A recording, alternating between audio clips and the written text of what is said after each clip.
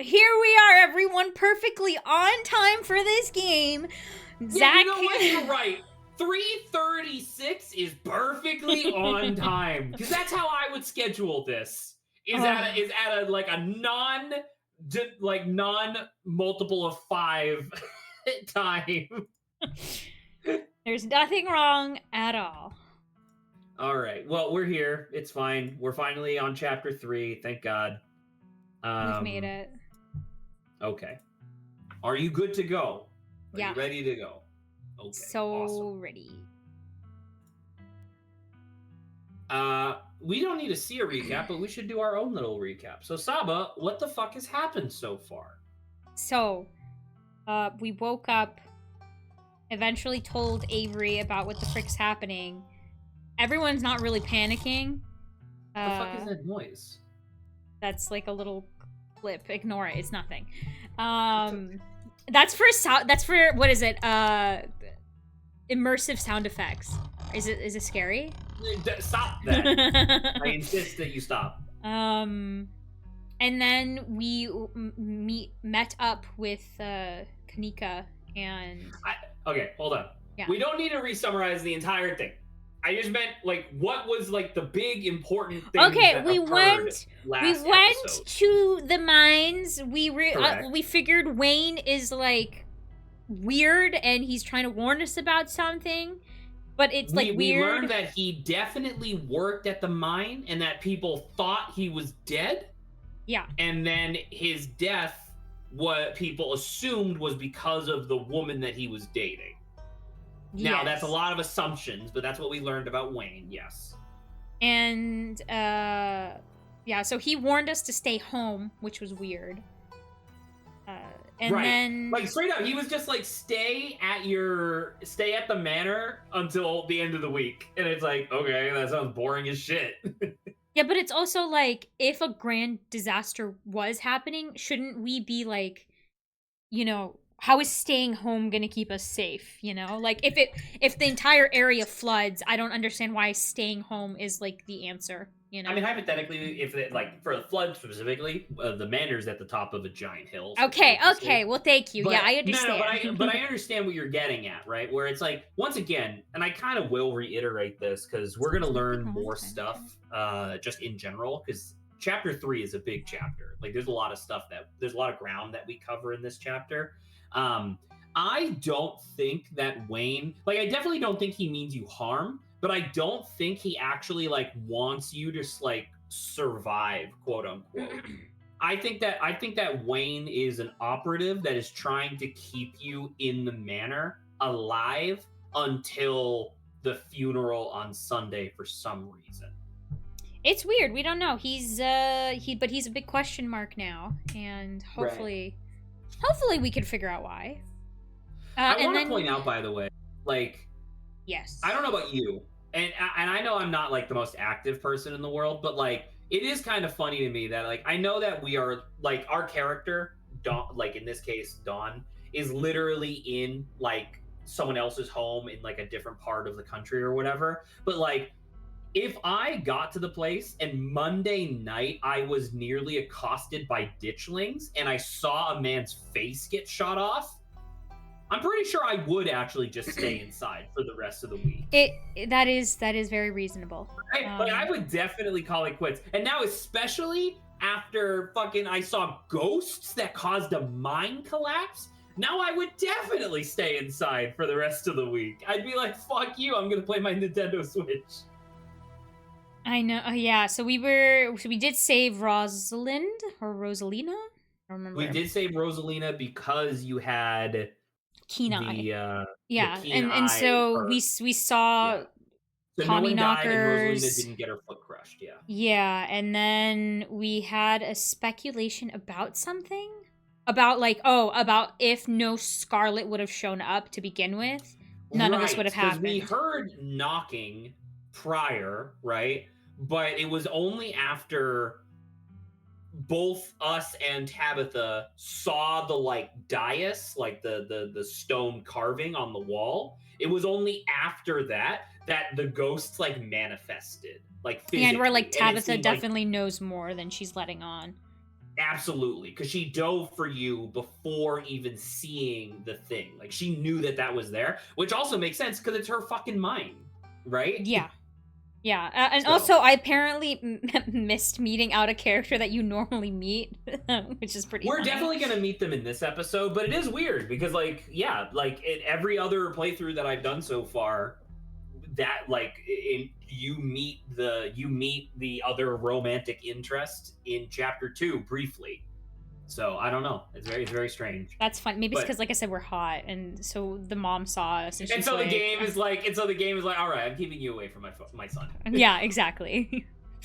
All right. I think it should be about it. I think we're good to go. No. Take it away.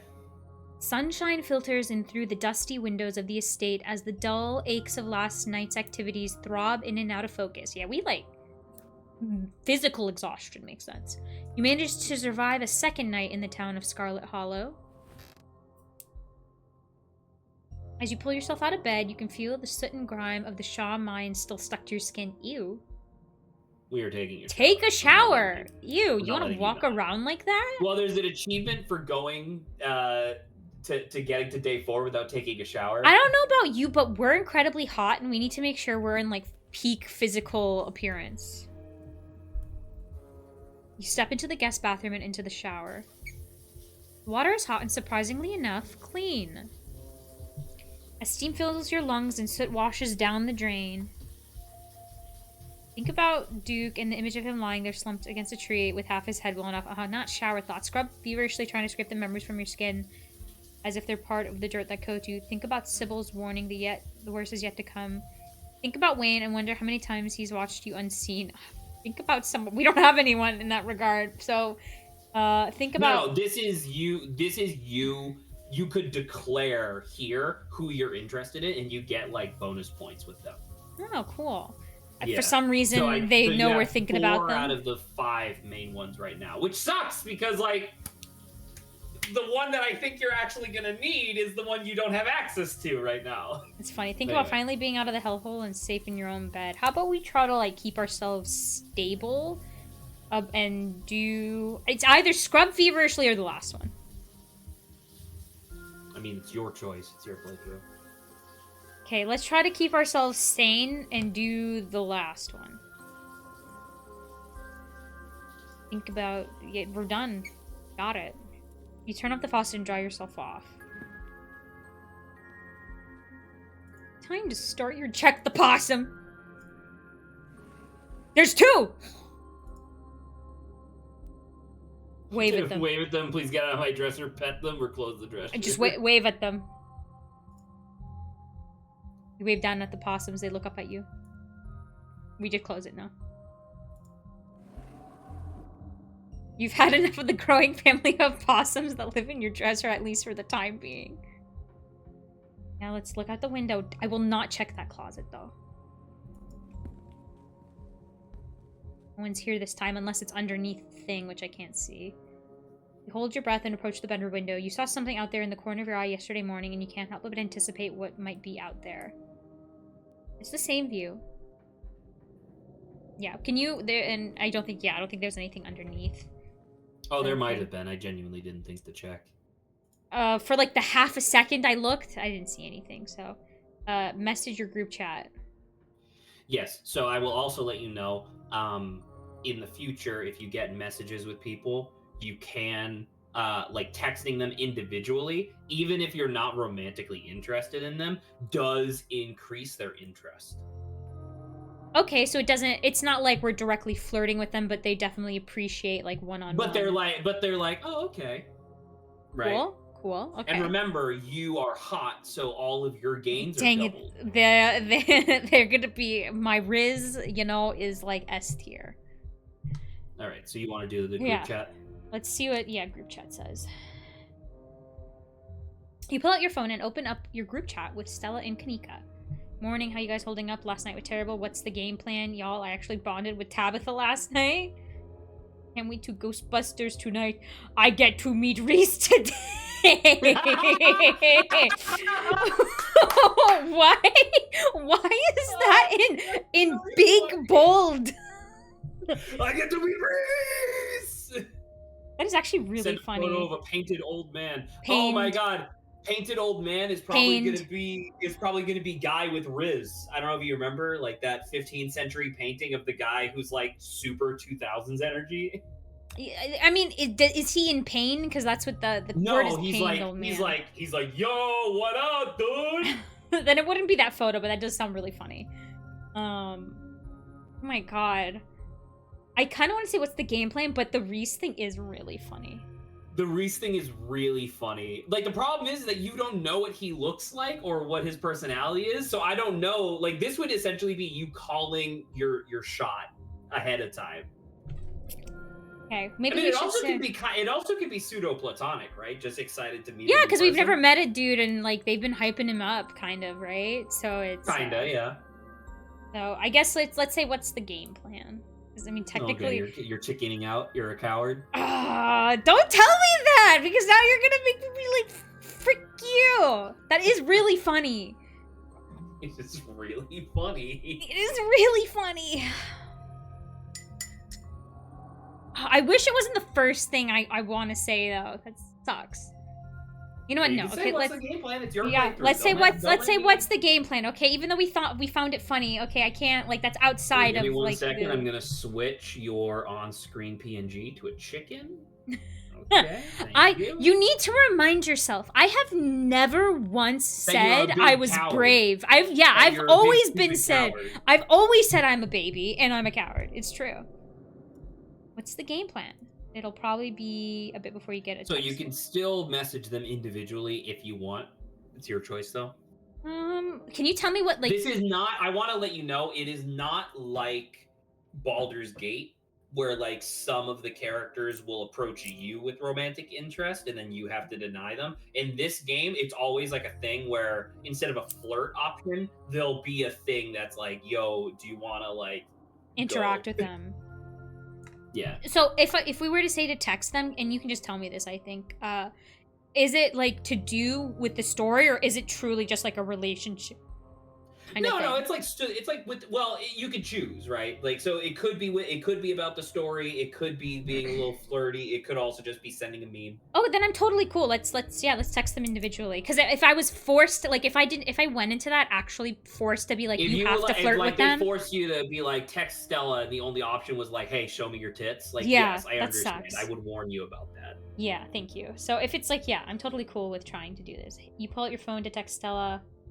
Want to hang out before Reese / go send a photo of a creepy mascot in a grungy basement. Are we a meme person? I guess we can be a meme person. Send a photo of a creepy mascot in a grungy. You know basement. What? Maybe not do that. For me, I like just sending the meme photos because I like to see the artist rendition of like memes because these are real memes. Oh, see, that's interesting. Though I just realized, like, we were just in, like, a freaking mine last night, and I feel like that's the reason why we would be sending that. I'd rather just say, how are you holding up, okay? As an empath, we have to, like... But I understand the meme-age.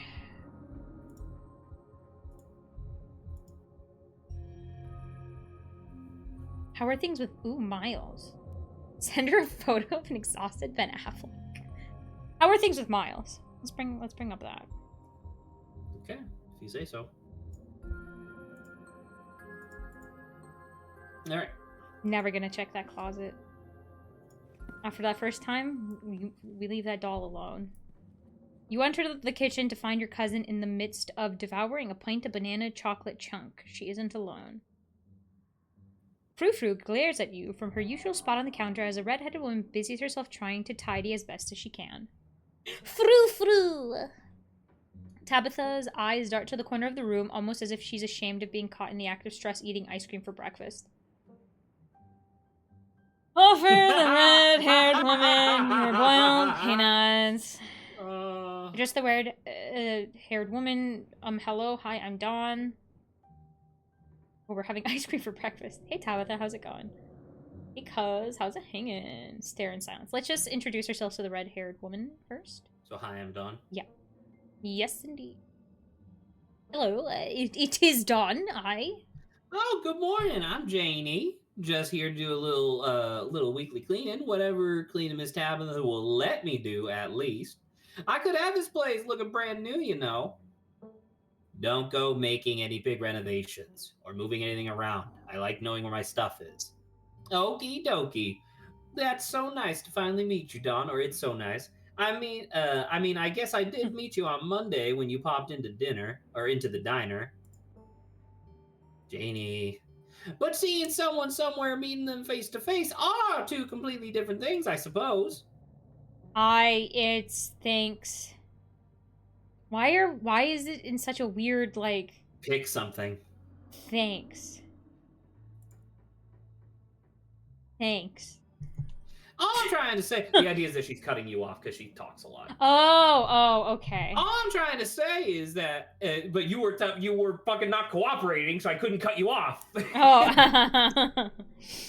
All I'm trying to say is that it's wonderful to finally actually meet you, and I'm so happy I'm so happy part of the family is here to keep Miss Tabitha company with everything that's Janie.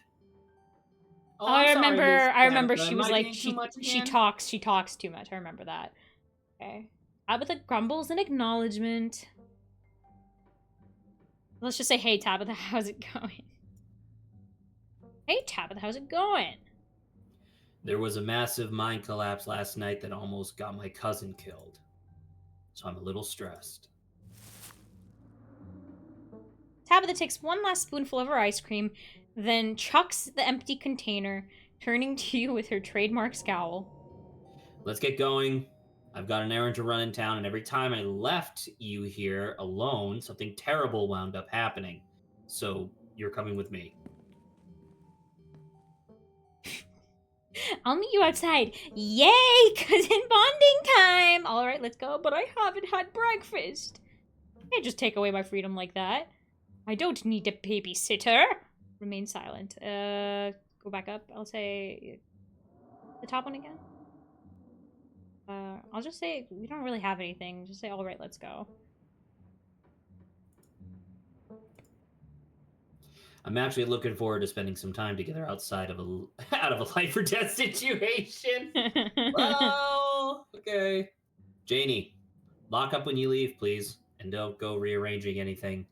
I'll know. As you ready to leave, Janie approaches from the far side of the kitchen. Tabitha remains between the two of you, impatiently tapping her food. Frou frou!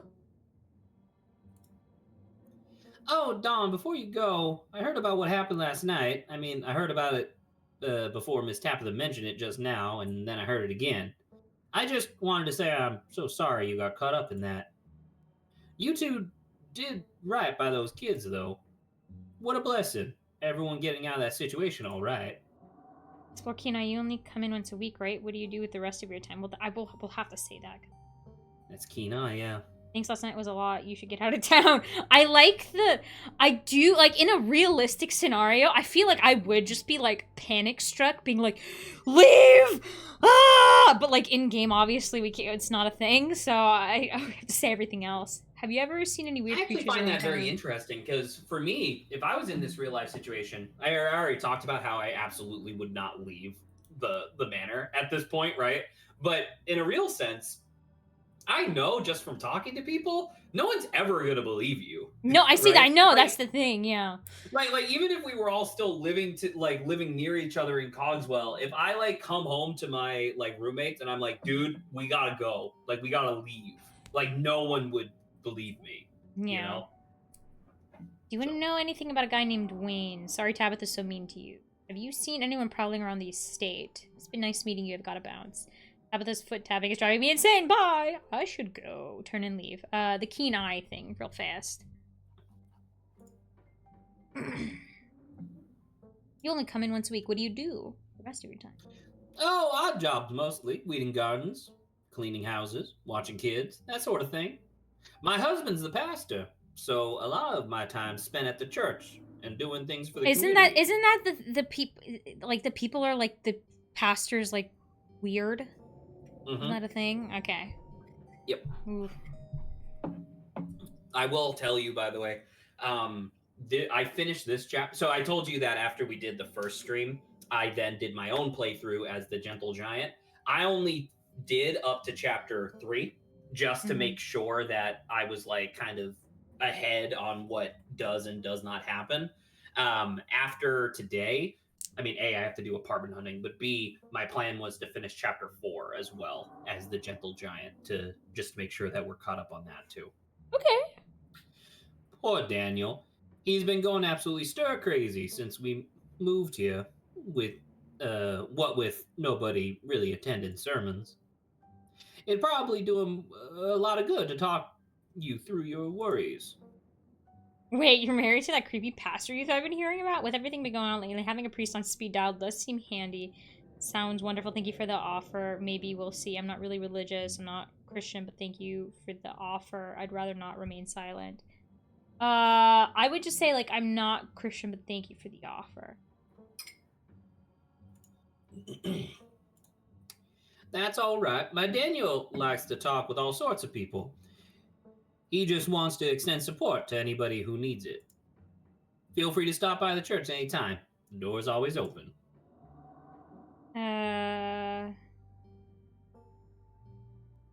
Seen these? Have you seen anyone probably?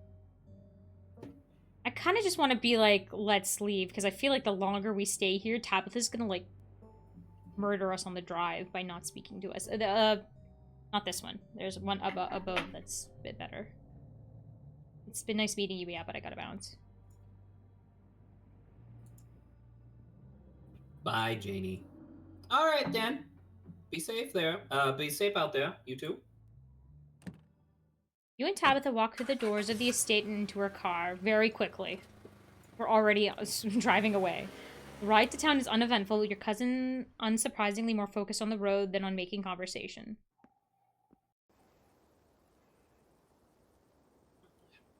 All right, we're just popping into the general store for a few minutes.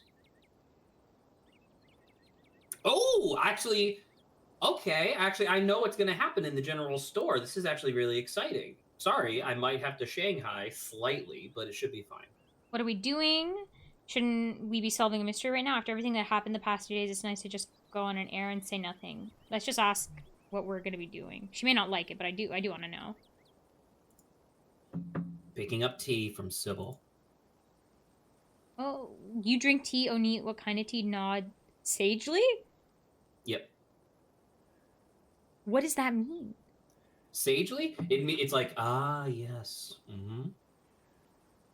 Okay. It's like, it could be like, oh, neat. What kind of tea? Oh, like wisely? I guess that's what the sagely means. Okay. I don't know. That's you. I don't know the kind of tea Sybil makes. She makes a bunch of weird stuff. I don't know what all of it's called. After everything that happened these past years, it's nice to just go. Yeah, we could say that.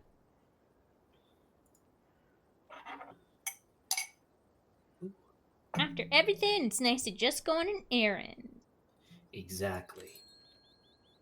You and Tabitha turn as the door to the general store bursts open. A flustered Kanika exits, shouting behind her. Ooh. I think you took Kanika, right? Yes, I think so. Okay. Fine, okay. Keep coddling him. Keep letting him get away with stuff you never would have let me so much as think about. I'm sick of carrying this family. Kanika storms off, the door slowly drifting shut behind her. Ugh. Other people. Oh wait, when I was doing it last week, didn't I give her like a nasally voice, like other people and their drama? If more people kept things to themselves, they'd be a lot happier. You know, out of curiosity, would you call yourself happy? What are you burying? Poor Kanika's really going through it, huh? Yeah, I've never been one for public displays like that. I think it's healthy to express one yourself. Good for her, honestly. I'd be losing it if Miles were my brother. Have I ever told you that you scare me? I hope there weren't any customers in there. Let's do that first, Kenai. Out of curiosity, would you call yourself happy? Tabitha pulls back, surprised by your question. The lessons we learn from loss are often more powerful than those we learn from victory. I'm unhappy because I took too long to learn life's difficult truths.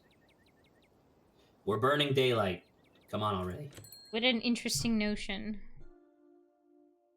The bells of the general store chime as you cross the threshold. The smells of old wood and steamy herbal tea flood your senses, making you feel instantly at home. Good morning, you two. Hope you're doing well after last night's activities. Morning. Is the new blend ready? Of course. Dawn, if you'd like to keep Miles company, Tabitha and I will be just a minute. Sounds like, is Kanika okay? Sounds like your daughter's pretty mad at you, Sybil. Can't I go with you? I like the tea. I do like the tea room, but, can I have some tea? Remain silent. Let's just probably do the, I would assume the top one. Can you scroll back up? Yeah, let's ask if Kanika is okay. You want to butt into somebody else's family business? Well, the thing is, she did, like, run out the store, so we did see it, you know? Fair enough. I mean, once again, it's your playthrough, so if you want to say it, that's fine. Like, if she doesn't want to get into it, like, we can ask if she's okay and not get into it, you know? Of course, she just needs time to cool down. Emotions are a little high, considering everything that happened yesterday. She'll settle down soon enough. I'm just glad both of my little ones made it out okay. Sybil motions for Tabitha to follow, and they both disappear into the tea room, closing the door behind them with a tinkling of bells. Don't forget, I'm a hot therapist, okay? I gotta, like, ask people. Ooh, try and listen in. Chat with Miles. Wait. Quietly wait, I think is the last one, yeah. I guess Kenai, right? I literally wouldn't let you do anything else. Okay. You walk up to the door of the tea room and listen in. Subtle. I know it took a little while longer than you'd hoped, but this was fairly short notice. Sybil pauses, and a moment later you hear heavy footsteps to the far end of the tea room. She and Tabitha resume their discussion, their voices hushed. You can only make out bits and pieces of what they're saying. Is there? Yes, make sure this is all. Not inside. Outside then, don't assume you know. I know what I'm... Your listening session is halted as the tinkling of bells announce another patron. Oh, excuse me. Wait, you're Don, aren't you? My name is Bo. I'm Duke's boy. It's a pleasure to meet you. Oh, I'm so sorry. The policeman told me you saw what happened to my daddy. But if same, I'm so sorry. I'm so sorry for your loss. Yeah, it wasn't pretty. Sorry, Bo. They found his body yet? They seem to want to pin it on me. Folks don't seem to care that your dad is dead, do they? Remain silent. Just be like, I'm so sorry. Yeah. Sorry for your loss. Thank you. The policeman said he might just be out hunting somewhere, but me and my ma both know he ain't coming back. Mama's pretty broken up about it. I'm trying to hold it together, since I'm the man of the house now, but it ain't easy. Me and him was supposed to bring Big Betty to the state fair this week, but now he's gone, as of this morning, so is she. So I suppose, if I'm not going to the fair, I may as well make myself useful and get out in the woods and look for what's left of my daddy. You was there, right? Could you tell me where to look so I can try to find him? Explore, is Big Betty one of your chickens? I think I remember him saying something like that, yeah. It's dangerous up there. I wouldn't go poking around. You should let the police handle it. They haven't found him yet. There's probably nothing left to find. I don't think you want to see him like that. Your dad was killed by ditchlings. They're things that have been stealing your chickens. Have you seen anything strange on the farm the past couple of days? I can't tell you where he is. He down in the northeast edge of town, off the Asgina Trail. Remain silent. I think there's only like one explore that I feel like I would want to do. Keep going down. Going. I would say maybe I don't think you would want to see him like that.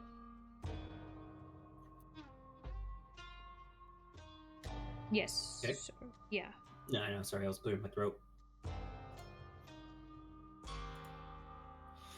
I'm a farm boy. Blood don't bother me none.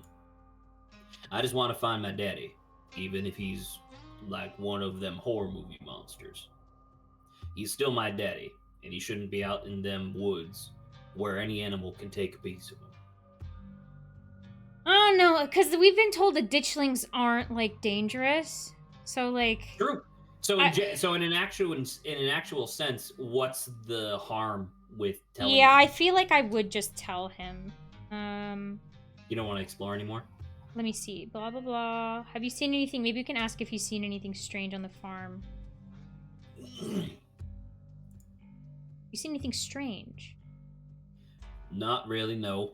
But I've been awful busy with everything that's been happening. Them chickens keep disappearing though.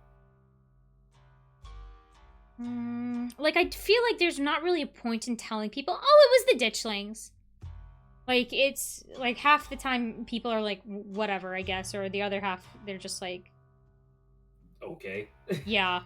Great. Okay, let's just tell him.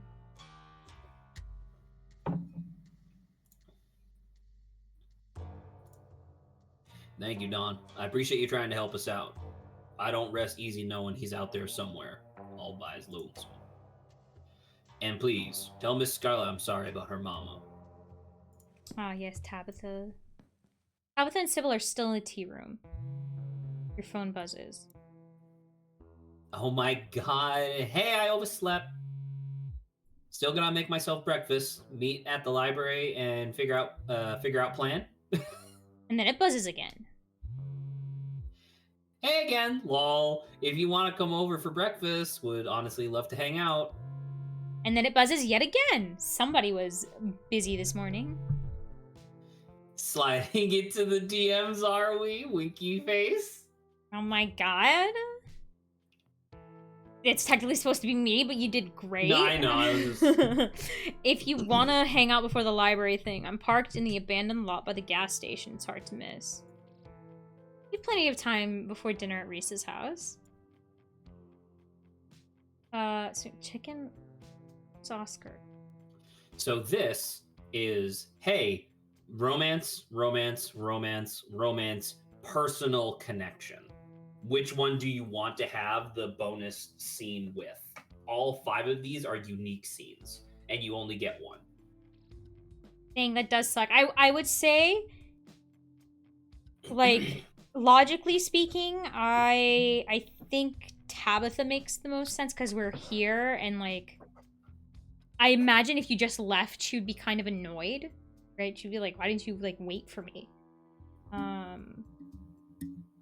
I think I'm gonna go with Tabitha, because it's like, we're already here. We're already doing that. Your cousin will probably be back any second. It's best to just stay put. You and Mal share an uncomfortably long moment of silence as Bo continues to shop. You doing okay, buddy? You and Kanika don't seem to get along, huh? How are your dailies going? Yell to the sea room. Hey, hurry up in there! Read something to seem busy. Wait patiently. Okay, for people, hopefully for teens, I think the second option. Or I like the dailies one is funny. I wouldn't call him Buddy though. I was like, don't call him Buddy. You're not 50. Maybe let's ask how his dailies are going. I'm a gamer, okay? How are your dailies going? They're fine. Plus, polls have been trashed though. Now we can say, yeah, the second one. You and Kanika don't seem to get along, huh? We're siblings. Siblings don't get along. He returns to his phone. She comes out. Tabitha bursts out of the tea rooms, tucking a pouch of herbs into her coat as she walks. She looks up at you in surprise. Wow, you actually stayed. I kind of expected you to go running off the instant I left you alone.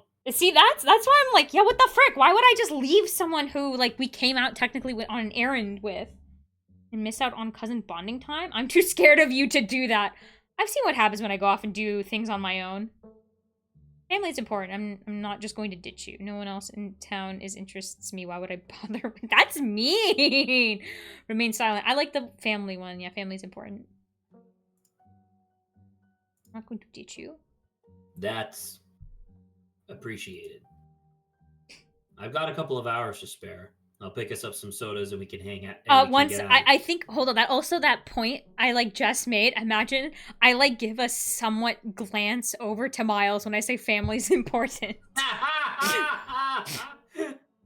I don't like lingering where just anyone could walk up and start talking to me. Tabitha leaves the store, motioning for you to follow. There was a good point because I mentioned during the call today, but Blue Sky is now available for anybody to join without invitation. And so I followed Black Tabby Games, the people that made this and Slay the Princess. Mm-hmm. And somebody in the comments of one of their posts made a really good point, which is like, are the Scarlets actually rich? And the answer was yes, right? Like the Scarlets are actually very wealthy. However, the difference is, and you could kind of see it based on like how the house looks and how stressed Tabitha is like they have tons of money, but they don't have enough money to never have to work again. You know? So it's like Tabitha doesn't have enough money in her personal like family finances to hire a person to run the mine, a person to fix up the manor, a person to like help her in her like daily life. She just kind of has to do it all herself. Not that she would want to either, but like I thought that was like an interesting like maybe it's the idea comparison. Like there's a lot of money circulating within like the business she runs, so like technically it like there's a lot of money there, but like did she like just be able to get her hands on that? No, it keeps on having to move. The way that I interpreted the comment from the once again, they don't call it tweets because it's like a news service. They call them skeets, and I'm like, absolutely Ew, because it's because it's Sky Tweets, so they call them skeets, and I'm like, you got to figure out a new name. You got to work on that, guys. Yeah. But even if you just call it a post or whatever, I don't care. But anyway, or call it chirp. Actually, what sound does a butterfly make? Swoosh. I don't freaking know. They don't make sound. Yeah, I was say they don't really make sounds because that's why Twitter was called tweeting because they're birds. But anywho, sorry, what was I saying? Switch to ducks, and then you can call them quacks. They are you call them quacks. It's true. The Scarlets are wealthy enough to never really worry about bills. Is my interpretation. Right, like any sort of like as long as it's not like a bunch of extremely major expenses in a row, like let's say mine collapsing. Luckily no one got hurt, but still if it was something like whatever, it's just like they can handle their bills clearly. Okay, did you ever read this? No, I had to scare off a stupid squirrel. Tabitha stops in front of a small house on the quiet hill just off Main Street. The Scarlets own most of the houses out here. We rent them out to employees. Just more convenient, you know? Why can't we hang out someplace normal? Cool. And here I thought the estate was your secret lair. That seems sinister. Remain silent. So, I mean, because once again, I know how much of a bootlicker you are, but this is corporate housing, which is like gray area, you know? I mean, silent. Yeah. I'll just be like, okay, cool, nice, great, I guess. Yeah, it is cool. It's nice to have a place where no one can bother me. So I'm guessing no one lives here. Not presently, no. Yeah. Now, come on, let's make ourselves scarce before we're spotted. Your cousin pulls out a heavy set of keys from her pocket. She picks out one marked with a bright strip of green tape and unlocks the door. Come on in. Don't worry, it's empty. You follow your cousin into the model home. We haven't rented this one out for years. I come here to get away from it all. Does that make sense? Oh my god. Excuse you? Did I just get a subscription? I don't know. That's clearly I did. Well, thank you, Zay MXD. I appreciate it. Thank you for the Prime.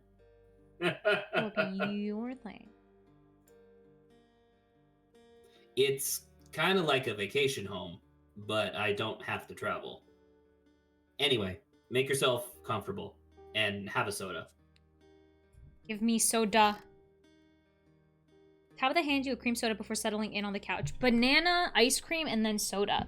I think she needs to, By the way, we're both under the same assumption that it wasn't, quote, tea that she got, right? Like, it's something, yeah, there's something up about it. I mean, it may be tea, but maybe it's like, maybe it's a soporific tea to, like, knock someone out, like, you know. I mean, I was gonna say, I thought it was weed. Oh. Or, like, heroin. Okay, well, that does, okay, that's fine as well. That's what I'm saying. Like, look at Sybil and tell me that that's not a fucking hippie lady, right? You know, this place clearly gets clean regularly, but it doesn't feel like a real home.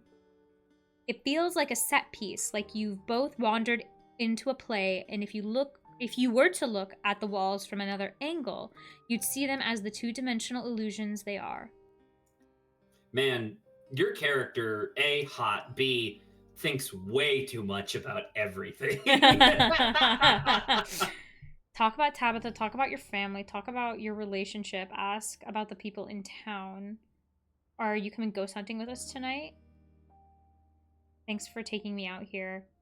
You probably have to get back to the mine soon, right? Don't you have to somewhere to be? Remain silent.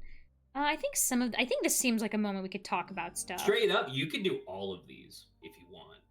Well, let's talk about family first. Hold up. Tell me what the hell? The person who subscribed also just joined the community. Well, hello, welcome. I didn't expect anybody to really be here for Scarlet Hollow. You know what, actually? Give me a quick second, Saba. Are you and I, like, actually the only people streaming Scarlet Hollow right now? You feel free to look that up. Let me see. Scarlet Hollow. Yeah, it's just us. There you go. I guess if anyone wanted to watch Scarlet Hollow, we're here. And together we have 3 viewers. You're welcome back, Tabby Gaming. Oh, that's funny. Okay. Oh my goodness. Oh, sorry. I keep delaying, but I'm gonna turn on the fan. Oh. Can't believe this. So you want to just go down the list? Let's talk about family first, kind of, but we're gonna go in a different order. What was Pearl Ann like? What was your dad like? What do you think of Silas and the other old timers? I guess that we could go. We could start from the top there. What was Pearl Ann like? Yeah.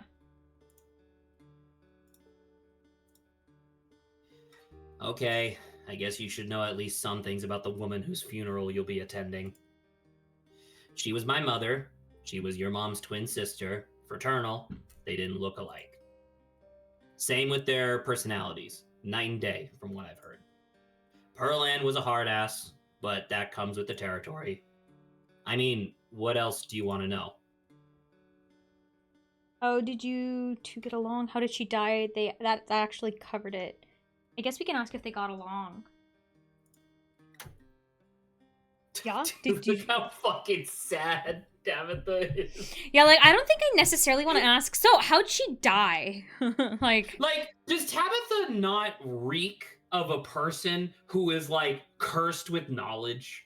You know what I mean? Like I feel like Pearl Ann was the type of like I feel like Pearl Ann would have been the type of motherfucker to go to her like 6-year-old daughter and be like, "Oh, by the way, our family is like possessed by Satan, and you're gonna doom the entire town and kill everybody just by being alive." Being alive. Have a good lunch, right? Say it. You know. So, anywho, no, that woman was a monster. Okay, let's. No, I do want to. I don't think we should ask. I mean, I genuinely do want to know how she died. I know, but that's. I don't think that's something we should ask, though. Why not? Because that feels kind of sucky. But I guess if she thinks she's a monster, then I guess maybe she won't. Fine, if you want to know, fine. Let's. I mean, I do want to know. Yeah. I don't remember. I think I've only gotten this scene one other time. You want to ask? Okay. Sleep Sleep app. apnea. Oh, so she suffocated in her sleep. Okay. Okay, leave it at that. Oh, did we hear much about her dad? No, that's why we're asking. Okay, I guess, okay. Because I didn't know if it was like one of those things where it was like her dad left and so she hates talking about it, but whatever. If we haven't heard anything at all, we can ask, I think. You want to do that? Yeah. Don't know. Okay, Just well. something left one day. Didn't want anything to do with us anymore, I guess. They never got divorced, just separated. He probably couldn't be bothered to fill out any paperwork, especially considering he would lose any and all claim to the Scarlet fortune if they divorced. Oh, so is he actually getting anything? I think he would. Like, I feel like maybe he's the type of person who would just show up to, like, That's actually a very interesting thought, because like there's still 3 chapters left. Wouldn't that be kind of interesting? Because he would be the only. Actually, we don't know. Do we have a dad? I mean, obviously we must, but I don't know. I don't think it's stated. We know we. Well, because I mean, we live alone. It feels like our mom kind of like divorced herself from the family fortune, but by like leaving and stuff, right? So as far as like, I didn't even think about it prior to this, I guess, but like I thought the entire family fortune was for Tabitha, right? Like it would all go to her. But like if her dad still is out there and they never got divorced, what's stopping him from showing up in like chapter 6 and being like, hey, I want 50% of everything? It's a very interesting question. Maybe he will. Who knows? Does no one in this town have 2 parents? Hooray, another member of the Deadbeat Dads Club. I'm sorry, that must have been really hard for you. Sounds like he was a real loser. I think this statement, by the way, is one of those ones where you can establish lore about your character, right? No, I want my father to be dead too. Okay. No, deadbeat. No. I know. I want my father to be dead. That's okay. Great. You know what? Good for you, Saba. I'm sorry, that must have been real hard. Sounds like he was a real loser. Remain in silence. I'm just gonna say sorry. That's probably tough. Remember, we're the empath. It's been real hard for you. I don't really think about it. If he didn't want anything to do with me, it's his loss. What do you think of Silas and the other old... I need to remind myself. Who's Silas? Silas was the original motherfucker from the like American Indian War or whatever. Oh, like the books? The one we researched about? Yeah, the one we read about last week in the library. He was like the founder of Scarlet Hollow. Okay, let's ask her about what she thinks about her history, I guess. It's complicated. They built the town. They built the mine. They're the whole reason you and I are here today. They weren't angels, I know that, but they're dead. They've been dead a long time.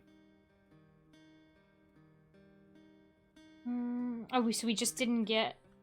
Oh, no, never mind. Well, wasn't there one more? I thought there was, like, ask about but other family members. Right? It was, like, nested in this. So do you want to go back in? Yeah, can we, like, click on it one more time? Oh! There's more? Oh, I don't think this was part of this. Yeah. This must be different. Is this stifling to you? Is that why you come here? Can we try some of that tea you picked up? It smells nice. Do you ever get to travel? You like living here? Do you actually like running the mines? Wait, if this is true and it actually smells nice, then it's probably not actually weed then. Weed does not smell nice. I would agree. Yeah, to certain people it definitely does. But I would say that weed smells very distinct. Like, you know when it's weed. Well, we have to do this. Yeah. Kenai. The estate stifling tea. We never use your character's tits for anything, dude. Like, I don't know. Don't blame me for lack of flashing, okay? I'm just saying, like, they need to do something more with the hot trait other than just making it easier to get into these characters' pants. I agree with you. I don't know what you want. I agree with you. Like, why can't I just bat my eyelashes and go like, please? And then it's like, all right, here's my bank security code, right? Exactly. Tabitha sips her soda, her expression suddenly heavy. I guess the estate has a lot of history. This place is so new by comparison. It's like the estate is it's like the state is full of ghosts pressing down on me all the time, pressuring me to do what they want. When I'm here, I can imagine a life where I don't have to think about the 200 years of history resting on my shoulders. Dude, that's she might be a bitch, but she's right. She's got some stuff.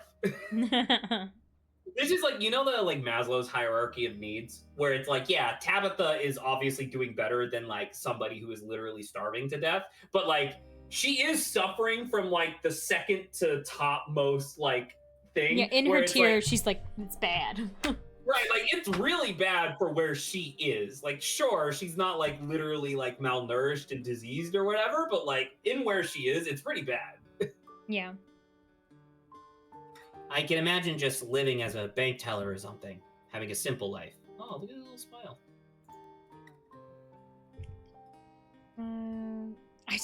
I'm like concerned that she's gonna be like, no, with the teeth. Did you ever get to travel? You want to say that? Yeah, it's explore. We can count it down. Travel? Question mark? No. Before I took over, Pearl was too busy to take me anywhere. Then, when she retired, I became head of the company. I wound up in the same boat. It's not like anyone can fill in for you when you run everything. I'd like to go to the Outer Banks one day, but I guess that'll have to wait until I retire. If I ever do. Maybe, okay, you never left Scarlet Hollow. Maybe when this week is over, we can go to the beach. All places you go to. I don't know what the Outer Banks are. I don't want to say that though. I like the idea of the beach. It's just like a place in North Carolina. It's fine. It's not special. That's all it is. Clearly, this is something where like she heard someone talk about the Outer Banks when she was a kid, so now she's just thinking about it. Like she has an association. Yeah, like it's outside or it's somewhere else. It's somewhere that she knows that isn't here. Yeah. Yeah, so maybe when this week is over, we can go to the beach. I can be in my fucking skimpy bikini, like getting all the attention, whereas like you cut to Tabitha and she's just in a like full trench coat, like being like, this is a lot of fun. Yes. Yeah, maybe. I think I'd like that.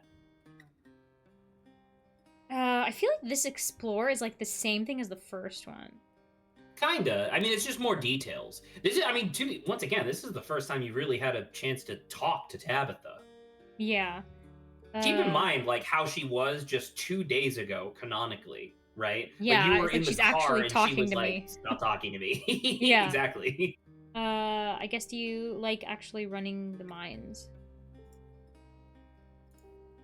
Of course not, but that doesn't really matter. I've had years of Perland drilling that into my head.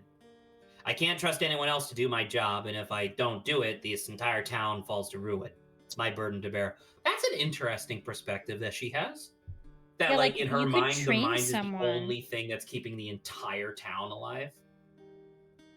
That, and like I said, it's like, why couldn't she trust anyone else to, like, teach them to do this job instead of her? Well, because her mom was a horribly, like, mentally abusive piece of shit, so, like, she has such a high, she has such a high personal standard, like, an impossible standard, that she can obviously never reach, so why would anyone else be able to attain it? That is reasonable, yeah. Though I'd be lying if I said I haven't thought about running off. What would you want to do if you weren't here? I'm sorry you never got a chance to live your own life. You could always just give the mines to me, like trading places sort of thing. It's not so. What if I moved here after everything's said and done? Who cares if the town falls to ruin? Why is it your responsibility? You should just leave. Things are bad everywhere. It probably isn't much worse here than it is out there. Leave it at that. I feel like there's something for me to say. I don't want to say that one that you're on right now. Guess we could ask her, yeah, what would she want to do if she's not here? Honestly, I wasn't joking when I said I could imagine living as a bank teller. My entire life has been defined by obligations. I'd like nothing more than to go somewhere, do a task, and go home. Straight up, lady. Now that I work in corporate America, feel that. you know, like you realize how nice it is in a lot of ways to just have a list of tasks that you just do every day, and like the task isn't infinitely long. It's just like this is what I do, and then I go home. Yeah, it's like read all letters today. Like it's just a simple task. It has nothing to do with anyone else. It's nothing complicated. Simple. Not that it matters. I am here, and my life is defined by obligations. Dreaming about some other life only makes the one I have more difficult. Man, they made a lot of like custom sprites for this scene, obviously, but like still. I don't think I want to ask, do you like living here? Because I feel like we already asked enough. I mean, we obviously know the answer is no. Yeah. And let's not want to try that tea? No, let's not do the tea. We're already drinking freaking soda, okay? Can you read this? What does this say? I can't read it. It's like upside down and like my thing is not there.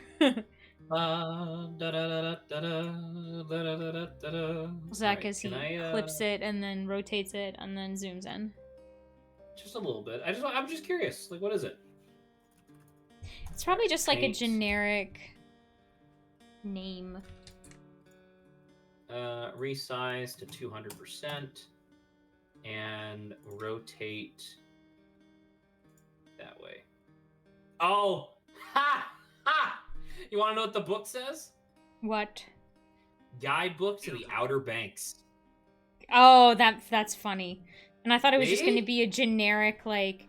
My content brain was like, that's suspicious because it's like perfectly in frame, like in the corner, you know. All right, you want to return? So let's return, yeah. Tabitha relationship. Oh, because it was talk about family. That's what it was. Yeah, that disappeared, even though I thought there was more. I guess let's see what the relationship says, because it seems like it'll give us the list of questions before. Can't believe we're actually hanging out. What kind of things did Pearlan tell you about me and my mom? That's an interesting question. Indeed. There's more though. So. Oh shit! I thought there was only 2. What do you really think of me? Wow, that's rude. Are we really related? Apparently we are, because everyone says, like, instantly recognizes that we're, like, a Scarlet, so we must be. Once again, I'm pretty sure it's the hair and the eyes. You are a better person than you let on. Well, that's kind of sweet to say. Maybe later. I'm really glad I came up here. That should be how you end it. Like, you should do some of the explorers and then say that. Okay, let's go back up then. Let's start from 2. I don't think I want to say 1. It doesn't matter what she told me about you. She's dead, and in a few days, we're going to bury her in the ground. I guess we can ask what she really thinks of us, now that we've, like, kind of separated ourselves from all that stuff. I think you're a slut. No. It is true. I can't help that everyone just wants me because of my body. That's not what slut means. I just blame my attractive looks, okay? If you were actually playing the field and like flirting with all of the possible romance options, maybe. Okay, that is reasonable. That is a reasonable thing to say back to me. I'm glad you're here. Please don't make me say anything more than that. It's degrading for both of us. Okay. Do you want to say this or no? You don't? No, I don't. Like, why would we? I was gonna say, you know what this feels like? This gives off big, oh, look who finally came out of their cave energy, right? Yeah. You know, that thing that oblivious parents say to their teenager that's trying to be more social. Yes. So let's just say you're a better person than you let on. Which I think is true. She even just said, like, yeah, I feel obligated to, like, take care of the mines because if I don't, everybody in this town is out of a job and a home. Mm-hmm. You are a better person than you let on. And she's gonna and like I'm assuming she's the type to be kind of annoyed that people it's like it's an interesting thing, but yeah, like it hurts. Not a good person, Dawn. That's interesting. Right, that's maybe not what we said. Yeah. Right? That's not what we said. We said you're a better person than you let on. And she's like, well, I'm not good. It's like, that's not what I said. Ask about the people in I still town. think you're a writhing bitch, but you're better than you let on. Yeah, like, her personal interactions with people are not great, but it's also because, like, there's a lot of stuff that's, like, weighing her down. Yeah, let's see what the ask about the people of the town brings up. Let's have dinner at Reese's place. Do you know him? I've got to know what's the deal with you and Stella. Oh, some of these things are... You want me to try to get you in with Kanika? You had some really harsh things to say to Oscar last night. Do you really believe what you said? What did she say? Oh, about, like, it's the parents' fault for letting the kids do that. Yes, on the ride home. Yeah. What do you think about Avery? What's going on with Wayne? Do you know Sybil well? Why did you hire Janie? Janie was the redheaded woman who talked to Yes. Police are really on my butt. Okay, so the ones that I feel comfortable are asking about Reese. Do you know this person? Reese? Oh yeah, that dude who used to hang out with Kanika and Stella. I kind of remember him. Quiet, smelled kind of weird, stopped coming to school at one point. I guess he got sick or something. I know his mom better than I know him. She's been everybody's doctor for as long as I can remember. She's intimidating, but I always liked her. I guess that's not hereditary, though. Reese always seemed a bit of a wet blanket to me. I don't think I know that idiom. Do you?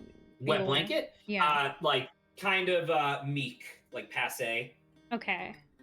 Like you just kind of like a social weight on any situation that you're in, kind of. Yeah. Oh shit. Roll down. Keep clicking on the wrong stuff. Sorry. Me. So it's Stella, Kanika, Oscar, Avery, Wayne, Sybil, Jamie. Okay, let's ask about Oscar. Yeah. I do. Some people shouldn't have kids. Well, that was very fast. Like, I don't think I want to ask... I don't know how much I want to ask about Stella and Kanika.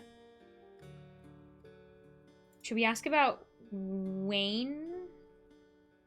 I don't see why not. No, because it's like... everything aside,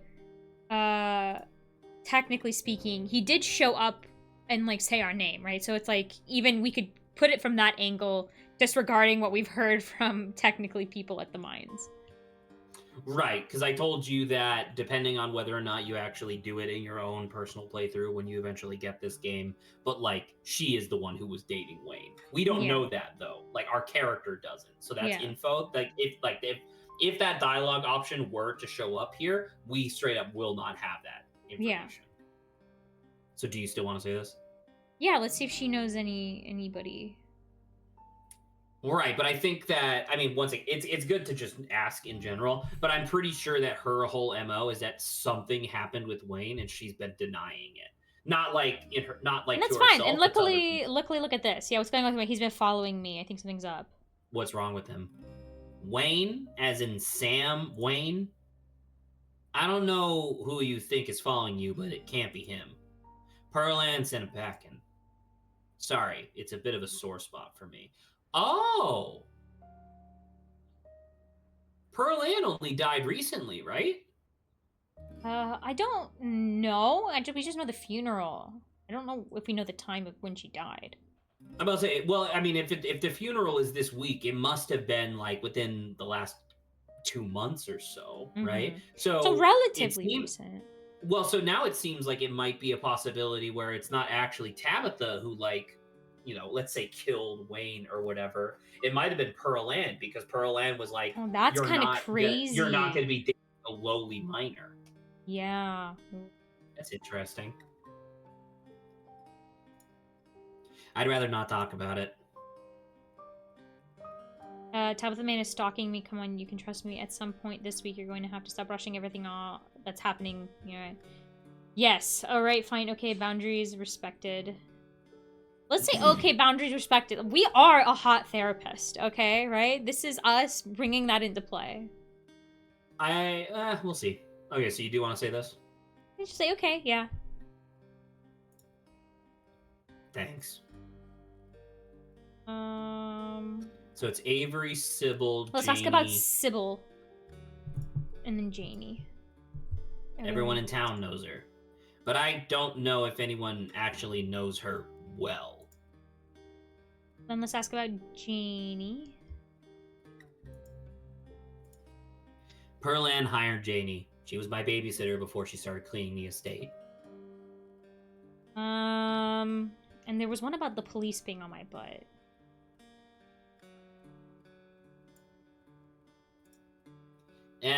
I wouldn't really worry about them. Our family is the law around these parts. Well, that's good to know, I guess. You say that, but it's just us. Right? Like, I mean, it's true. Yeah, I don't... So you should do your best to stay on my good side. Look at that. Did you see that face she made right before? Little tiny smile. Like a little chuckle. Yeah. I guess we can ask about Avery. It's all like neutral stuff.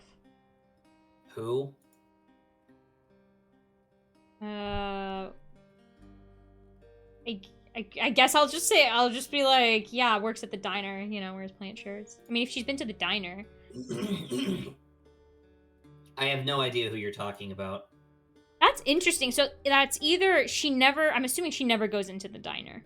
I'm assuming she never goes into the diner because remember, she doesn't like being around people. Yeah, so. And the diner is where everybody like goes to socialize and stuff. Do you think we're in good enough to ask her about Stella? Genuinely, maybe. Because once again, all of your gains have been doubled. I literally just don't know what your stats are, is the thing. Because, like, I'm just worried we're still not there. Like, I'm also with you on, like, maybe, but, like...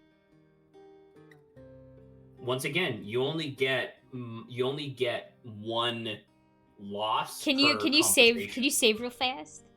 No. You be mean to me. Because I'm a baby then. I won't do it then. Let's say return. Okay. I am baby. I mean, if you're gonna be a pussy about it, that's fine. But I'm not gonna let you save scum because it's like, oh, I want to ask about Stella, but I don't want to get in trouble for it. So, there's a difference between getting in trouble and then like, hey, all of this conversation is done and we're leaving, and I'll be like, Jesus Christ, I went from like 0 to 100. Okay, ghost hunting. Is that actually happening? Stella will be there. Okay. This is pushing me to ask now, but so will Kanika.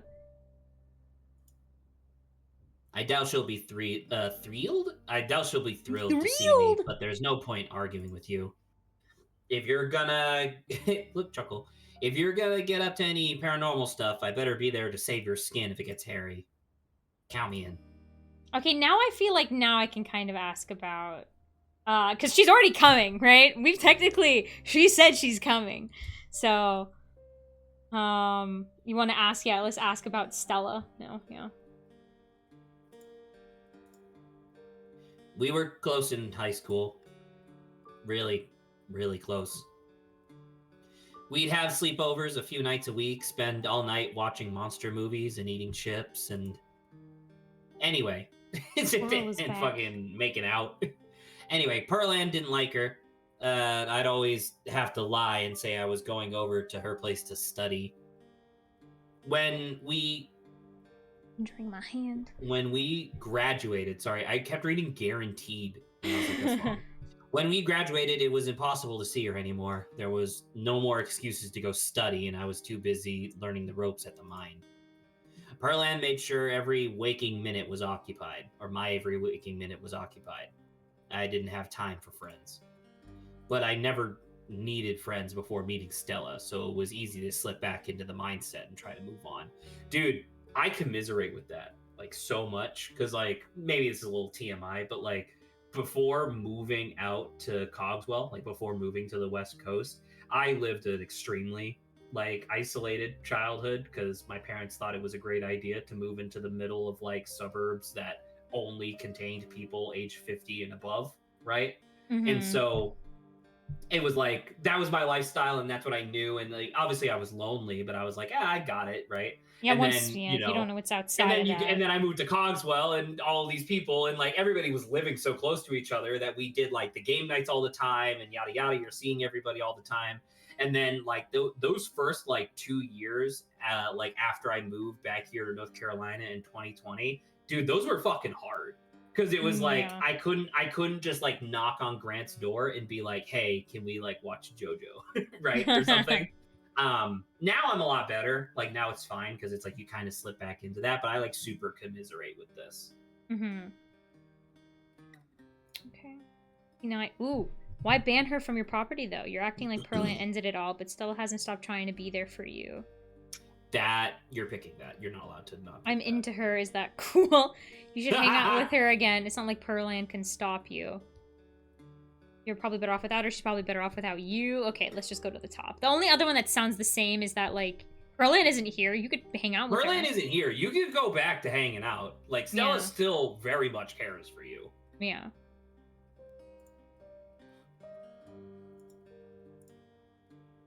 I don't know.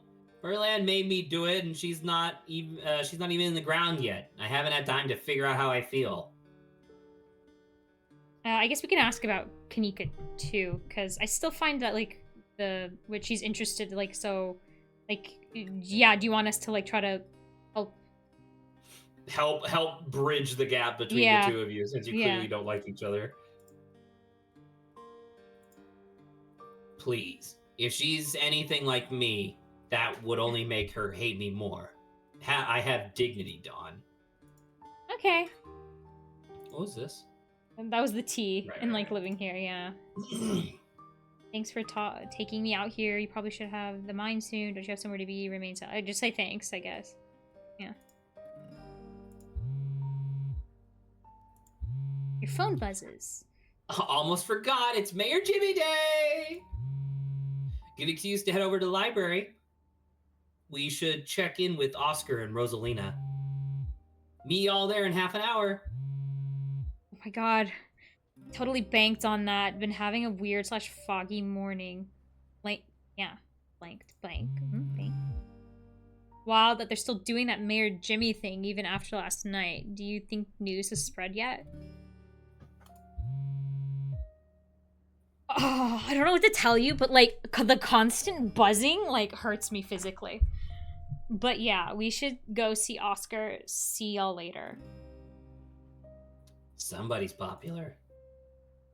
It's Mayor Jimmy Day. Gotta meet the mayor and tell him there's a curse on the town. Just Kanika still making plans for Mayor Jimmy Day. Why is everyone so jazzed about meeting the mayor? Just folks making plans for the day. Let's be like Mayor Jimmy Day? This one? Yeah. Ugh, what a ridiculous event. You know he's a dog, right?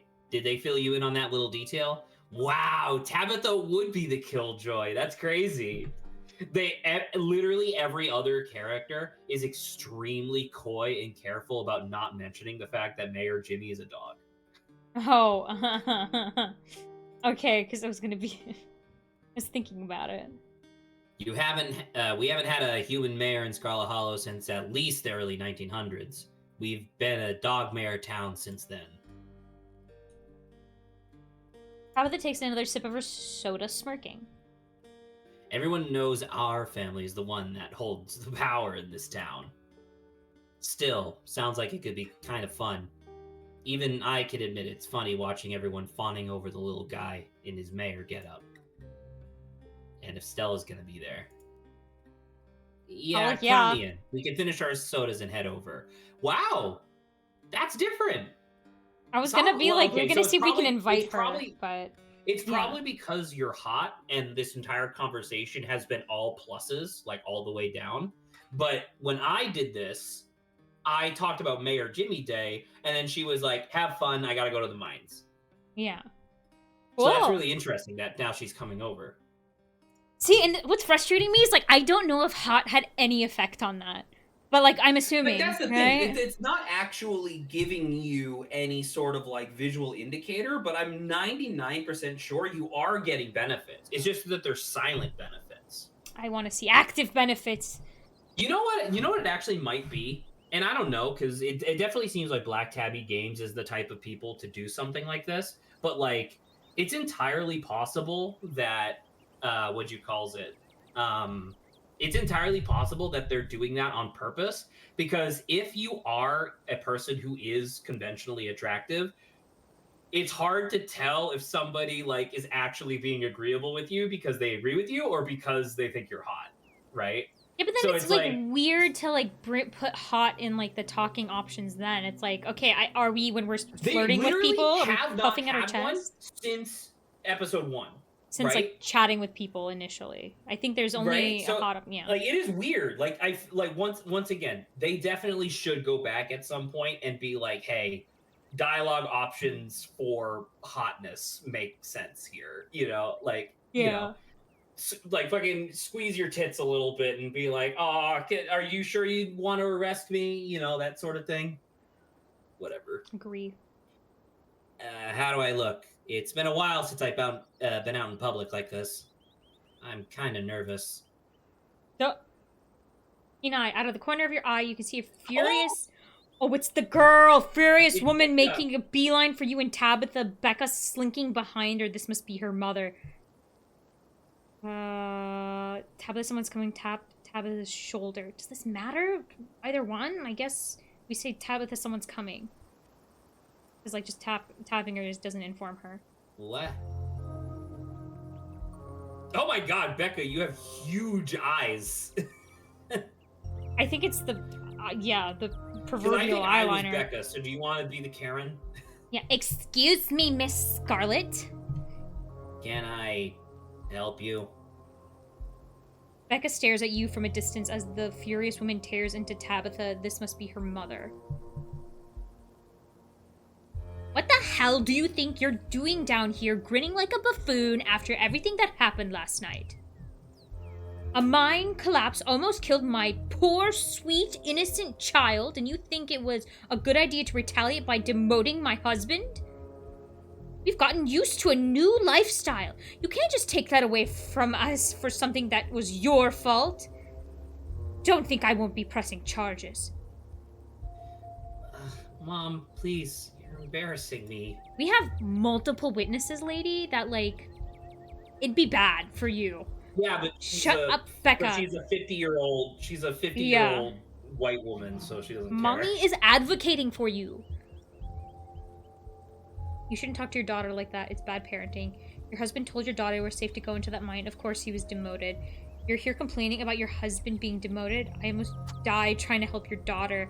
You're lucky your daughter didn't get herself killed last night. Just ignore her, Tabitha. She kind of has a point, Tabitha. Stay out of this. Okay, no, I'm going to be defending Tabitha in some kind of way. Your husband told your daughter it was safe to go into the mine. Of course, he was demoted. I think that seems like to be like the most neutral, while also being like, well, Karen, okay, you're like this is literally why it happened. Because if you were to say anything about like her daughter, she's just gonna be like, my daughter didn't do anything wrong or whatever, you know? So you want to say this? Yes. Oh shit, she's looking at you. I'm right here. Even if he did, it wouldn't have mattered if the entrance to that mine was actually secured. It is kind of true. I mean, it was boarded up. It was clearly like, don't go in here. Yeah. Right? They'll be held to pay Tabitha Scarlet. They don't leave, I have more to say. What legal grounds do you think you even have? There are signs, the place was boarded up, I did my legal duty, and you don't have a leg to stand on. So don't try to threaten me. Mom, can we just go, please? Oh my god, Tabitha big eyes, like... If I were you, I'd listen to your brat. You haven't heard the last from us. You'll see. Well, that seems like it might be setting something up for a future chapter. Yeah, the woman storms out just as quickly as she stormed in, Becca following at a distance. God damn it. She's right.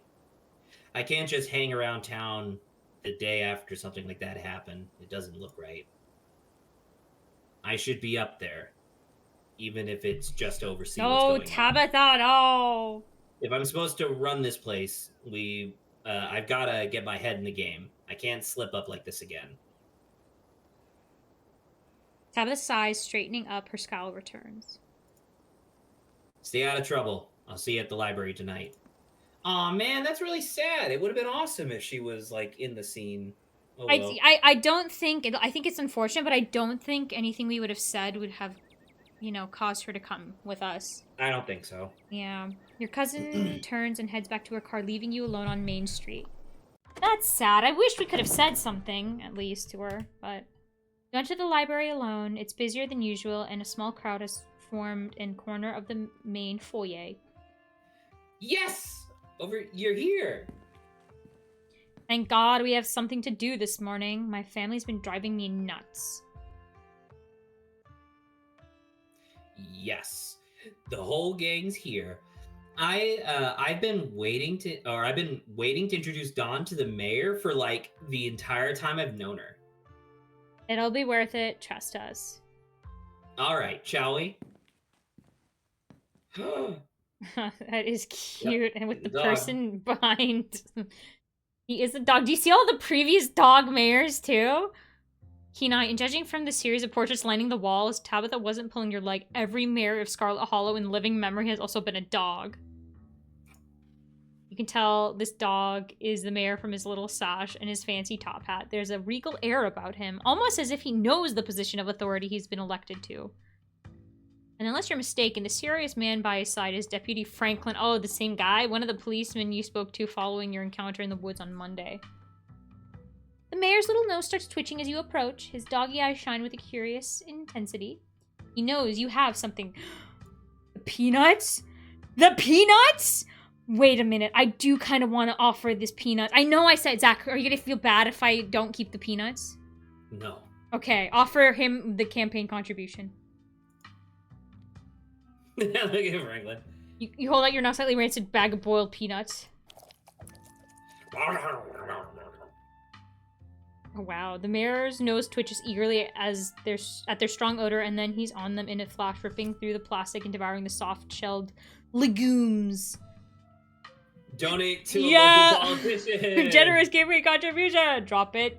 That's not. Drop it, sir. Drop it.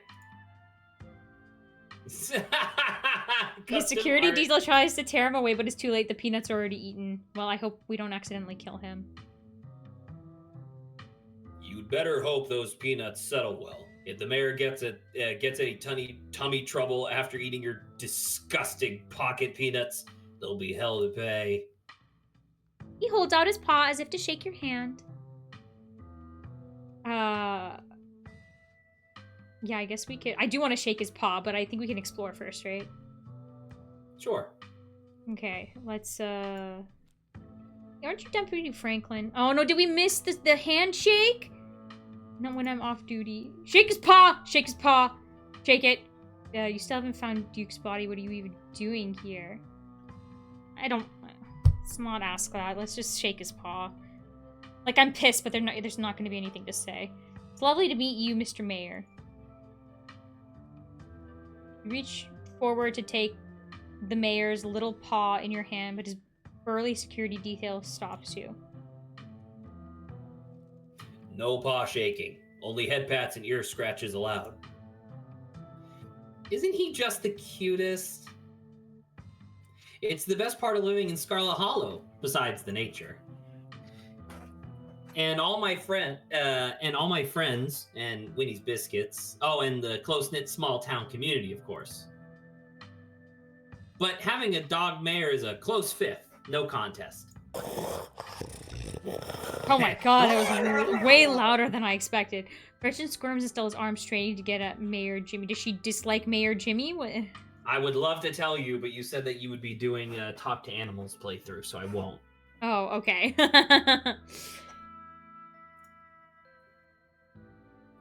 Whoa, hey, whoa, Gretchen, calm down, old girl. You're gonna pull a muscle. Miss Richmond, I'm gonna have to ask you and your dog to step away from the mayor. I should have known better. These two have never been able to get along. Stella walks off, struggling to hold Gretchen back. Jesus Christ, she's a pug, okay? She's not like a giant doggo. How hard is it to contain a pug? Hey, you got me an achievement, though. That's pretty cool. Thanks for that. Yeah. Looks like everyone else is already talking to Oscar in the next room. Or you could catch up to your companions. You're intercepted by a nervous man with a cross around his neck. Oh, is this the priest? Sounds like old Gretchen and the mayor may have had some unresolved issues, wouldn't you say? I'm Pastor Daniel. I take it you're Dawn. Everyone's been buzzing about you. I'm sorry about your aunt, but I'm sure she's in a better place now. I doubt Pearland is in a better place. It sounds like she was awful. Let's not kid ourselves. We both know Pearland is in hell. Jesus Christ. I don't believe in an afterlife. Oh, thank God. I'm hoping to find a priest. Hey, do you know anything about ghosts? Janie mentioned you this morning. Maybe let's just say... Okay, oh, you must be the creepy pastor I've been hearing about. I should go. It was nice meeting you, though. Don't talk to me. Back off, preacher man. I ain't buying what you selling. Let's say Janie mentioned him.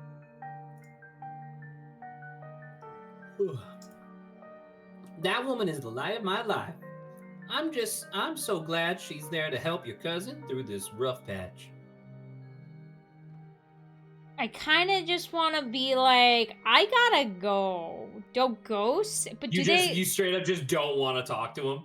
Well, the thing is, like, most of the options are like, hi, you suck, which I just don't want to, like, mention that. I'm just gonna kind of be like, okay. The ghost thing? Not like... He is a fucking priest, Saba. Yeah, I know. That's literally what we're doing tonight, is trying to do a paranormal investigation. I was like, that's the thing, I was like, religion and ghosts? I don't know too much about it, so I guess we can ask that. Are you kidding? I don't know too much about it. Saba, like, detail. I'm clearly you're just uninformed, and that's totally fine, because it's not your responsibility to know everything in the world. That's what a fucking exorcism is. It's a priest showing up to exorcise a demon or ghost. Okay, because I knew the demon part. I was like, I don't particularly know the details about, like, ghosts in relation to religion and stuff like that, which I'm like, okay. It's just, I don't know. You don't think that the specter of the, you don't think that the specter of the dead would be closely tied to the idea of an afterlife? It is reasonable. It is reasonable to say, yeah, let's ask about this. Just know the details. It seems generally, like, reasonable. Ghosts? I've never encountered one myself, but I heard stories of folks who have been visited by their loved ones from beyond the grave, and it seems like it provides them with a sort of spiritual healing. Like their beloved relatives are watching over them, even in death. Is this about Pearl Ann, or perhaps your mother? Have you been visited by her? No, Oscar's place is haunted. I think we need an exorcism. Dang, I thought you might have some ghost. You know what? Maybe. No, I mean real ghost stuff, scary stuff. Okay, let's just say the ghost stories one. Here's some good ghost stories. I do have the best ghost story of all. Right. The story of the Holy Ghost. Good job, Saba. You're really good at picking them. You know, these dialogue options. I'll just be like, it's okay. I need to go now. Yeah. For this one. Yeah. I should go. It was nice meeting you, though. Of course. And if you find yourself in need of counseling or spiritual guidance, you know where to find me. That sounds lovely. Thank you for the offer, but I'm fine. I guess remain silent. We don't have to say anything. You have nothing more to say to this man. Don't worry. I won't try to sell you anything. Just thought I'd extend the offer in case you need someone to talk to. The church's doors are open if you ever change your mind. Have a blessed day, Dawn. Okay, I was like, a bit unfortunate that I can't just nod and be like, okay, bye. It's okay, thank you. I think you have a catch up with your companions.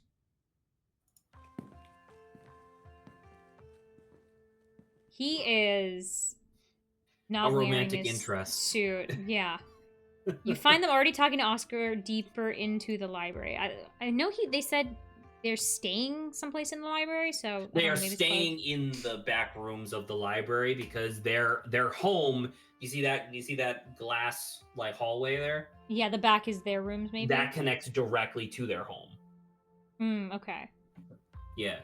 Are you sure we can't just get it over with while the sun is up? I don't know if I can handle getting scared in the dark 2 nights in a row. Good job. I don't know. You know, I can't come up with stuff immediately. I'm not great. I don't know. I don't remember who this was. Was it me? It was me. Yes, it was you, because you were mad that I kept giving you women.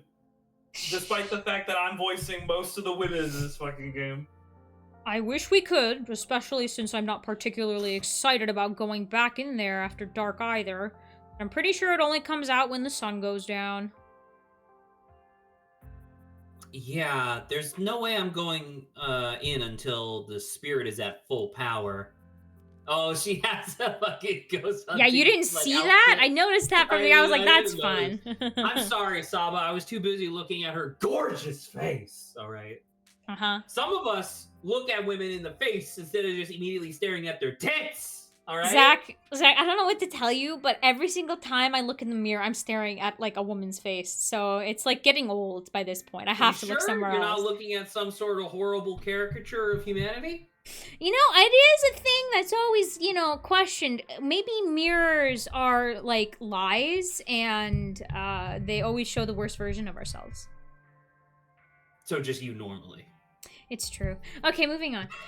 Okay, right. I want to be sure we get the best evidence possible. This could be my one shot to get real proof of ghosts. I'm not gonna waste it just because I'm impatient. Y'all are gonna be the death of me. I just hope it's possible to get rid of this thing. This is a pretty serious ghost infestation. Is that what you call something like this? I believe it's called a haunting, but ghost infestation also sounds good. I suppose we're the ghost hunters, so we can call it whatever we want. Anyways, I'll be bringing all the ghost hunting supplies anyone could ever need, so we should be set on preparations. The only thing y'all need to bring is an open mind. Don't worry, Oscar, we'll fix this. We have the power of friendship on our side! You want to say that to get in with the anime lover?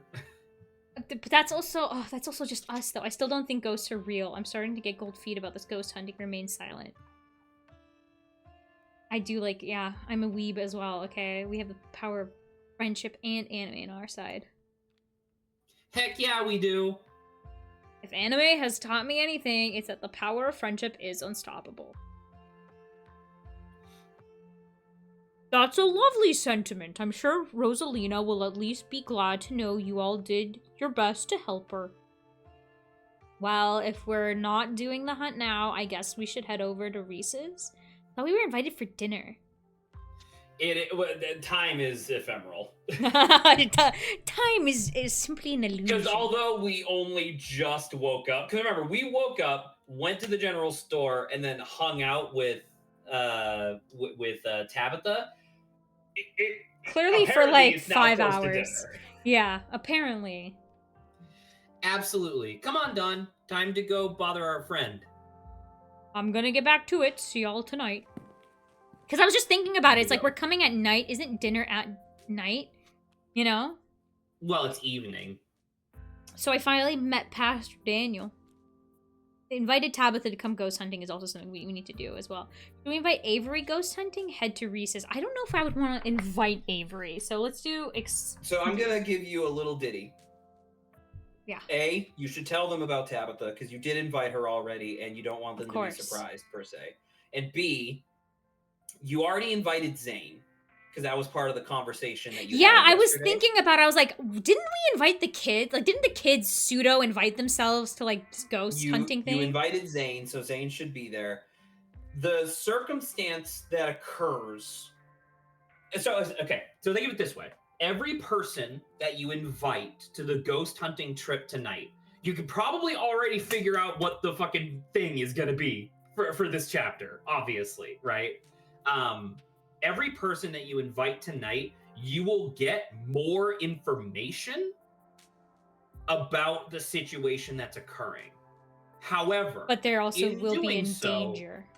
Exactly. However, in doing so, you are going to be looping more people into the situation, which might endanger them, depending on your choices.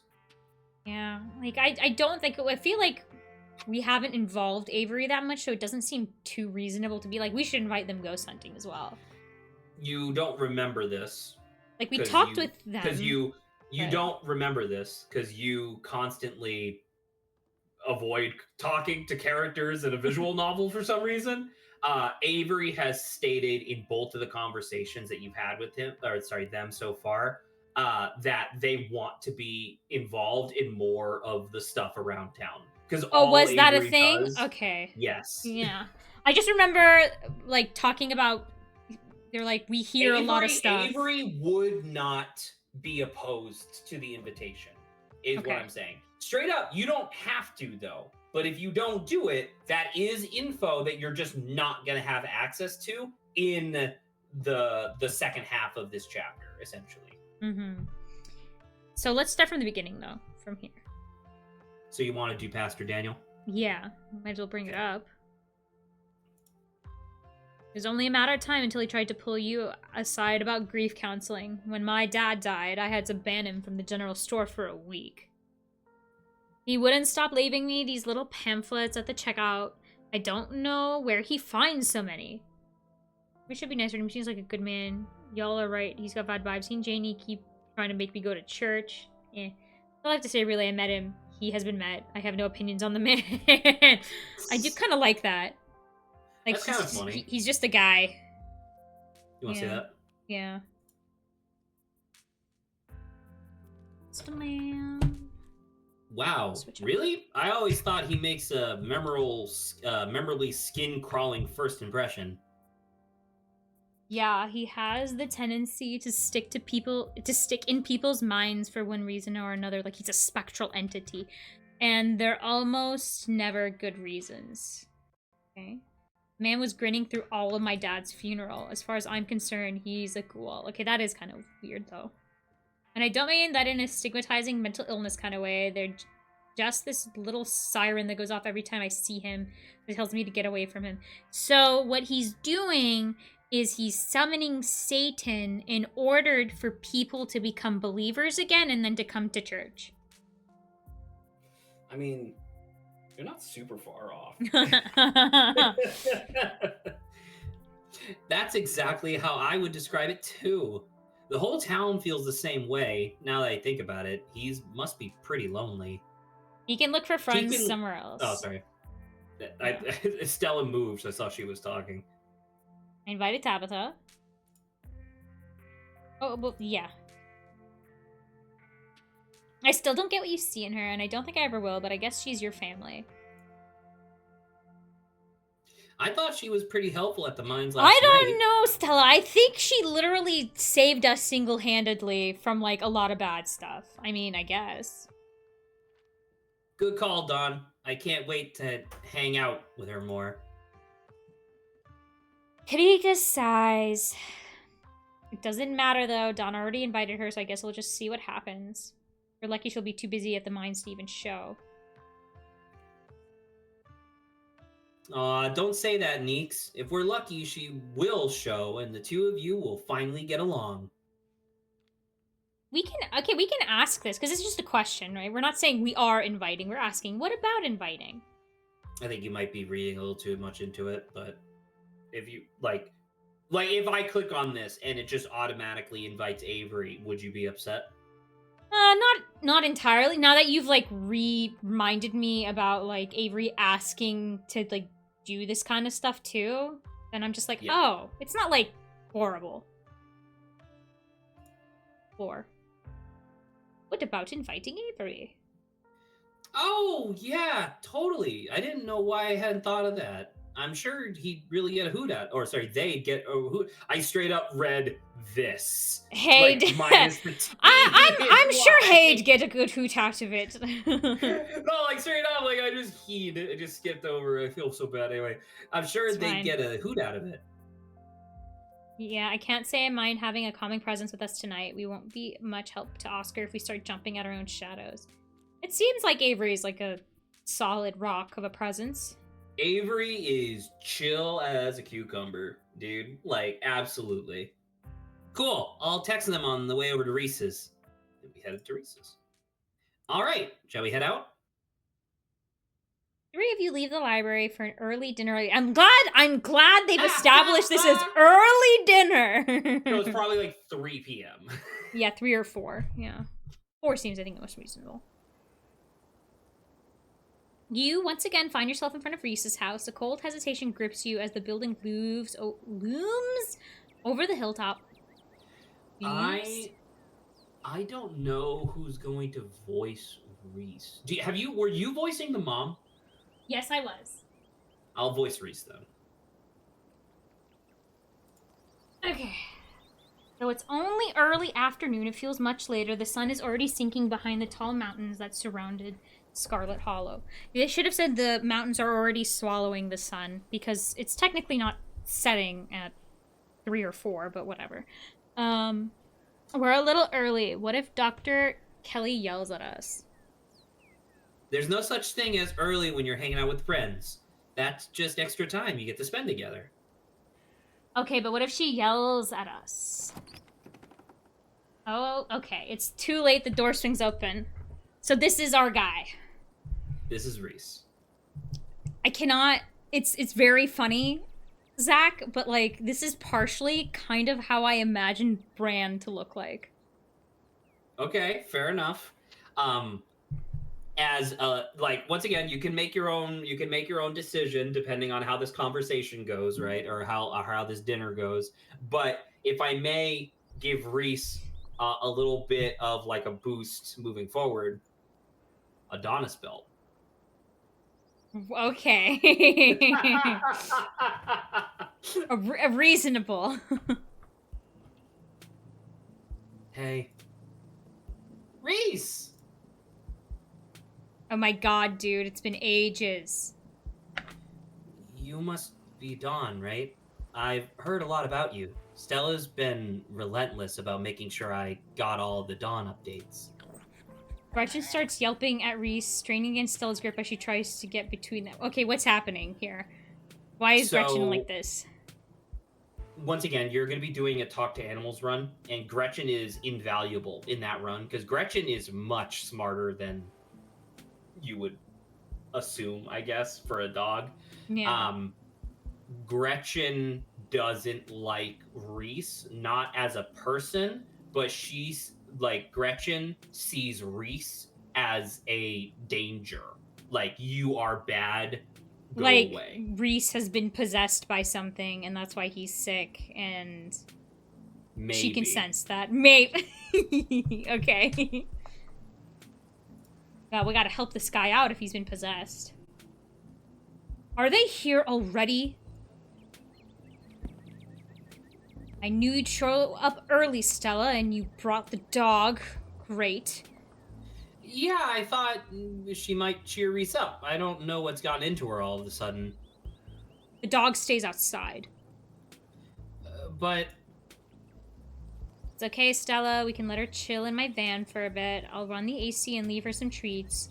You know I always have some of those easy-chew dog jerky stashed away. But we go everywhere together. Do you want to come in or not? Kanika nervously tugs Stella away towards her van. Well, what about you, Dawn? Are you coming in?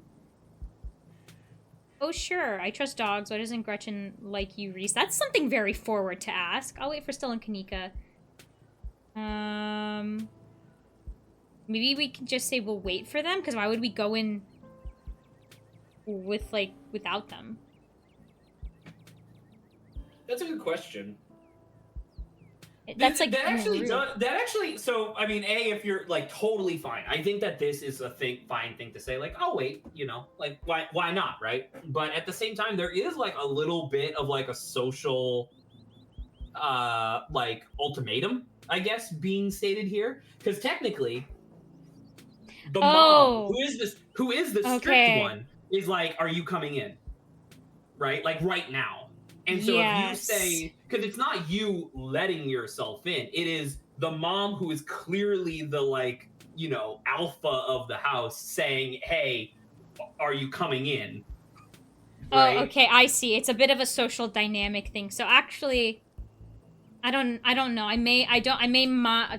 Like, essentially, are you going to say, you're intimidating, so I'm going to wait for my backup?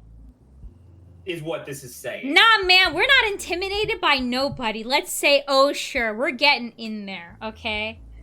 Can I give you a little ditty as well, just because I think it's funny? Sure. How many romances are there in the game? Did you say 6? Like, Well, so there's 1, Kanika, 2, there's Stella, 3, there's Oscar, there's Avery. 4, 5 with Reese, right? Right. Well, guess what? There are secret romances as well. Jesus Christ. Are you telling me Do you want to know Reese's who mom? one of the secret romances is? Dr. Kelly? What kind of person are we? Hey, guess what, Saba? In the original, they have since updated it for something that we'll see towards the end of this chapter. But in the original version, Dr. Kelly was only available if you were hot. Oh my god. Okay, right. sure, let's come So what do in. you want to say? You want to wait or you want to say okay? No, we're not intimidated by this woman. We're gonna go in. Okay, so oh sure. Yeah.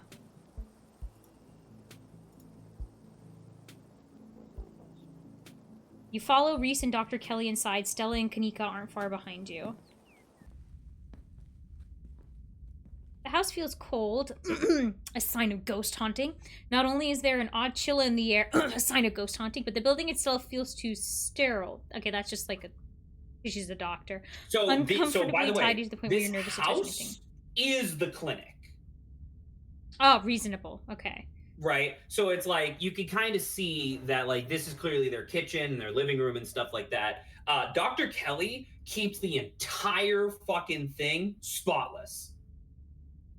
I mean, that's kind of trustworthy. I don't like the house being cold, but like the building feeling, sterile is like The fact okay, that the awesome. building smells like bleach is definitely suspicious to me. It definitely indicates a woman who is like really anal and controlling, obviously. Yeah, that is true. If it's like that to that point of just smelling like chemicals, then okay, yeah. If it weren't for the aroma of store-bought dinner rolls baking in the oven and the unsettling artwork hanging on the wall, I'd be half convinced you'd wander into a real estate showing. Yeah, you mean the skull thing? Yeah, I saw that. For sure.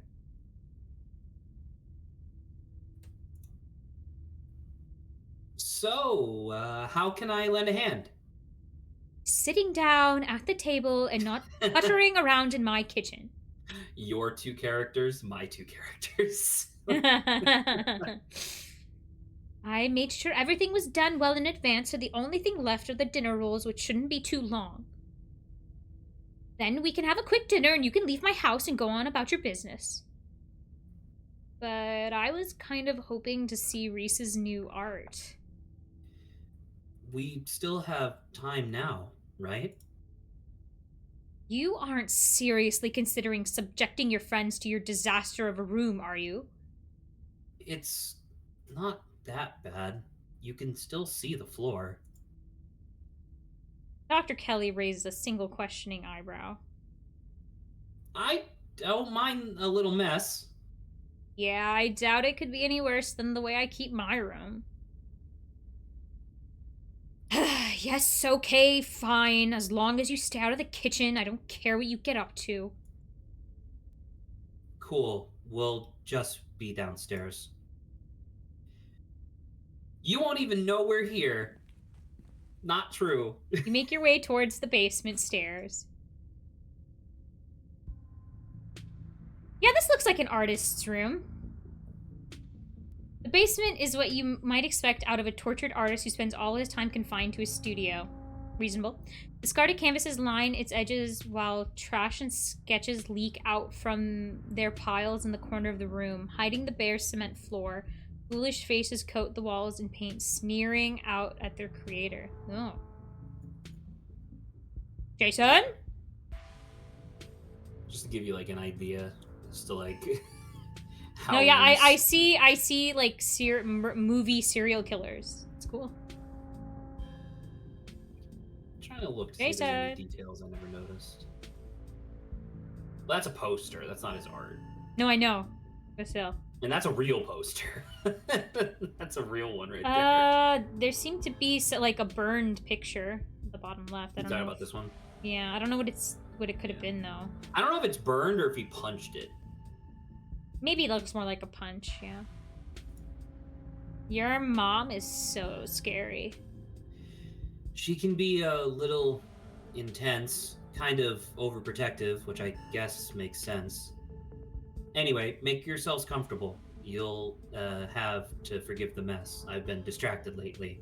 Haven't been cleaning much. Oh, look, we're back! Explore hot. If you ever need a Now- model, I'm here till Monday. I got to ask you, Yeah.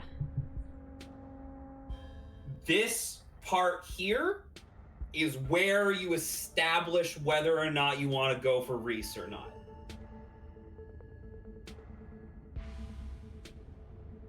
I'm wondering. Because I hold affection because he looks like what I imagined Bran would be.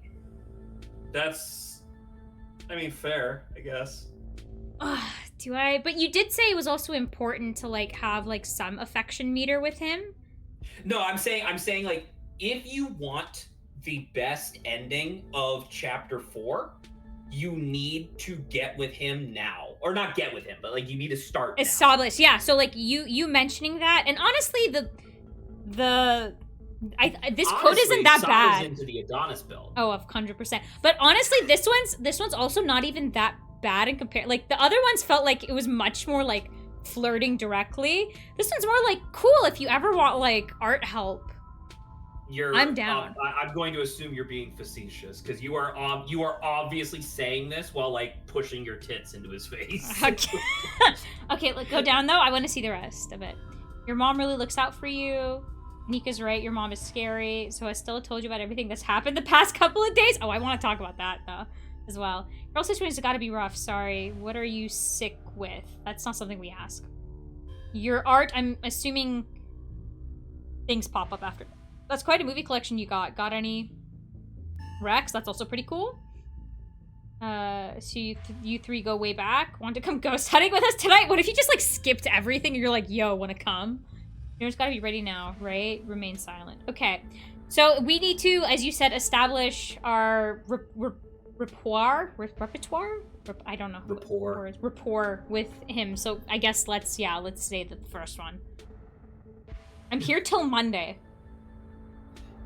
That would be amazing. Though I should warn you, I work odd hours. I don't usually pick up a brush until late at night. But if that's not a deal breaker, it would be incredible to have such a captivating model. I look forward to the company. I hope I can do your likeness justice.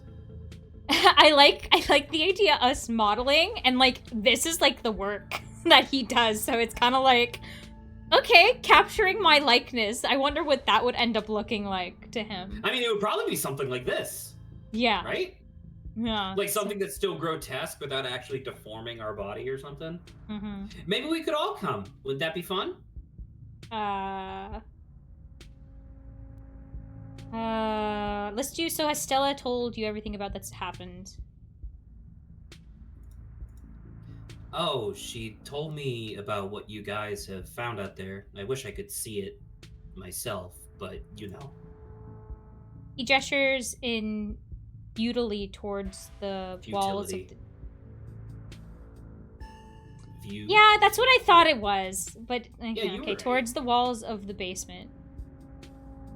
Are you sure you can't sneak out one of these nights? The docks isn't keeping me prisoner here, Stella. I'm sick. You know that. I'm sorry, man. I didn't mean to... There's nothing to apologize for. I appreciate the effort. I really do. There's just nothing you really... you can really rescue me from. That die's already been cast. But we were talking about the past couple of days, weren't we? Do you have any thoughts on the addictions we've been seeing? Do you think the town is doomed? What do you think of my cousin? What do you think is going on with Wayne? This is a lot of good... Okay, let's ask the first one. Yeah, they've been coming up to my window at night. Wait, really? Isn't that Is bad? that why you texted me? Well, what do the ditchlings mean, so... Yeah, that's bad for him.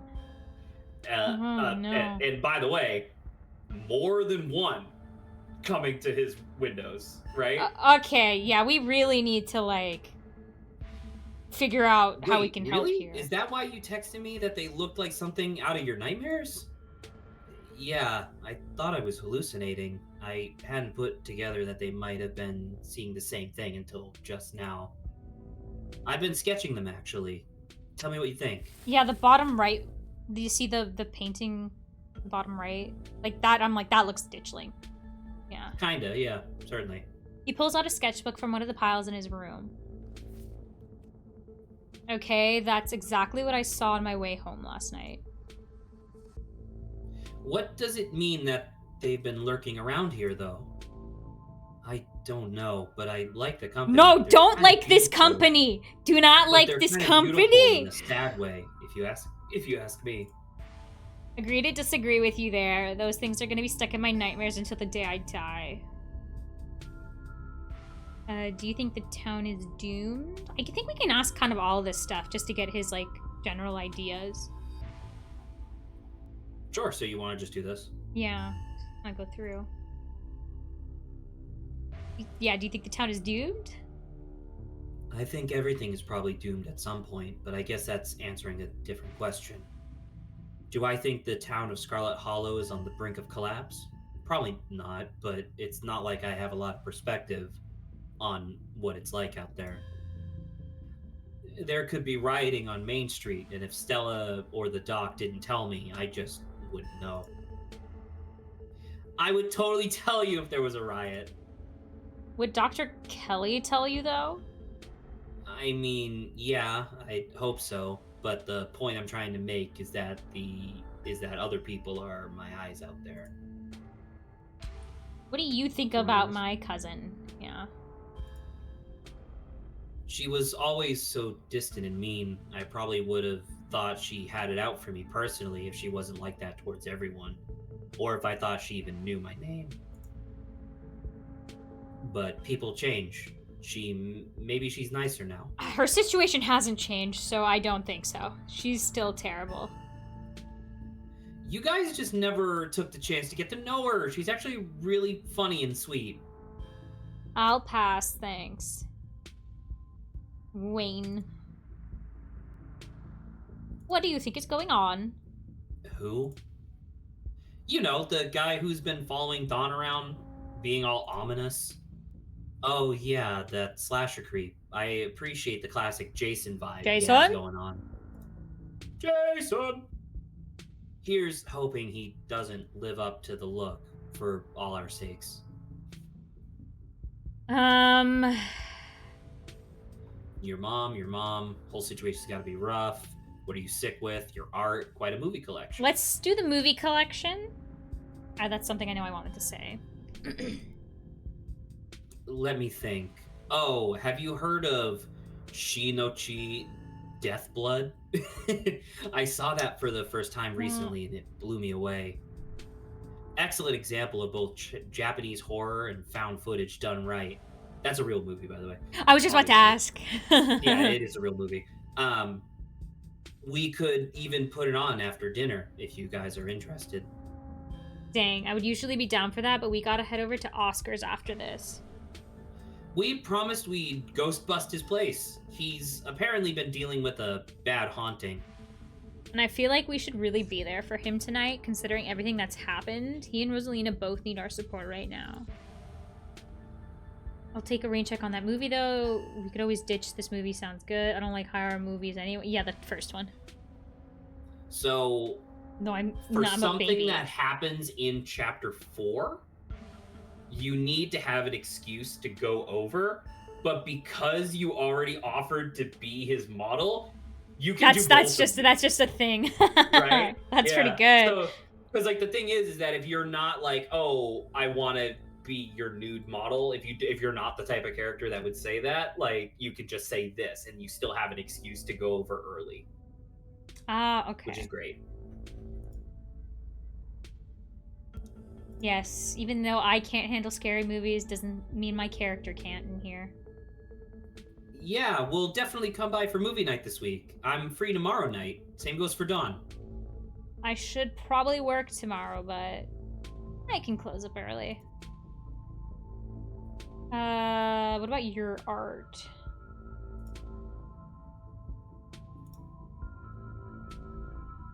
It's exquisite, grotesque emo. There sure is a lot of it. I mean, it's cool, but there is a lot. That is something we could say. You want to say that? Yeah, let's say there's a lot. Quite interesting. Yeah, it's kind of a compulsion. Being stuck down here all the time can be pretty frustrating. My emotions have nowhere to go, so they just writhe and grow inside of me and pick me apart from within. Okay. But when it gets bad, I can just pick up a paintbrush and let them flow out of me and onto the canvas. Like I can trap them somewhere outside myself, at least for a little while.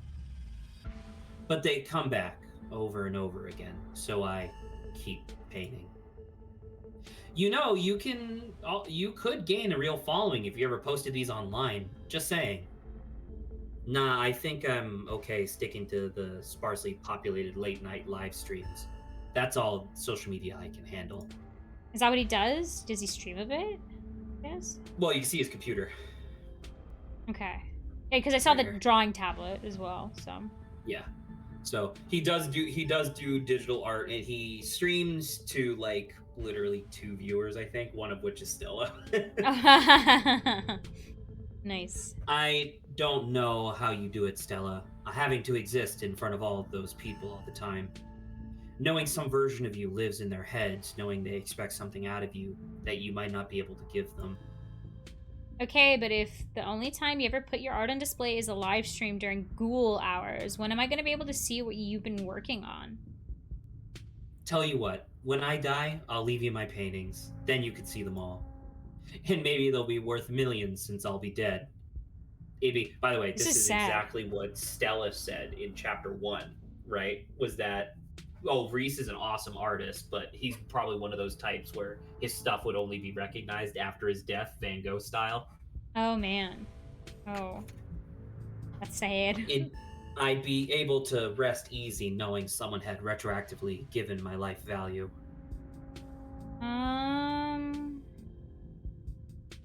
So you three go way back? I'm okay with doing this, obviously, because it's your playthrough, but I want you to know this is not what you think it is. Okay, because I was concerned about that, because on some level, because someone brought up he's sick. I want you to tell me, what do you assume he's sick with? I got like no clue. I mean, in the sense we were talking about before, I think he's haunted by something, and that's what's making him sick. But like from a realistic standpoint, I have no idea what could be like affecting this guy, except for like anorexia or something. I don't think you should avoid this question. Like we're obviously okay with doing this, but like I'm just saying, don't avoid this question just because you think it might be some sort of faux pas. Okay. Well, that does make me a little more comfortable, because what was it? He himself was like, I'm sick. And it's like, okay, if he kind of talks about it this, like, nonchalantly, then I feel like it's not a horrible thing to ask what you're sick with. Almost to the womb. The school here is a tiny K through 12. Not exactly a one-room schoolhouse, but not far from it. We're lucky we all get along as much as we did. Some kids weren't able to make any friends their own age. They just happened to be born around the same time as some real jerks, and were stuck with them through their whole school career. Poor kids. Not that we were free from dealing with jerks, like a certain Scarlet I could... Okay, we get it. Thank you, Kanika. Okay, she was a little rough around the edges, but she was pretty friendly when you got past that. Maybe to you, the way she used to look at me, you'd think I rolled in something foul every morning before school. Same here, though to be fair, the feeling was more mutual between us. She deserved it, though. I wonder if, like, she's, like able to, like, sense ghost stuff, too. Maybe... No, I mean, I'm gonna kind of, like, disillusion you for a bit and say, like, no, Tabitha was... like Tabitha is mean because Pearl Ann was like Did I just Scarlet. Oh, okay. Spoon feeding her something. Okay. I'm assuming I understand. Okay. Yeah, as soon as you start saying something important, in my Discord's like, sorry, voice connection bad. So. Okay. Well, I think I understand what you said. Yeah. Okay, I said this line.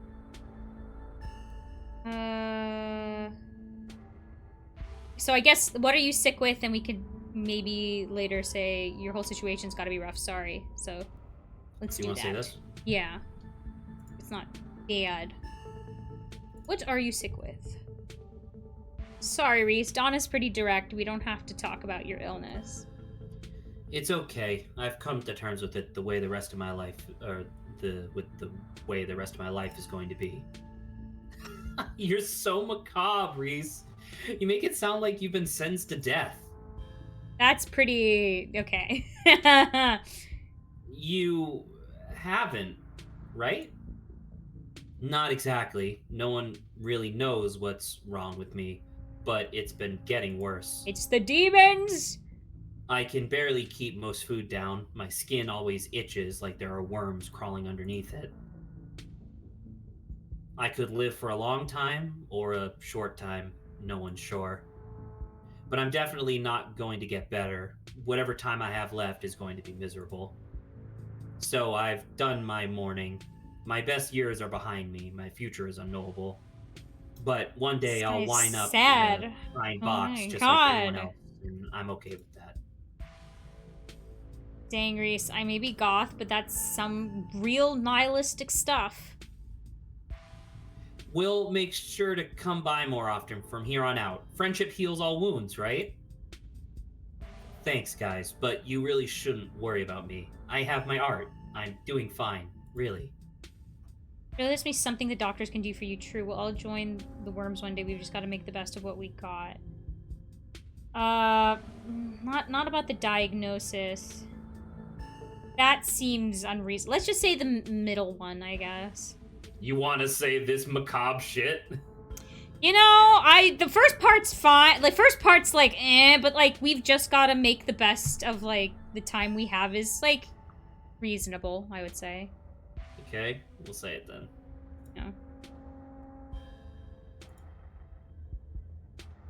Yeah. Dawn gets me. This is a cat I can jive with. I am a cat. How did he know? Zach, that's weird. Stella, maybe it was a mistake to get these two together. Okay, so I'm gonna let you know. You didn't pick the dialogue option. If you picked diagnosis, I'm gonna tell you what would have happened. Okay. He obviously says they don't know. Yeah, because that's just because he goes in for so much testing, they've discovered a lot of very weird things about his body. Okay. Number one, his organs will sporadically just shut off with no adverse side effects. No adverse side effects? Like his pancreas, his liver, like whatever, like they will just stop working, but he will be fine. And then they'll just come back online and it's like, what the fuck was that, right? Yeah, that's weird. Number two, he is perpetually exhausted as if he has like insomnia, but he doesn't actually need to sleep. He sleeps mostly because he's like used to it or whatever, like, you know, whatever. But as he's gotten older, he's realized that if he really wants to, he could just stay up 24/7 and he's totally fine. This sounds like he's like turning into like a monster creature, like werewolf transformation style. Number three. Oh God. His skin is hyper elastic, and he would have shown you that he pulls on the bottom of his think of his body, right? So obviously like hyper skinny, whatever, right?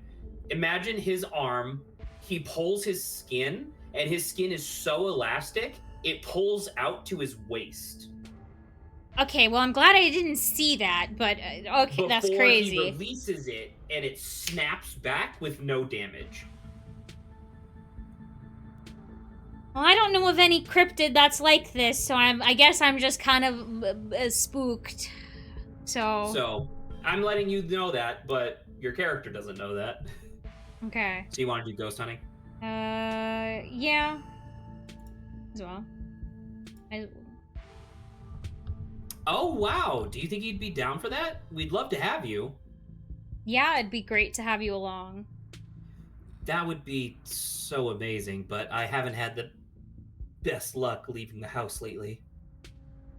Even just walking to town is enough to put me in bed for a week. It sucks. But make sure you bring your camera, Stella. I want to see everything that happens.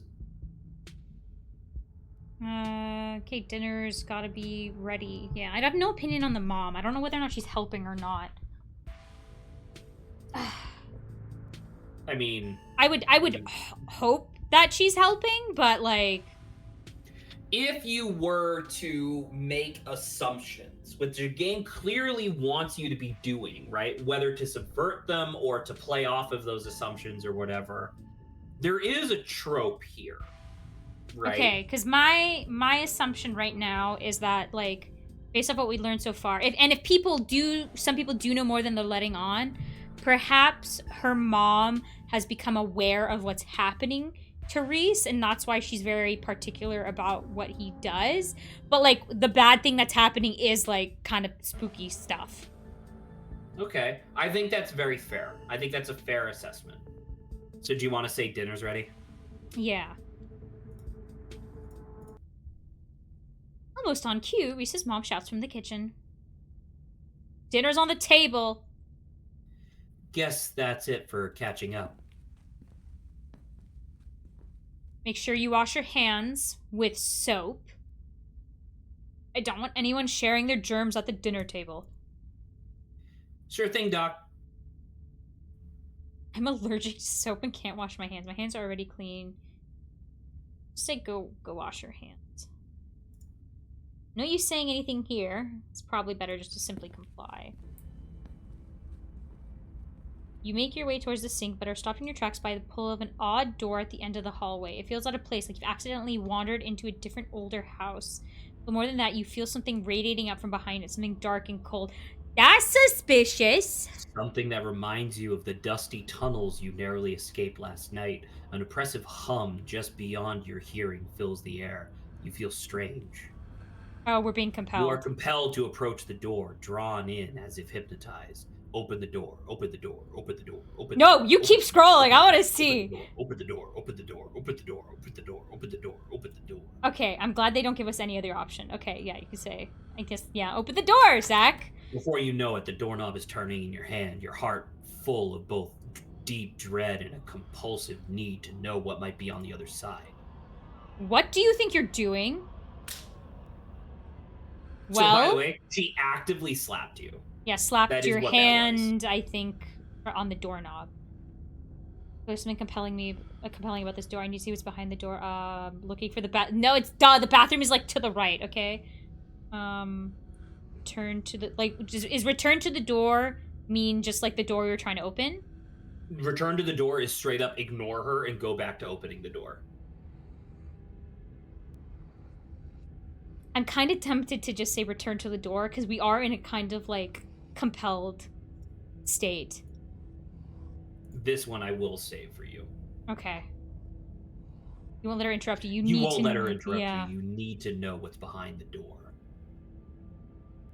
Oh, no, you don't. Come on, wash your hands and sit down.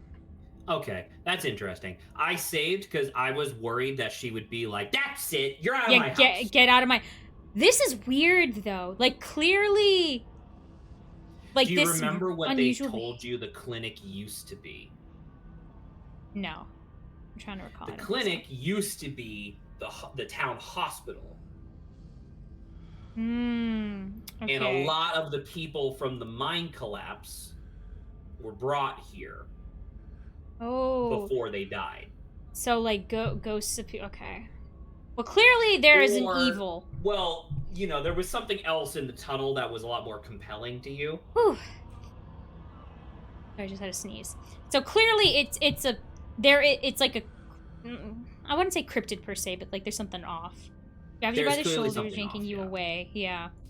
You do as she says. And this is why I'm saying she knows. She knows what's happening. And she's just like, I don't know why, but she's just letting it go on. You do as she said, I cleaning mean, under on one watchful eyes hand, it makes sense that she would be watching you like a hawk, because that's the type of person that she is. But on the other hand, it is weird that she, like, gotcha. Like, just but as you were it's about to open also the door. like, I was like mindless drone going back to the door, and it was almost like she's like, okay, I know this is a weird entity that's like enthralling you. Let's just go over and wash our hands. You know? So, we wash our hands under her watchful eye. Dinner is already laid out. Dinner rolls, spaghetti, and light salad. Kanika anxiously picks at her food. Stella is nervously talkative, and Reese is suddenly quiet and tense, his shoulders tight as his mother perches on the chair next to his. Dr. Kelly's eyes are all on you with a sharp, fierce gaze. I'd be like, so what's behind in that room? So that is keen here to note that she is just staring daggers at you specifically, right? Mm-hmm. Now, other thing of note, regular food, no sauce, no bread, just pasta, yeah. no salad, just the pasta, because his stomach can't handle anything else. Poor dude. She sits opposite you at the far head of the table, her features silhouetted against the light of the setting sun in the window behind her. Pills. He slides a few tablets towards Reese. He obediently swallows them. I hope that, like, his mom isn't making him actively sick, but that's, like, unfortunate. This is excellent, Dr. Kelly. Is this pasta sauce homemade? No, it's from a jar. Worked too many hours to make my own pasta sauce. Well, you have excellent taste in breads, and if you ever want any tips on easy home-cooked pasta sauces, I know I... No thanks, Stella. I have the internet if I need recipes.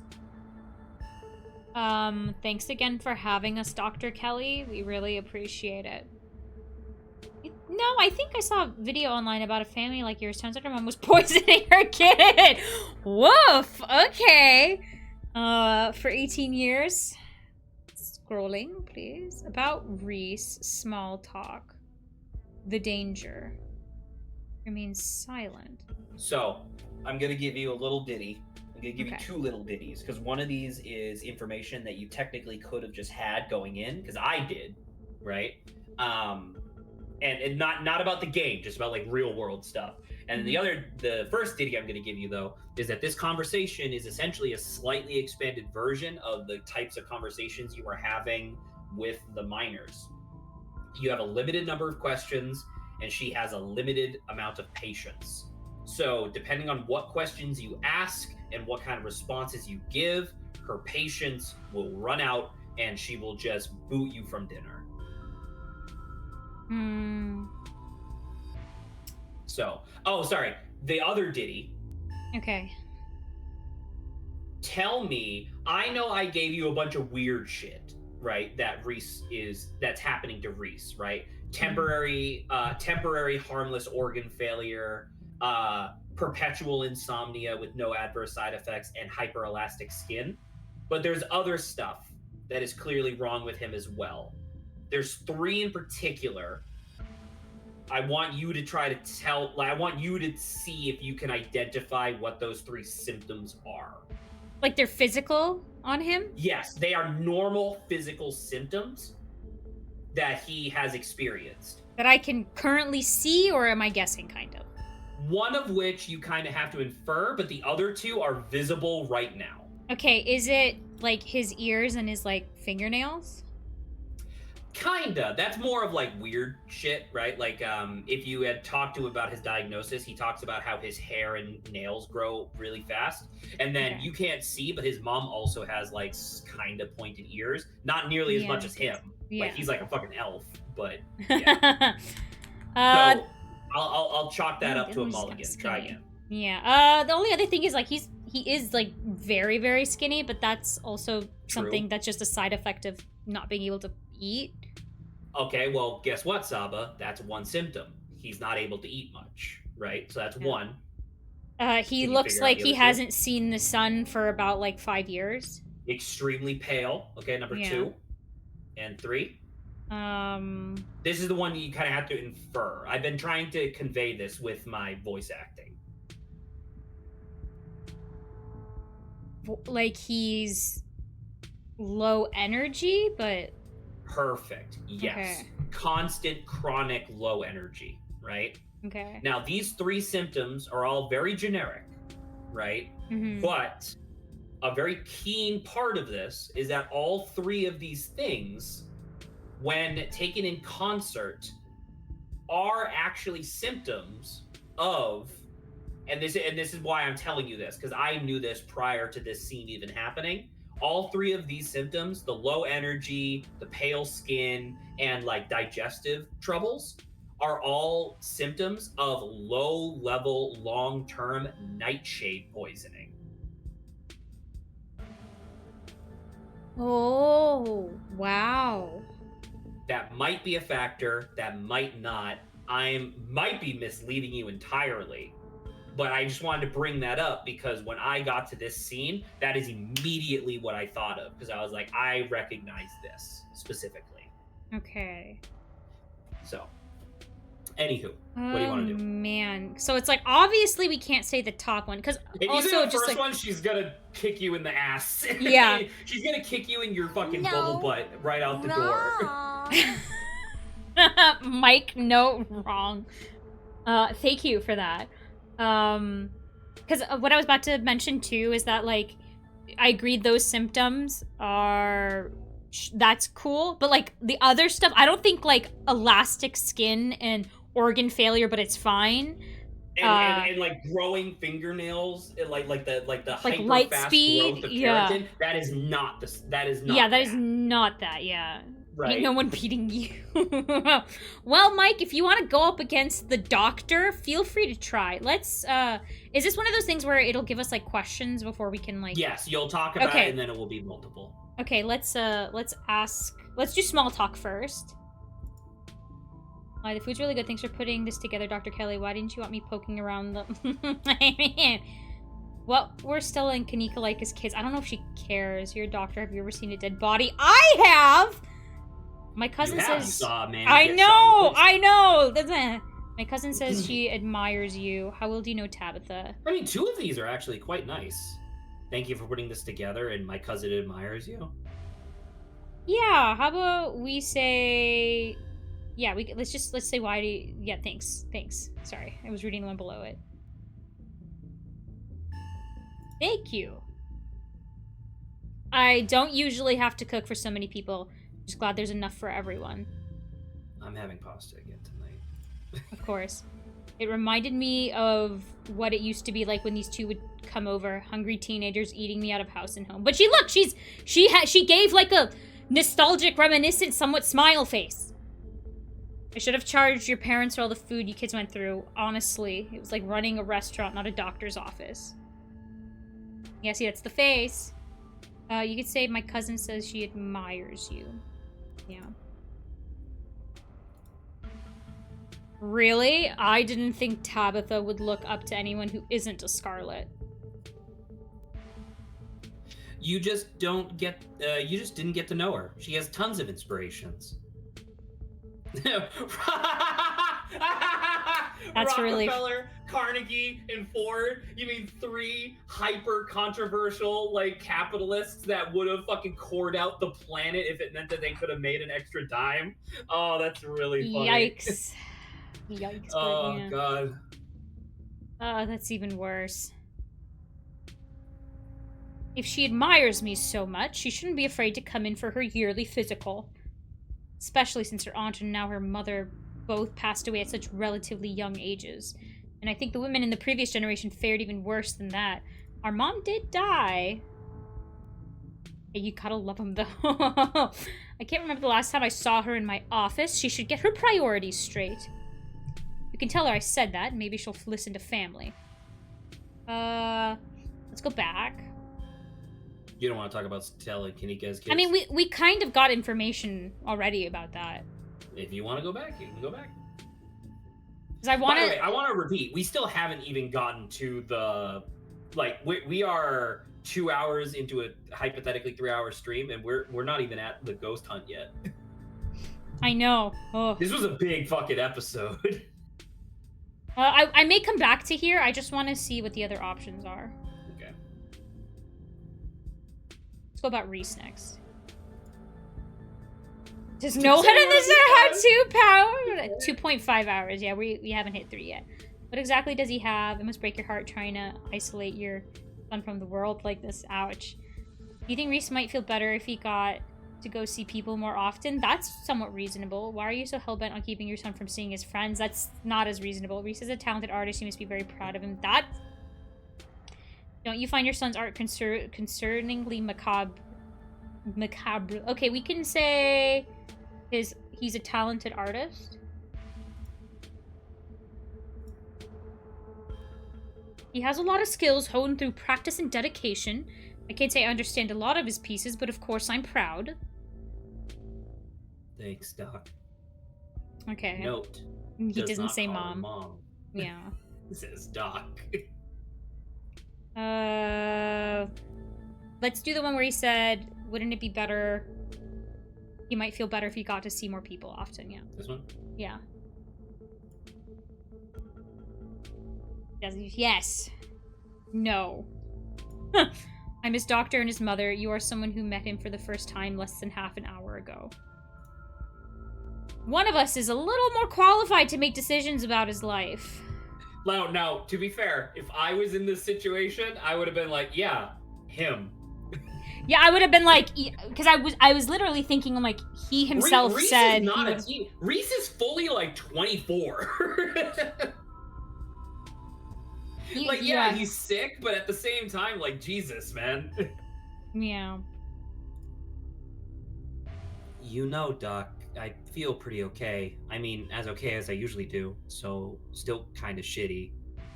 But I don't think having people over has been rough on my health as you thought it might be. It's been really nice. Hear that? Reese can hang out with friends again.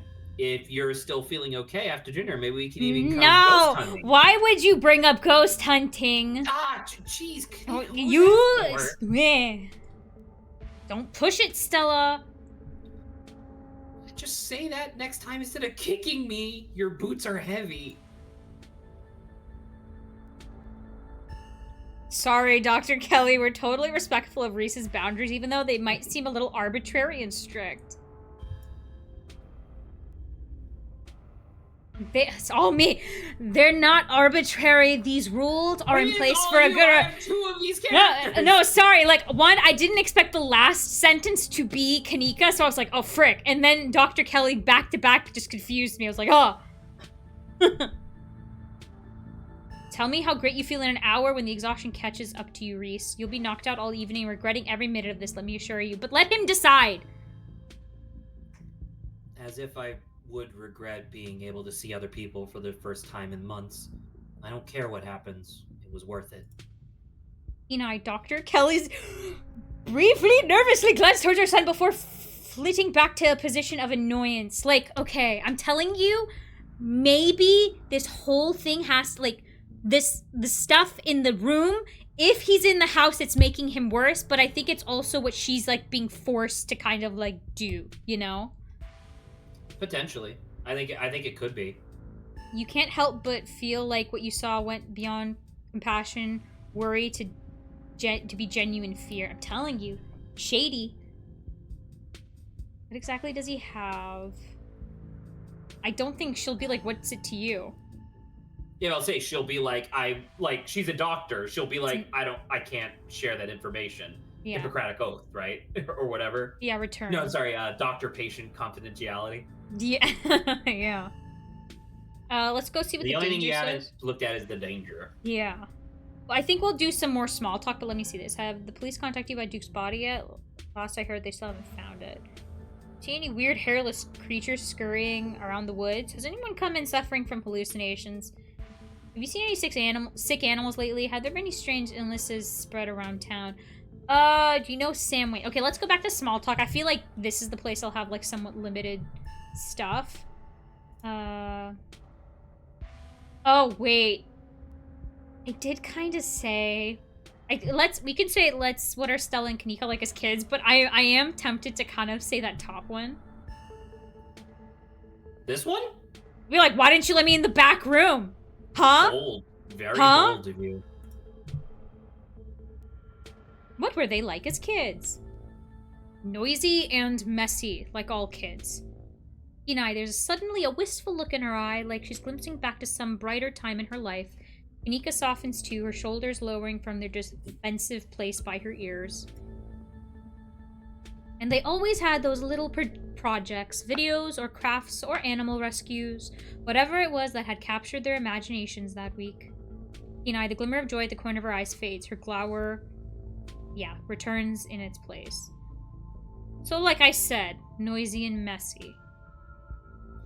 Didn't we bring a dead squirrel into your house once? Oh god, not the squirrel. I remember that squirrel. Didn't you think the doc could Frankenstein it back to life or something? It was like 12, or I was like 12. I was very susceptible to what I saw in media, and very sad about that squirrel. That's one of the things that keeps me up at night. I still feel guilty about bringing that thing into your house, Dr. Kelly. I'm just glad you didn't make it a habit. So I'm gonna tell you, by the way, obviously there's been certain circumstances over the past 2 episodes where some of your choices have been less than optimal. This is by far the most conversations I've been able to have when doing this dinner scene. Okay. So you're making a lot of very good choices. Because every time, I mean, I'm going to kind of spoil it, I guess. Every time she has like that wistful look on her face, she is regaining patience. Oh, dope. We hit that a couple of times, yeah. So let's return. I guess we should go to the danger now. Yeah, we could say explore the first one, yeah. You want to do this? Yeah, ask about Duke. Because she is the doctor, she should know, right? If they did find him. Body? I was under the impression he was just missing. No, Duke, he definitely died. I saw the footage. And I saw it for myself in person. So did Dawn, so he's not missing. How the hell did that happen? Stella said it was those things in the woods, the ditchlings. They made him misfire. Oh, I see. This was one of your videos, huh?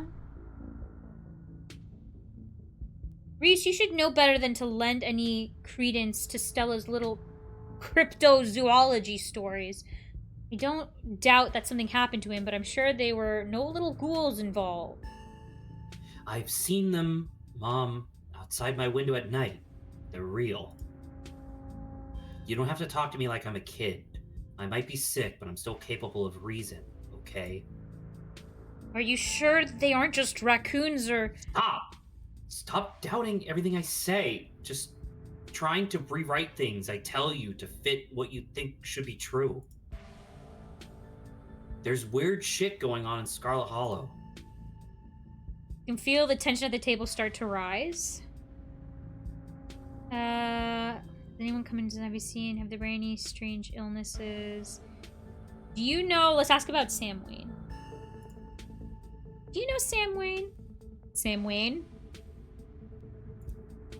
Takes a moment to think. No, it doesn't ring a bell. Someone you know? Someone who's been following Dawn around. Super mysterious guy. We have reason to believe he might have caught some kind of weird illness at the mines.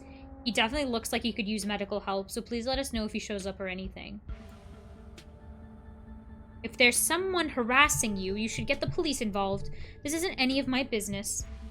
I would let you know, by the way, just in case it's in the back of your mind, even if you did go to the nest and get footage, like, of, dude, this is real, legit, like, ditchlings evidence or whatever, it still doesn't change anything in this conversation. Because, like, her doubting her son, being like, are you sure it's not just raccoons. Like, you could show her the video on your phone and she would be like, that could be anything. That could be anything, and that could have been edited. Which is frustrating, but I get it. Does anyone come in suffering hallucinations? Have you seen any sick animals? You can also just end the conversation, right? Like, you don't have to keep going. Yeah, like, I don't think she'll tell us really anything. Like, we don't need to talk about sick animals because we know what's already happening. You know what I just noticed that I absolutely adore? And I totally forgive them for doing this. She's wearing a plaid shirt, right? Mm-hmm. It's not actually, like, it's not real. Like obviously they didn't render the whole thing. It's literally just they, like, chroma keyed out her thing and just put the texture there. Yeah, that's what I've seen that, like, for a couple different things, so that's cool. I just thought it was fun. I guess we could return. I don't think, like, I feel like there would be news, you know, if any of these other things were happening. And are you sure? I guess if anything, there's no newspaper. Let's ask about the strange illness. What? No. Are you sure you haven't met with any minors who had unusual symptoms? Anyone who seems sort of drippy or strangely ominous when they talked? Sorry to pry, just doing my due diligence. Absolutely not. I've barely seen so much as a runny nose, which is a good thing. If you're so concerned about the mind, why don't you just have Dawn ask Tabitha? I have no interest in violating HIPAA for your weird little investigation into nothing. Okay, like, that's what I'm expecting. So I guess return. I don't think there's anything else. Oh! There's no need for everyone to be so tense. Everything's Yo! okay. We're all here to... That's pretty cool. This is your character being hot, being able to just, like, hey, diffuse reduction of tension. Yeah, that's cool. I think we should do that just to get it. Awesome. This is what I was wanting out of hot, you know? Diffuse a situation because we're charming. Okay. Don't need for everyone to be so tense. Everything's okay. We're all just here to have dinner. Speak for yourself. Are you not here to have dinner? Doc, really, it's fine. You're right. I haven't been giving this a chance. Okay. Yeah, and then ruin it immediately. Yeah. I mean, there's not really much else we can ask, because, like, can you click through the stuff again? So, like, go through about Reese. What exactly does he have? Yeah, not gonna really... But she's not gonna tell you. Yeah, she's not in, like, two parents stupid. Well, you did say this. Oh, I know, I mean, she's just gonna say, like, it's my office, you're not allowed in my office, and, like, there's, like... Right? Like, I can see it now. Yeah, I can see it, so there's no need. You're the medical examiner, you know how... Was that there before? I don't remember that. I don't think so. I swear there was, like, hey, have you seen a dead body? Because I have. Oh, yeah, you're super right. I mean, we gotta click this then. Yeah, right? let's look at that. You're the medical examiner. Do you know how my aunt died? She suffocated. Tabitha says she suffered from sleep apnea at your late aunt's age. It could be deadly. She should have come in more often. If she'd let me know she was having trouble sleeping, we could have worked on the solution, and who knows, maybe she'd still be here. No one in the holler thinks they need a doctor until they're 6 feet under, I swear. Okay. Return. That was interesting, right? We see. Yep. Yeah, okay, let's just end the conversation then. By the way, do you want to know who at this table is the most qualified to tell you if an animal is sick with what? Don't think so? So, you haven't been spending a lot of time with her. I'm telling you that in my Gentle Giant playthrough I have. It's Kanika. Kanika was going to veterinary school when her dad died. And then she came back to Scarlet Hollow to help out at the shop. Okay, cool. Yeah, just a little detail. You remain silent, quietly picking at store-bought spaghetti and dinner rolls. This makes it sound sad. Like, that's fine. Like we had a full-on conversation. As a person who had a prodigious, or who eats a prodigious amount of pasta, store-bought is totally fine. Like, yes, it is true that like homemade pasta is literally better, but it's like 10% better for 500% the work. Yeah. You know? So we were talking about maybe watching a movie sometime this week while Dawn is still in town. We'll have to see how you're feeling. I can handle a movie, Doc. Yeah, we'll just sit downstairs in the dark. Reese is used to that. I'm sure he'll be okay. You're always overestimating how much you're able to do, Reese. This is why you keep getting sick. If I get sick, so what? It's not like that's ever gonna change. I'm sick every day, and I'm not getting better. I don't want to spend the last few miserable years of my life holed up in a basement alone just because seeing my friends has been deemed too strenuous. I'm an adult, for God's sake. I can't believe I have to ask permission from my mom just to have friends. Ugh! Ooh. Reese stops mid-sentence, wincing in pain, and wraps himself in his arms. Don't say anything like that. I'm doing everything I can to try and fix you. Silence as Dr. Kelly's eyes shoot open. Reese? Reese abruptly pulls himself from the table and leaves. Dang it, I knew it. I knew this would be too much. But, like, this is the thing, right? So it's like... If anything, responding to her got him stressed out. Like, that's the thing, right? Yeah. So, like, obviously, the thing that there... Because literally the first dialogue that you could choose... Wait, pause. If she's gonna leave, can we sneak into the back room? I genuinely don't think so. I think she ushers Frick! you out of the house before she leaves. Frick! I wanted to... fine. Hey, okay, stop it. continue You what gotta you're have saying. something to do for chapter 4. That's all I'm saying. Ah!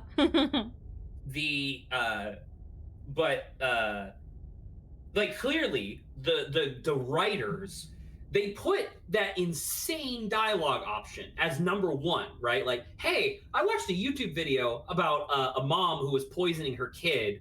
Isn't that interesting? Right? They put that there not because they expect you to pick it, because typically that's what they do. But to right? put Typically the thought in your mind that it's just in that case it's you her. hadn't connected those dots yet. Yeah, exactly, right? Because that's clearly the trope that they're trying to lean on here. And in that same exact vein, it's like, this is her, right? She's saying, like, see, I told you this would be too strenuous. And it's like, no, like, he was totally fine until you, like, started, like, making him isolated, you know? And he's, like, fucking pissed about it.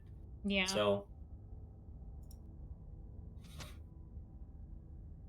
Everyone, get out of my house, please. Just leave us alone. Stop trying to interfere with his life. All it does is hurt him more. I don't know. I think you're prescribing this to the wrong thing, but we can't just leave him like this. What is that? Oh, ditchling. Oh. Well, kinda. It has, like, arms and legs proper and stuff, but it is a ditchling face, definitely. Yeah. Oh, hey, that's the hallway. Yeah, with the skull. Because it has the skull painting. Oh, that's a really excellent, like, continuity detail. Mm-hmm. That's cool.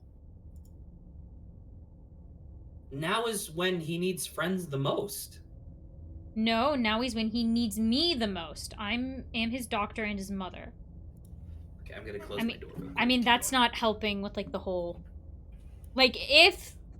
Clearly, like, Zach was saying that the writers want, like, you to think about, like, what is it? Munchausen syndrome by proxy or whatever it's called.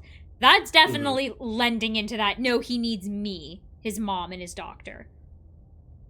I know you care about him. I know that, and he knows it too, but all any of you would do is get in the way.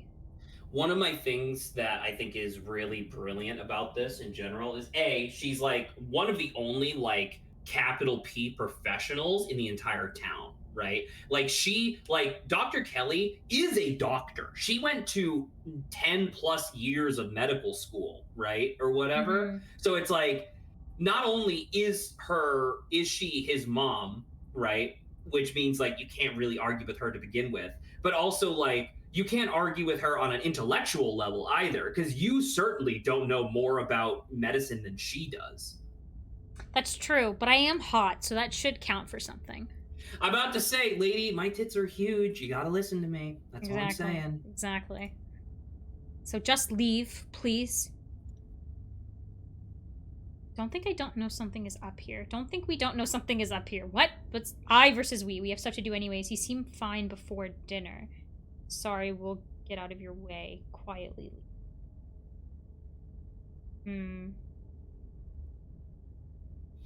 Does it matter if the person who is poisoning their kid knows that you're suspicious?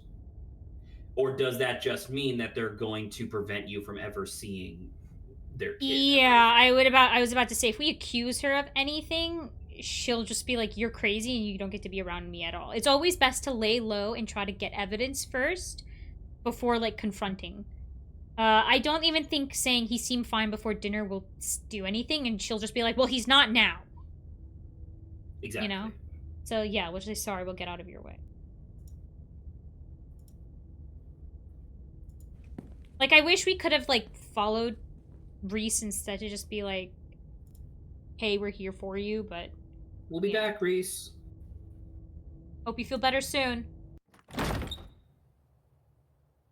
Dr. Kelly shuts the door in your faces. The click of a lock signals the end of your dinner at Reese's. Something weird happened when I went to wash my hands. It was like I was forced to try to break into the clinic. That's... Well, keep going, sir! I get it! I understand! Mina, did either of you get the impression that Dr. Kelly is afraid of Reese? Ooh, that's new. That's new to me. But that's not explore, right? So we should do the other things Yeah, first. so you have to do this and then that, but yeah. There's something seriously wrong with that dynamic. I didn't even get to finish my food. Oh, Dr. Kelly's hiding something. What a lovely dinner! Wow! Let's just do the explore first. Like I was forced to try and break into the clinic. Forced how? It was like something was making me go there. I wonder, was it like that carving in the pit last night? In the piss? Before you had that seizure, it was kind of like you were hypnotized. I wasn't there, but I guess I'll take your word on it. Hypnotism seems like a setup for what we've been dealing with, though. I don't think we've been hypnotized. I mean, I don't know. A lot happened last night. Maybe the whole thing... But the whole thing was very trance-like. I guess it was kind of similar. No, this is something. This is definitely something, and we should definitely look at it. What if there's another carving in there? That'd be so weird. If there is, I wonder if it'd give you another vision. Maybe these things have something to do with the ditchlings? You're not suggesting we go poke around in there, are you? Of course I am. Maybe tomorrow. I am not breaking into Dr. Kelly's clinic based on a bad vibe Dawn got. Yeah, okay, now Kenai, yeah. I saw genuine fear in her eyes for a second there. Are you sure she wasn't just being overprotective? I'm sure that's all that's going on. She has every right to be. I mean, the poor guy took 2 bites of food and got sick immediately. I can't imagine what it's like for both of them to go through. If anyone is afraid of anyone in that house, Reese is afraid of his mom. I think you're both reading into things too much. Dr. Kelly is good people. Look, I'm just saying maybe there's more to their dynamic than just him being sick, but it's not like there's much we can do about it right now. We could probably go back and forth on this for a while. Let's grab Gretchen and get going. The sun is setting, and we wouldn't want to miss the do you second. Do you think that added anything? That keen eye? Not really. Like, in terms of, like, actual mechanical stuff, I think it's mostly just more affirmation that, like, Kanika is skeptical and Stella is too trusting. Stella hurries off down the hill, almost as if to run away from what just happened. You and Kanika follow her down the slowly darkening street. So I was like, that's a really interesting thought, but like we definitely just skipped over it. And I'm like, there's a little bit of a more ditchling. Ditchlings. There's another one up there, I think, unless it's a bird. I don't think that's a bird. Yeah, so many of them. Ditchling. Yeah, there's a... Ditchlings. So that's 4. Clearly, there's. Remember, the mind collapse stuff. had 1. Wait a minute. Okay, recapping. Yes. The Book of Monsters, right? Well, it was local folktales, but yes. Local folktales. The Talipo. Yeah. Right? That could be because the other one was like the cat thing. So the Talipo is the only thing I can think of here. The Wampus Cat? Yeah. The Wampus Cat I don't think involved with. I'm going to tell you that could be red herrings, but it's interesting though. They're most likely red herrings. I think what you were supposed to get, which you kind of did, kind of didn't, what you were supposed to get was that in all 3 of the books, they all talk about the mines or like things associated with mines, and that was supposed to be the connection that you drew. Okay. Right.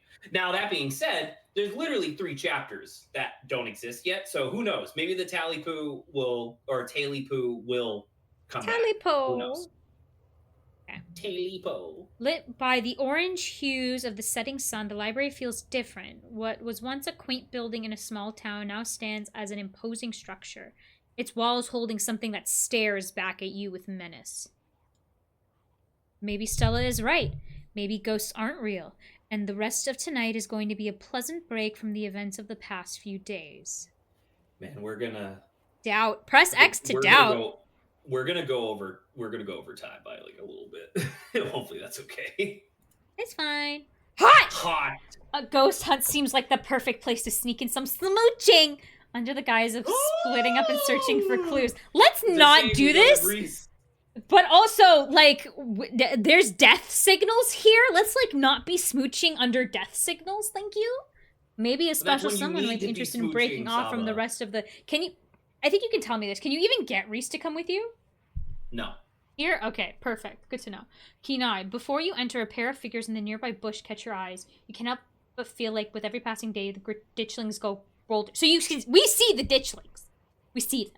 So if you didn't have keen eye, they wouldn't tell you. But we, as people, saw the ditchlings. So, but this is only for us. This is not for, like, our character will not comment on this. I don't know. Probably not. I see. I don't think so. Yeah, that was only supposed to be for us, even though it feels like we should say something. Ket.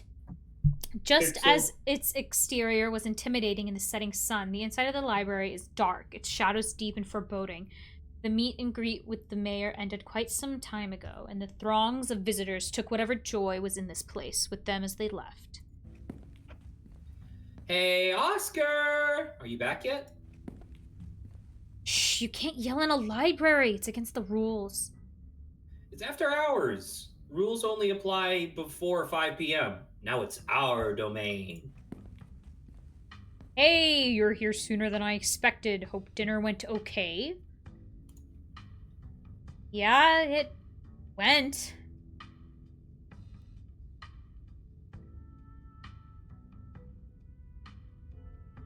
That was the end of my statement.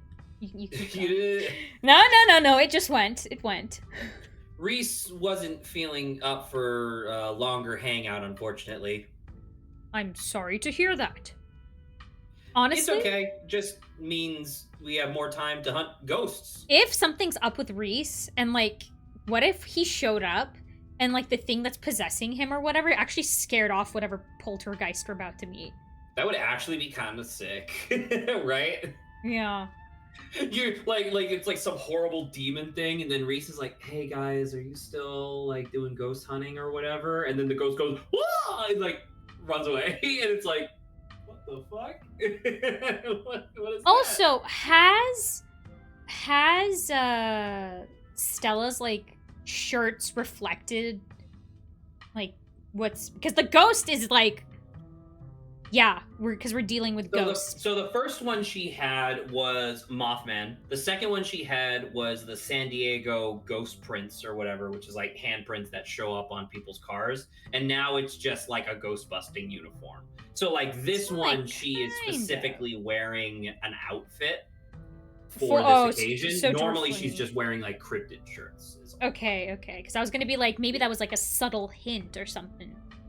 About what? About like the monster or something like that you're actually gonna end up seeing, but... Well, because I mean, the first one was Mothman, and we didn't see Mothman, so... We saw Ditchlings. Yes. Okay, on you.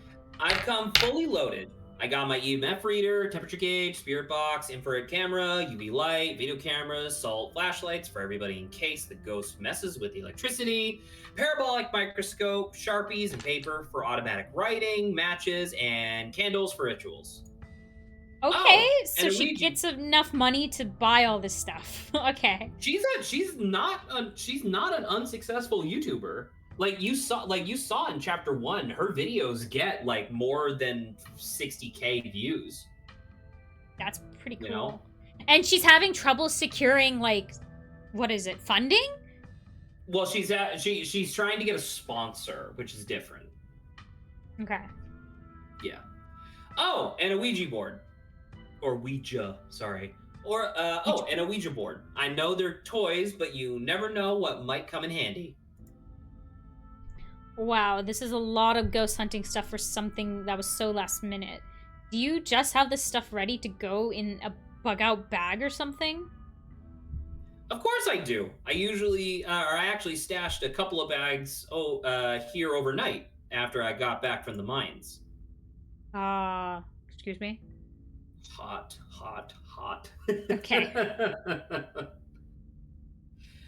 I wasn't about to... Do you think because in Disco Elysium, every character that you talk to, like every NPC, has one or more traits that they have like particularly high, right? And that like helps give you an idea as to like what their version of the world looks like. Like if you imagine playing Disco Elysium as Kim instead of the main character, his game is just different because he has different stats than you do too. I do genuinely wonder if they kind of made these characters with the idea that they have two traits. You know what I mean? Because like Oscar kind of has strong build, right? And then obviously hot is subjective. You could argue that all of them have hot, but you know, just thinking. Like Stella would totally be like optimism. No, right. Well, I don't know. I would assume that it would be the same 7 traits for everybody, but yeah, there might be different ones for different people. It's true. I wasn't about to carry everything around all day. This way we can go in light and pop out to grab more stuff once things get spooky. I may never have found any compelling evidence of ghosts, but that's not for lack of trying. And after last night, I'm more than ready to try again. Hello. Who was Avery? Well, it should be you, because now you'll have 2 and I have 2. I think I was Avery before, well, no, because Zane is coming. Does Zane talk a lot? He's a character just like everyone else. Hey, hope I'm not too late. Have I missed any creepy paranormal stuff? It was me. Sorry, I'm trying to... So. No, right, I'm trying to think. So, Stella, Tabby, Kanika, Oscar, Avery, Rosalina, Zane, blank and blank. Okay, so that is a total of 8 people. So each of us has to take 4 characters. Oh my god. So if I'm doing Stella, Stella, the kid, Tabitha, Zane, and then mystery character number 1, that means you're doing Kanika, Avery, Oscar, and mystery character number 2. I was voicing Rosalina as well. I don't know if she's here, but I'm not gonna spoil it for you, but maybe you just found your 4th character. Yeah. Well, I thought she was gonna show up, right? Since they're staying here anyway. She's living in the library, so yeah, it makes sense. Avery, glad you could make it. The more pairs of hands we have, the more equipment we can carry. Sure thing. Always happy to offer a hand or 2. Glad there'll be someone else with a level head in here tonight. Whoa, is that an EMF reader? I've never seen one in person. Look at all this stuff. Spirit box, parabolic microphone. Y'all really covered all your bases. Maybe I spoke too soon. You know, Oh, sorry, it's just me. You know me, Kanika. I'm as level-headed as they come. I'm just not ready to rule out any weird paranormal stuff. When people tell me they saw a ghost, who am I to say they didn't? I mean, y'all apparently saw some real unexplainable stuff on Monday, and that mine only collapsing out again after 100 years while y'all were in there? I'm just saying, anything seems possible right now. It's a very keen observation, Avery. That mine was completely fine for hundreds of years, and then just so happened to collapse when we were there. I mean, a Scarlet showed up, yeah. Explore Kenai. I've got a bad feeling about this. They were ditchlings. Yes! Hey! Thank God! Those mines... Okay, well, let's read the rest. The whole town is one big supernatural death trap. Those mines were chock full of ghosts last night. Last night was weird. I don't know what we saw. There's nothing unexplainable about a mine collapse. Whatever weird stuff we saw last night was probably just a gas leak. There could be a rational non-supernatural, like aliens. Sorry. So, Yeah. by the way, I do want to say, because they've mentioned it a couple times, I straight up think one of these chapters, the big monster, is going to be aliens. Because every chapter, you can bring up the fact that you believe in aliens. That's pretty funny. So that must be a thing. Anyway, we're doing this, It's a Kenai, right? yeah. It's an explorer as well, so. Who knows how many more are lurking around here. Are those the monsters you saw in the woods? Just once I'd like to actually see some of this stuff myself. Trust me, you don't. If Sybil's right, we're only going to see more of them as time goes on. We can't let them get in the way of things. I kind of want to be like, I saw ghosts. Okay? This one? Yeah. Crazy stuff. After all my fruitless ghost hunts, I basically convinced myself that ghosts weren't real. But last night we saw some really convincing evidence. Especially those figures you mentioned. Though I'm still 50-50 on whether they were cryptids or ghosts. Hopefully, whatever happens tonight will clear that up. I can't wait to wander through Oscar's house for a few uneventful hours before getting Rosalina tucked into bed. I could use a nice quiet night after everything we went through. Gonna happen. That'd be too bad. I was kind of hoping to see a ghost. Maybe it'll be a happy medium between no ghost and deadly spirit of vengeance. A Casper situation might be nice. I envy your pessimism here, but I suppose it won't be long until we get to the bottom of things. Yo, don't rush off ghost hunting without Zane. No way I was gonna forget our promise, Stella. Or your promise, Zane is Stella. tall. I am for a tall teenager. Zane, glad you could make it. I was confronted with my own mortality for the first time yesterday, so I'm desperate for answers about the afterlife to ease my troubled mind. Now let's go mess with some ghosts. I hope my house is big enough for 6 ghost hunters at once. If this is everyone, we can go ahead and door open. Oh, sorry. That's everyone. Wait, what about Tabby? What about her? She's not here. Let's get started. No, we wait. I guess she can catch up to us when she gets here. Well, if y'all are itching to get started, it's through the back. Follow me. Ooh. You and your companions grab some equipment from one of Stella's carefully stashed bug-out bags before heading towards the junction connecting Oscar's house and the library. You should just text her. I want to text Tabby. Looks like the sun has almost set. This is when stuff usually starts to kick off. I haven't been back inside for about a week, so I have no idea what to expect. Hey! You didn't think you'd be doing this without me, did you? Okay, now she's 6 years old?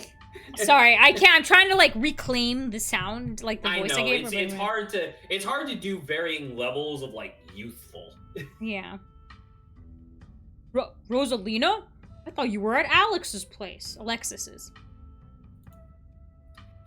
Sorry, Mr. Gutierrez. She's really convincing. Oh, hey, Zane. What's up? Yo. You don't have to leave me out of stuff like this anymore, Dad. I'm not some fragile thing that needs protecting.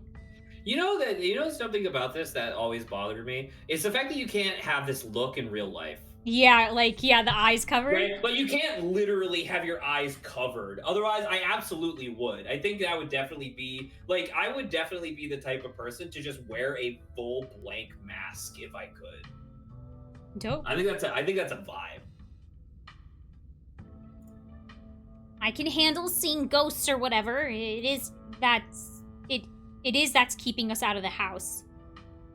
I really don't think you want to see what's in there, Rosalina. I don't know if you'd ever be able to feel safe in our house again if you knew what was in there.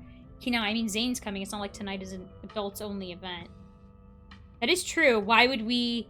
I guess that's to point out, hey, if Zane's coming, I don't think you should be, it'd be weird to say no to your daughter. I'm about to say, you're saying no to your daughter because you want to protect her, but at the same time, come on, man. Okay, we can just let's keen eye that.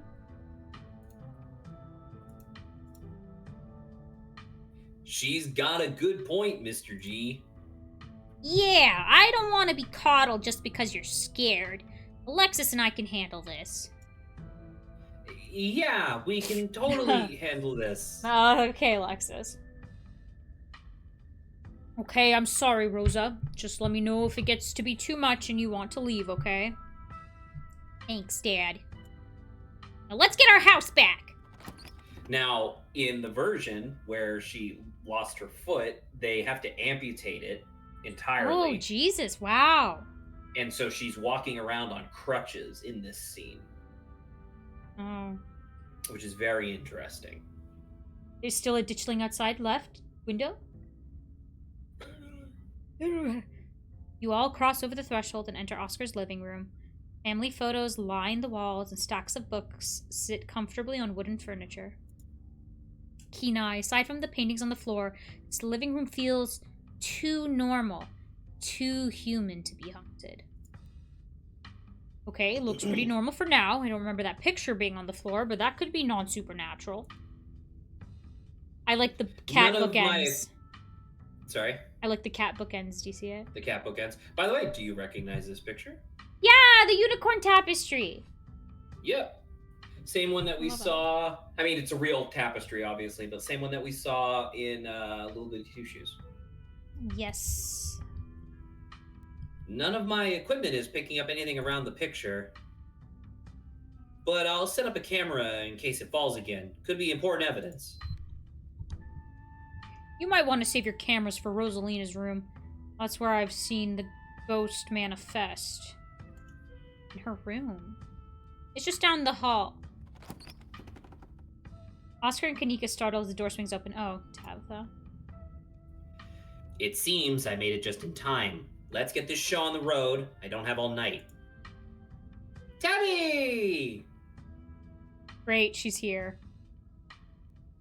Wow, Dawn, you really brought the whole gang together today. So, there's an achievement for having the maximum number of people here, which is all of this. And then there's also an achievement for having the minimum number of people here, which I believe is 4. Who's the minimum? I know, I'm assuming Kanika, Stella, Oscar, and then yourself. Okay, seems reasonable. Yeah, with everybody, I think it's 9, right? Plus Gretchen. Dog. Plus dog. I have every right to be here, Kanika. My family built this place, you know. Yeah, I know. We all know. Dawn, what made you think inviting her was a good idea? You're my cousin. She just wants to make sure I don't get hurt. What I like her. We're friends. I'm just placating her. Remain silent. Oh, okay. She wants to make sure I don't get hurt. Yeah, I'm looking out for my cousin. And yeah, I'm looking out for my cousin. Apparently was the voice I wanted to do.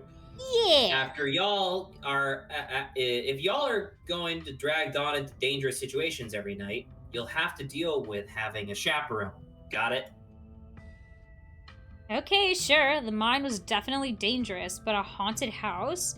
Come on, this is one of the least dangerous things someone can do. It's basically a slumber party. I don't know what you're talking about. Ghosts don't seem that great for anyone. I don't know, Kanika. I usually don't see much action out in the woods, and you know Dawn and I both wound up in a pretty hairy situation Monday night. I don't think we could rule out the possibility of grave danger. Exactly. I'm not underestimating how much danger Dawn can find herself in, even while walking through a perfectly normal house. I'm gonna turn to be like, I appreciate that. Thank you so much. Sounds like we're in for an interesting night. A, hot. B, I would be like, yeah. I'm glad I didn't stay in the same town with the people I went to high school with. No wonder small towns have so much drama. It's so, man, we really aren't like.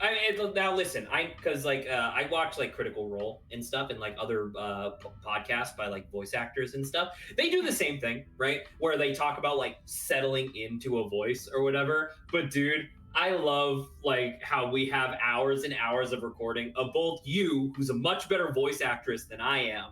But we both do the same thing of like, here's a voice. I don't remember what it was. I don't remember. Make something up. Yeah. It's so hard, man. I wonder if the ghosts will even show with this many people around. Wait, is it just me or does it suddenly feel colder? It sure does. I definitely feel that. Same. I've got chills. The temperature gun says it's actually a couple degrees colder, but that's normal. Rooms and hallways are sometimes colder than other parts of the house. Whoa, a genuine cold spot. I gotta snap a pic for posterity. He took a picture of literally the air. Is that it? This isn't very scary. Explore. Wait, Rosalina. If the ghost mostly manifests in your room, shouldn't you have seen it? Oh. Come on, ghost. I feel a presence. Come on, ghost. I'm scared. Let's just leave. Alright, gang. I think we'll cover more ground if you split up and search for clues. It's not. You gotta say that, man. No, we can't. Maybe it's just shy. Oscar, are you sure there's really a ghost? We're wasting time. Oscar said the ghost is in Rosalina. Let's ask the... Great, we found the ghost. Case closed. We're done. Good job. Now let's do this explore. I want to see if she's seen anything. I've only seen the stain. Dad made me switch rooms with him before we moved out. I wasn't about to let my daughter sleep in a haunted bedroom. I spent most of my nights on the couch before we set up shop in the library. Even if there is something back there, I'm not scared of it. I'm mad at it. Y'all are so brave. I'd be terrified sleeping somewhere that might have a ghost.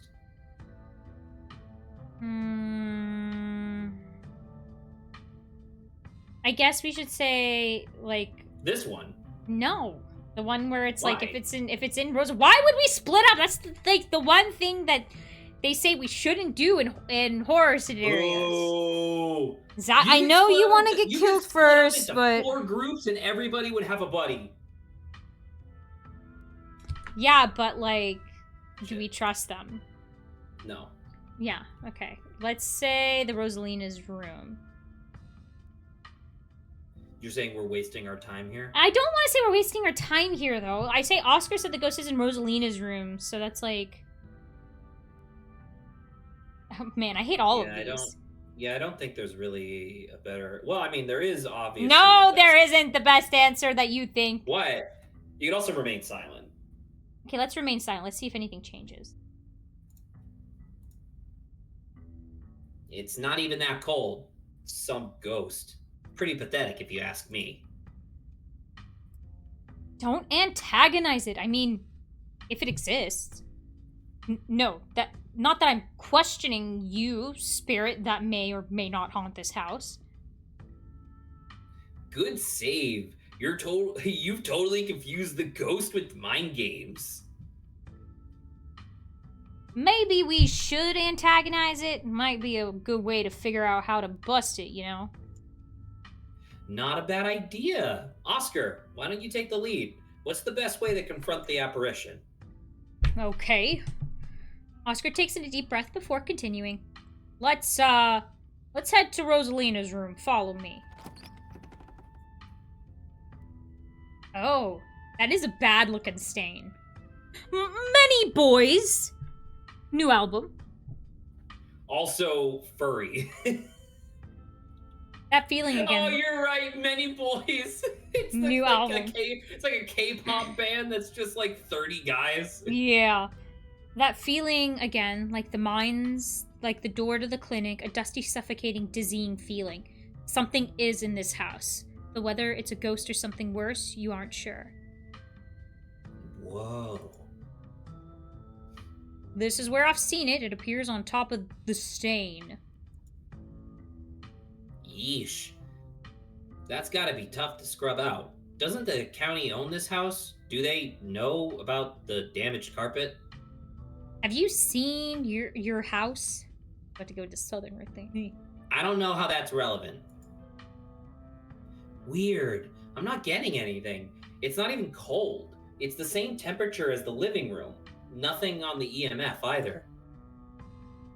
And your equipment is wrong. The stain is definitely paranormal. I've scrubbed it out too many times to count, and it just keeps coming back. It's just a stain, Dad. Can't we just cover it up? I don't mind sleeping in here. Maybe we have to scrub it out first. Could be that the paranormal stuff will activate if we give it a reason to. Oh, good idea. I've never heard of a bleach-activated ghost before. You don't use bleach to clean a carpet, Tabitha. Whatever. How was I supposed to know that? Not everybody gets to learn how to clean things. Y'all are offering free carpet cleaning. Be my guest. Have you ever tried tearing up the carpet? Ooh. It's probably just a rusty pipe. No. Are you sure you scrubbed it out? No. Ghost blood. What about something underneath? Yeah, have you tried tearing up the carpet? In a house owned by the government? Nope, I'm not messing with their carpets. I'd rather scrub ghost blood out of it every day than have the government take me to court for destroying their property. Don't worry, I'm sure they'll just take you to court for neglect instead. Did it not occur to you that there could be a leaky pipe under the floor? Plipe! Pipe. I hate to agree with Tabitha on anything, but some kind of structural damage does seem likely. Tearing up the carpet doesn't seem like such a bad idea. Like, Tabitha's bad, but Kanika is so fucking antagonistic. You know, Tabitha might be a dumb bitch, but she might be right. It's like, plus, there might be something written under there in blood. Only one way to be sure. She just what? Okay. Stella excitedly starts tugging at the corner of the carpet. Oh dear. You're doing the government a favor, really. We'll cover for you. You don't have to sweat it. That does seem pretty bad. Stella pulls down the carpet, revealing a hatch, the floor around it stained in reddish brown. Mina, there's a broken seal around its edges. Ooh, whoever carpeted over the hatch didn't want anyone going down there. Well, that's not going to help us. We have to go down there anyway.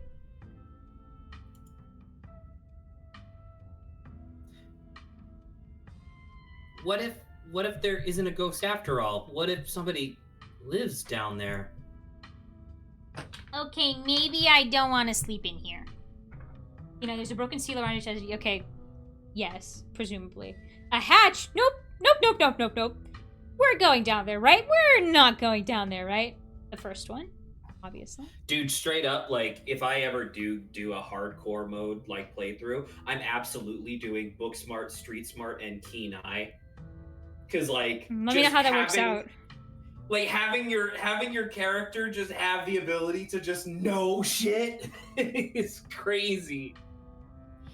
By the way, I swear to Christ, when the full game comes out, if they don't have a mode that just gives you all 7 traits, I'm going to have a conniption. I'm gonna be cry. Yeah, but how long ago was it sealed up? Whoever did this has got to be long gone, right? There's no basement in this house. At least we weren't told about a basement. And look, all the red stuff is coming from underneath. Oh yeah, this is super haunted, all right. You've got a basement chock full of ghosts. I can just feel it. So the thing is that, like, every event we've been to, it's never been about, like, averting the event. It's always about an inevitable disaster is about to happen, and we, just having to survive the event. I don't know if we can help get rid of this ghost, is what I'm thinking of. I'm just like, either something like a curse is happening, and we just have to kind of ride it out. I'm not sure. Still, no readings, though. None of the equipment has made a sound. Of course not. Y'all know last month was super rainy. It's clearly been a long time since anyone stepped foot in the basement or crawl space of or whatever is under that hatch. There must be a leak that flooded the whole area under the house. Collapsed house? Oh, by the way, depending on if you have less people, are there less hatch or ditchlings? No. Okay, same number of ditchlings. The water dissolved the caulk around the edge and leaked through to the carpet, and it's red because North Carolina has red dirt. It's simple as that. About to say, a lot of the soil in North Carolina is clay, which is red, so yeah. It's not mud, it's blood. Human blood. I've tested it. Okay, well, you tested wrong. Nice. It can't be blood, right? Kanika's right. See, I don't have like a fucking bitchy ass comment to say ahead of this. I could just say that you're right. You got a muddy floor, and that's why it's so cold in here too. There's wet dirt under the house. Congratulations, we solved your ghost problem. No way. There's an old hatch in the floor and someone tried to seal it up. We're not leaving until we know what's down there. I'm with Stella. This is my room, and I need to know what's down there. Have you considered that they may have tried sealing it up because it is unsafe? Uh-oh. Do you think the flooding could have made the house unstable? I'm all in on ghost hunting, but I don't know if I could crawl into another dangerous crevice. Good on you, Zane, for actually learning. I'm going for it. Boogity boogity. You come to an Oscar's living room. You can't tell what time it is, and your friends are nowhere in sight. Oh, shit. Actually, I think you're gonna have to do the narration. Okay, the building feels colder, and there's something about the air that feels wrong. It's stale with an undercurrent of mold and earth. It makes you feel claustrophobic, as though you're in a coffin, each breath depleting what little oxygen you have left. I'm glad you're enjoying this, Mike. Is Mike enjoying this? That's great if they are. I'm having so much fun watching this. Hey, that's great. I'm about to say, Scarlet Hall is a fantastic game. Black Tabby, if you need an evangelist with literally no following, you got me. How did we end up back here? Where is everyone? Did we pass out again? Was there a gas leak in the basement or something? Some friend Stella turned out to be. She keeps ditching me. What? I kind of fainted. Is fainting some kind of weird family thing? It was the ghost! Okay, what the hell is going on? Must be a gas leak. Is fainting some kind of weird family thing? You could say that. Yeah. Is there a genetic condition I need to be worried about? Not that I'm aware of. Nothing like this has happened before you got to town. Who knows what sort of nastiness was festering in that basement. Also, the painting is gone. Your cousin marches to the front door and opens it. What? Oh. Why does it look like Oscar's house is in front of us? Didn't we just leave? I must be misremembering things. Let's go. You're right. There shouldn't be a door there. Wait, we're not done ghost hunting. What if the others are passed out in Oscar's house somewhere deeper? Leave with Tabitha. Don't. There is no leaving. No, you're right. They're.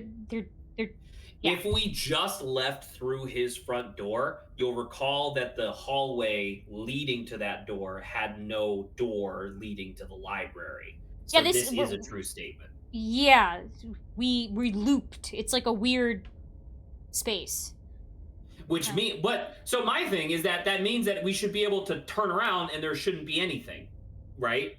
But if we turn around, there's a door. I think there's a so door. I guess it's a door on both sides. Something's messing with us, yeah. So you want to say this? Yeah.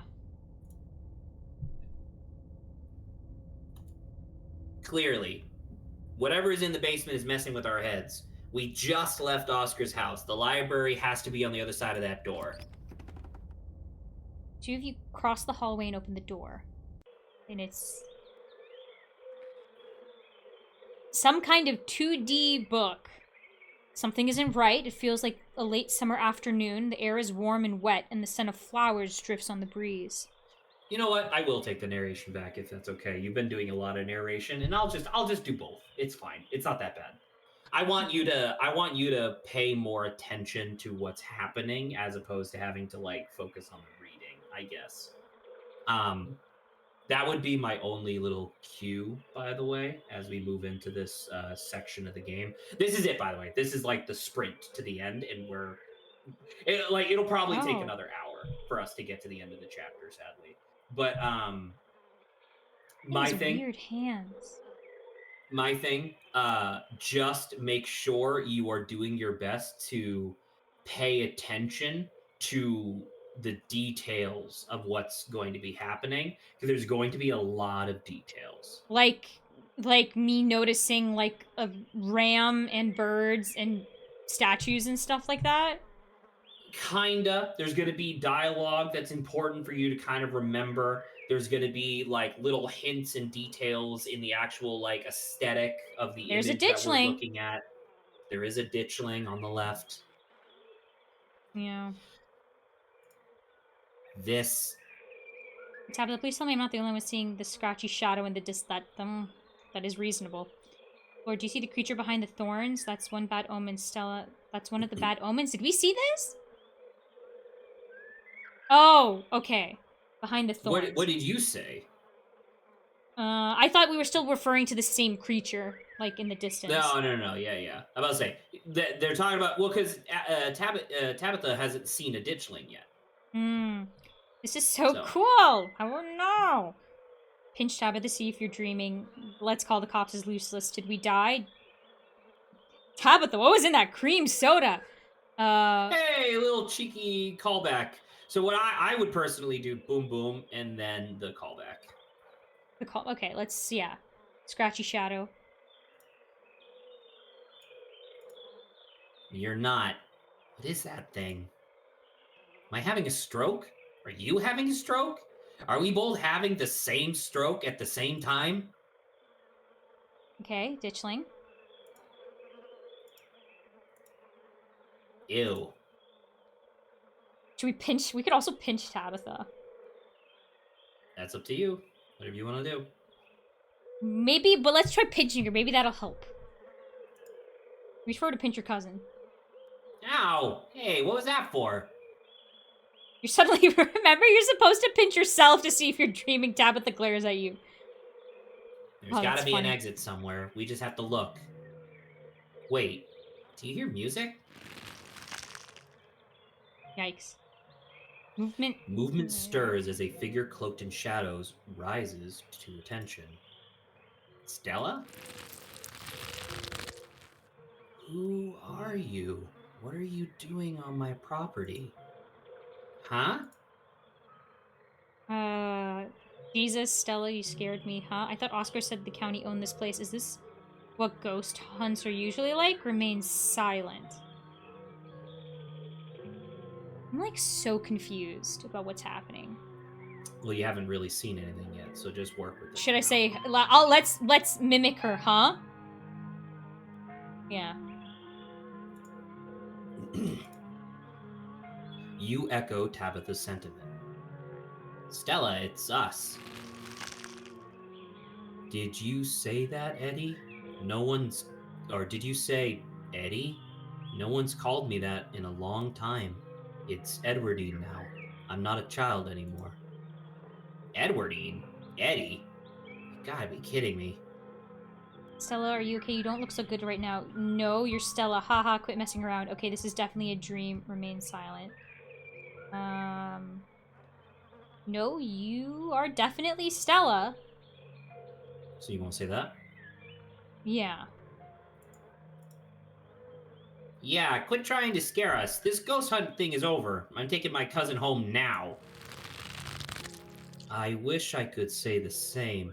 You should have stayed gone, and you absolutely shouldn't have shown up here, of all places. If you're caught, I don't think you understand what father might do. Still, I'm really scared right now. Does it even matter what I say? Am I supposed to have memorized lines or something? Play along. I'm not scared of father. Ooh. Just listen. It's just a little bit of a bummer because, like, the last monster we faced, we kind of had a bit of a hint about what was happening. I'm, like, truly, like, I have no idea what's going on. Let's say I'm not scared of father. Play along. Yeah. Okay, what is this? Some kind of scene? Great job, you got me. You can stop now. Kenai, a flash of pain in Stella's eyes tell you that she's keenly aware of everything that's happening right now. She is in agony because she's being controlled. I can't. It's not that easy for me. My brothers were sent to Norway, and now I'm the Normandy? only Scarlet left. Sorry, Normandy. Sorry, Norway. Close, yeah. And now I'm the only Scarlet left besides father. I have responsibilities, Charlie. Shut up! Shut up! She can't. She's clearly possessed. How do we snap her out of this? Is Stella the ghost? Have we been talking to a ghost this whole time playing along?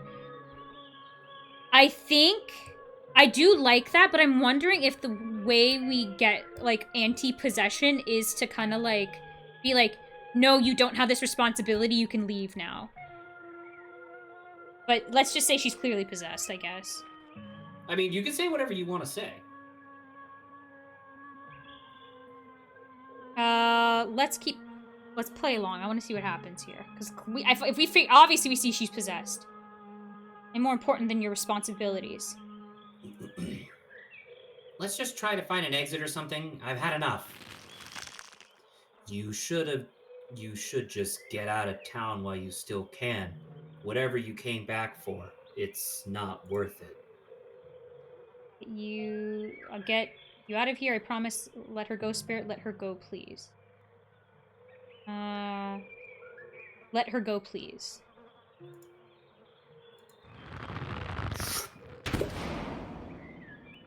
Okay, she's gone, along with the shadow in the corner of the room. The shadow in the corner of the room. Ooh, like a puppeteer. Come on, we can't. We must have taken a wrong door out of the annex. We're getting out of here before anything else happens. We have to go after Stella. I don't think we're in the woods. Hell no, I'm not going back in that house. Do you need to hold my hand? Are you scared? Hold my hand, Tabby. I'm scared. We should hold hands for safety, not because either of us is scared. Yeah, let's get the hell out of here. I would say let's hold hands for safety. Actually, that might be a good idea, only because I don't want us getting separated. She takes your hand, it trembles slightly in yours. Let's go back, all right? The two of you turn back to the way you came. Where did the annex go? Yeah. I guess even if we open the door, we'll be moving ahead, right? That's what I'm assuming. So just open the door. We should just keep moving. Step forward and open the door. Oh, lovely. Bells ring as a cacophony rages outside. The door in front of you pulsates as figures unseen bang against it. The shaded figure from the garden sits in the corner, ever so slightly mortified. Yeah. Are you kidding me? This is messed up. We need help. God, please let this call go through. Tabitha, Tabitha anxiously taps her foot as she waits for her phone to connect. Hey, it's... What? No, it's Tabitha. Don't you see the caller ID? Stop interrupting me. Can you hear I'm... Your cousin is cut off by the dial tone of a disconnected call. Great. She couldn't hear a word I said. Looks like we're on our own. No, Rosalina. Junior, pack your things quickly, hurry. Jesus, Rosalina, you scared the shit out of me. Ooh, yikes. Maybe we should run him out on a rail too. Make an example of the whole family. You kids should have just stayed in the library. I can't believe we're gonna have to rescue you again. Wait, are there multiple ghosts? Charlie and now Junior. Do you think it hurts them? We think it hurts them. Here we go. Again. Grab Tabitha. Turn around and just leave. Play along. Okay, I'll pack real good. I don't know if what I'm doing is positive, you know? But I'm assuming the faster we move the scenario along, the faster we can get out of it. That's kind of that's a fair enough assumption. Can we do the Charlie and now Junior? Yeah. Your guess is as good as mine. Maybe they're the same person. Please, he's only a child. We'll leave peacefully. Just give us a little time. They were only children too. My boy was in there. Why should I give Junior here all the time in the world to gather his little toys and fancy clothes? My boy didn't have that kind of luxury. Oh. The collapse, Junior leaving, Charlie returning, starting to come together. Why aren't we possessed? This is horrible. This whole thing is horrible. I hate it here. What are you talking about? Alexis is talking about the collapse, right? Keep listening. Keen eye. Great. Mystery solved. You can let us go now, Ghost. Don't listen to him, Charlie. Just keep packing. Looks like the others are on their way. Better hurry, boy, or you and your little dolls here might get burned up. And as for you, lady, what makes you think you're gonna be keeping any of those valuables you're packing in that fine suitcase of yours? God, this sucks. I can't imagine what it must be like to be driven out of your home like this. I wonder how many rooms there are. Play along, Mommy. I'm scared. Make the bad man go away. Keep listening. Let's play along, I guess. I can't really see much else to be doing. Don't play along, Dawn. Trust me, boy. The coppers ain't coming here tonight. And what makes you think you can talk to an adult like that? Maybe they should have had you working in the mines too, instead of lazing around in this big house. Maybe you'd have learned a thing or two about respecting your elders. Don't talk to my son like that. Don't talk to me like that, woman. I call the shots. Now get out. Unless you want to go up in flames with all your precious jewels and expensive dresses. You're lucky I'm letting you leave.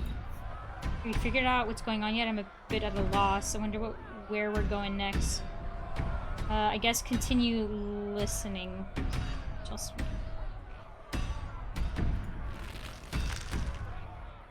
It's okay, Charlie. You can make new ones even better than these. It's good for him. Should have been playing with dolls anyway. Now you're gonna have to earn your keep just like the rest of us, boy. No more big inheritance for you. Alexis and Rosalina are whisked away, leaving you and Tabitha in the empty room. So, if you hadn't have gotten Alexis and Rosalina to come along, this scene would have just been the scene with no dialogue. Oh. Mm-hmm. Okay. So that is what I was referring to when I said that the more people you invite, the more information you're going to get, but you're exposing them to something terrible, as indicated by the fact that you saw that, you know, they were in pain. Stella was in horrible pain. As they depart, the front door stops pounding and opens into a beckoning white void. Where in hell We both died and we're in hell. Are we supposed to be Charlie? Is Charlie the ghost? Who did you call on the phone earlier? I don't think that matters. Okay. Ooh, that's actually interesting. Okay, let's put our heads together. What do we know? There's so many ditchlings here. Pull yourself together, Tabitha. We're not dead. Well, I guess there's only one way to get the end of this, shall we? Continue through the door real fast. Let's try to see. Yeah, let's put our heads together. We know we can't leave, and we know that we're not possessed, at least as far as we can tell. And whatever we saw in this room, at least, happened right after the Shaw mine collapse in 1918. I think the only option on the table for us right now is to keep doing what it wants us to do. Maybe it'll stop at some point, or maybe we'll figure out a way to escape. Are we supposed to be Charlie? Your guess is as good as mine. You could say there's so many ditchlings. I guess these are all explore. I think we can just keep asking. Yeah. Yeah, there are. Those things are horrible. No wonder you were such a mess when you came back on Monday. Oh, thank you. I guess who were you trying to call? Maybe it's Sybil. Honestly, that would have been super nice. Friend of the family. Not that it matters, though. The call didn't go through, so we're on our own. Okay. You're right. There's only one way to get through this, shall we? Yeah. Might as well. Yeah, let's get this over with. You and Tabitha walk up to where the pounding door used to stand and step into the void. You're outside, and it's night, a false moon looming massive in the painted sky. The night feels thick and warm, the insects lively, their calls unnaturally tinny. Everything feels warped and wrong, like you're listening to a record fished out from the bottom of a pond. Yeah, what magic words do we have to say to let us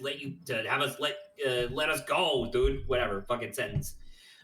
We're sorry, okay? Whatever our family did to piss you off so much, we're sorry. Oh. You poor dear. I've been keeping track of you scuttling around town like a tomcat. You've fallen hard for Miss Edwardine, haven't you? Is it just me or does the shadow keep getting closer? Oh god.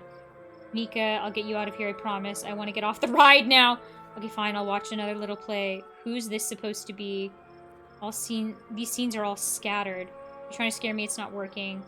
Listen to the figure. Play along. Dang, how'd you know I'd have the hots for Edwardine? I want to see these scenes are all scattered. Seems like the last one was some kind of childhood memory, and this one must be after he met back up with Edwardine. Wait, what am I doing? I refuse to get invested in figuring out this weird little puzzle. Invested! There's no need to be embarrassed. Your secret is safe with me. You know, I never did approve of what the Scarlets did to your family, and what it did to the two of you young'uns. I think I just figured out who. Whoa! Okay, okay. Sorry, I think I just figured out who this character is supposed to be. That's crazy. Okay. Childhood sweethearts, you think how lovely it would be if you could just be happy together. That's what you want, isn't it? Sorry, I'm taking a screenshot to save for later after we discuss this. You know, it looks like there's more to this haunting other than the collapse. So Edwardine and Charlie, the plot thickens. Who's this supposed to be? Play along, that's all I want. What should I do? Play along. Actually, all I want is to get out of this place. Do you have any ideas? Listen to the figure. Keen eye! Keen eye! Yep. I don't think I want to know so much about some fling my great-grandmother had. This is definitely too much information. And it really has nothing to do with me. I'm sure by now you've realized the young lady doesn't plan on leaving with you, but it's not for lack of desire, as you well know. It's Enoch. Even if you dragged her over the town limits, his hold over her would make sure neither of you were ever happy again. Is that the father? So Enoch is her father, is Edwardine's father, but I believe, unless I'm wrong, I think Enoch was the founder's son. I think, right? Mm-hmm. So it's all like family lineage nonsense, right? Just think of what happened to your poor mother and father. Do you want that to be the two of you? Explore. What do you know about Enoch, Tabitha? Has there been some kind of theme with the possession, like who's playing what role? There's a lot of Kenai. That's actually a really based on the thing that I just thought of. That's a crazy observation for them to just give you. That's awesome. Another Kenai. Is the ghost mad because Edwardine and Charlie's romance didn't work out? What happened to our parents? Aw, cute. A secret romance? How long? Why wouldn't I want to be like my parents? What do you even know about my parents? So that top Kenai is probably pretty good. Right? Because we're trying to figure out how to get out of here, so this has to be some kind of clue. Makes sense. So you want to do this one? Yeah. Like, who's playing what role? Stella was Edwardine. Rosalina seemed to be playing the guy's mom. Alexis was some angry townsperson. And Kanika is some nosy old lady. If there's a pattern here, I'm not seeing it. Maybe it's just pulling the closest matches it can find. Maybe it'll be clear once we've seen the full ensemble. You're starting to get into the puzzle, aren't you? Listen to the figurine. That is kind of funny. That is really funny. But you want to say that, or you want to do? Like none of the other ones is like it's. I don't think I'm like picking up on anything. So yeah, let's just say this. You're starting to get into the puzzle. What? No, I'm just concerned about us getting out of here. The powers at work here are stronger than ever your love could withstand. You need to break the bonds holding her here, then you can both go free. No more misfortune, not for you, not for anyone else bold enough to step foot outside the holler. Nika, this is, I mean, if you want to say this. Oh, sorry. Kanika mimes handing you something, though her hand is empty. Everything you need to know is on that map. Kenai, the symbolism of these rooms could be helpful. I think I can parse some of it. Thoughts? What's with the misfortune in stepping foot outside the holler? Is the town cursed? Oh, an item to quest for when we get out of here! Breaking the bonds, requiring a map sounds like a quest. So long, thank you, I shall do as you say. Listen to the figure. So, Keen, obviously, Kenai. And you're getting so many, like, bonus dialogue options with Kenai. The flies over the flowers could symbolize something that looks like it should be sweet, but is actually rotten. Do you know what some of the other stuff is? Like in this room, per se? No, and I don't see how that helps us. It's obvious that no one should trust this lady. I mean, just listen to the way she talks. I don't need a fly-infested flower to tell me something is up with her. That's where you'll find them. You need her there. Then read what I've written down, and be careful. Good luck to the both of you. I hope you get your happiness. And then she's gone. And then she's gone. Tabitha sighs. Okay, let's find a way out. Unless you have any ideas. I don't think there's anything else we can do until we get to the end. Or until we die. Whichever. Oh, optimistic, Tabitha. Before the two of you can leave, a smell hits you. Sweating.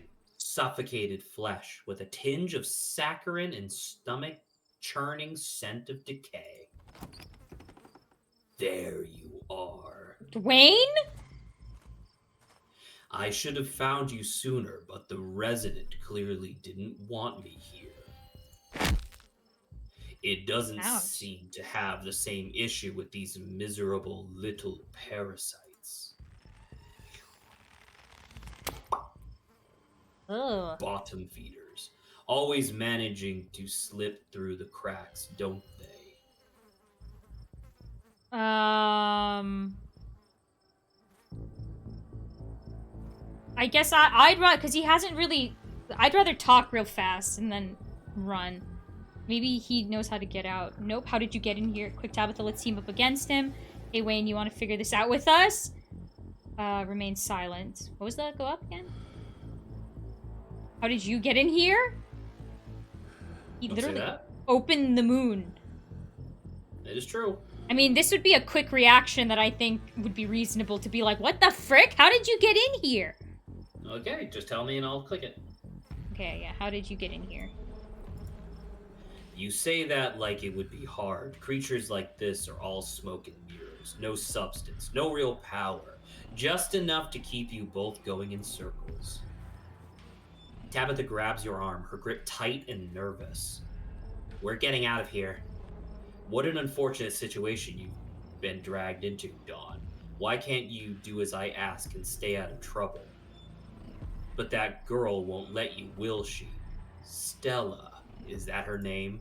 Perhaps I should pay her a visit soon, if she makes it out of here alive. Okay, now he's actively... Okay. Tabitha bolts from the underbrush, desperately pulling you along. So do you remember what I kind of spoilered for you about Wayne? About his relationship with Tabitha, or that he's like, he hasn't made any threats yet, but... Well, about his relationship with Tabitha. Yeah. So as far as Tabitha knows, and this is just a theory, but as far as Tabitha knows, she was dating Wayne. Pearl Ann objected. Wayne disappeared one day, and it was heavily implied by Pearl Ann that he was dead. And now Tabitha saw him in person. Yeah. And it's like, that's Wayne. Right? And he's Yeah. clearly fucked up. Like, right? Like, his shirt is so covered in blood. And by the way, every time you see him, it's more red. Yeah, he does seem like more messed up. Yes, Stella. You know, so Wayne is connected to the ditchlings? Oh no, what is he gonna do? Hey, are you okay? That couldn't have been easy for you to see, Tabitha. Who the hell is he? Tell me now, did you kill Sam Wayne? That's very formative. I mean, I don't believe the Kenai, but why not say Kenai? That is a good question. I mean, he's like, I guess this would be because he's like, he knew about them, right? He called them bottom feeders. Yeah. So might as well So you say the wanna say it? Kenai. Yeah, because that's special dialogue, so. That is unique dialogue, yeah. So Wayne is connected to the ditchlings. He knew about them.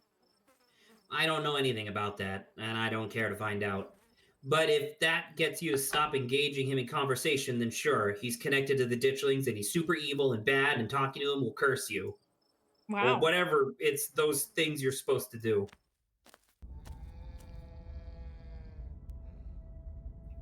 This scene looks lovely.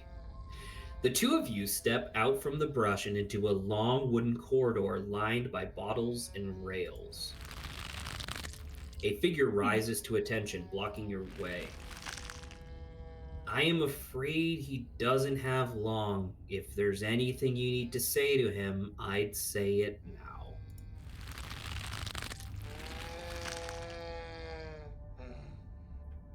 Now it is very As close. Zane now. is swept away, the room pulls itself to you and you find yourself looming over a deathbed. Oscar lies in its center, looking pitifully small. So keep that in mind, right? This is the third of 3 scenes that you are guaranteed to see. All other scenes we have gotten or will get are completely optional. Like, you just wouldn't have gotten dialogue Oh, if you didn't yeah, take if you didn't the have person. the people, yeah. Right? Because it's always Oscar, Kanika, and Stella. Mm-hmm. I'm sorry, boy. Sorry I let my troubles drive your mama away. And sorry those troubles mean I'm leaving you all alone now. Nice, so Oscar is Charlie Sr. So this is the dad played by a dad. Oscar, I'm so sorry. Play along, it's okay, I forgive you. It'll all be over soon. Let the spirit talk. Kenai, obviously. Yeah, Charles Shaw Sr. You should probably know about him by now. Everyone in Scarlet Hollow knows about him. But they don't know about his son. Seems like a bad guy. What do you know about Charles Jr.? What happened to Charles Shaw Sr.? Our family did this to him. Leave it at that. What happened to... What do you know about Charles Jr.? As much as you do? I don't even know there was a Charles Jr. until tonight. Besides, the ghost is filling us in on more and more of his life story. I'm sure we'll both be experts on everything Charles Jr. by the time this is over, if it ever ends.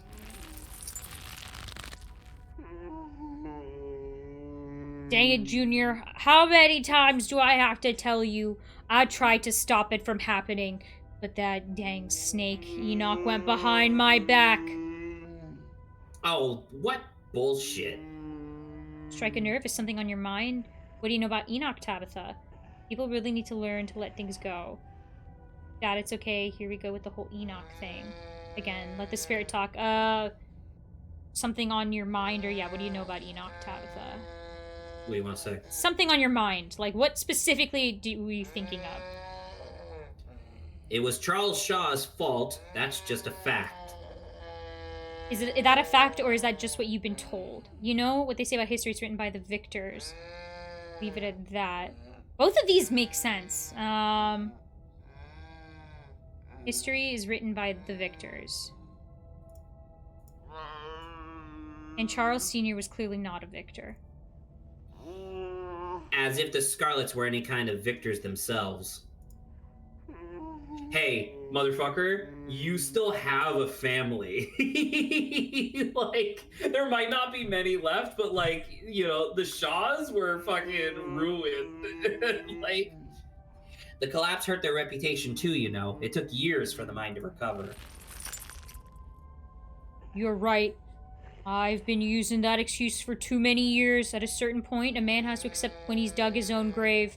They may have run me out, but they didn't put the bottle in my hand. Still, they destroyed our legacy, boy. Both our names are cursed with that history. I'll be dead and gone soon, but I won't be able to rest.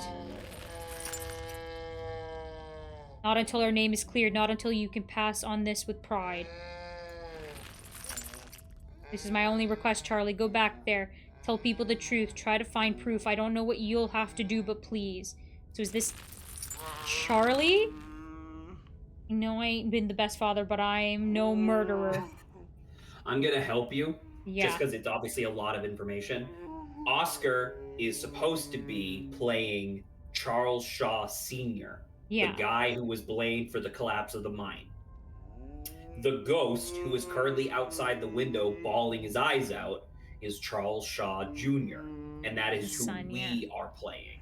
Us and Tabitha are collectively playing the role of Charles Shaw Jr. Okay. So, so that's why we're hearing sobbing. I'm so confused. I'm guessing this request didn't really pan out. Do you think that's why he was getting close with Edwardine? So wait, after the scene with Rosalina, before this, okay, scene with Stella. I don't know, maybe you are a murderer. It seems to me like you killed yourself. Ooh.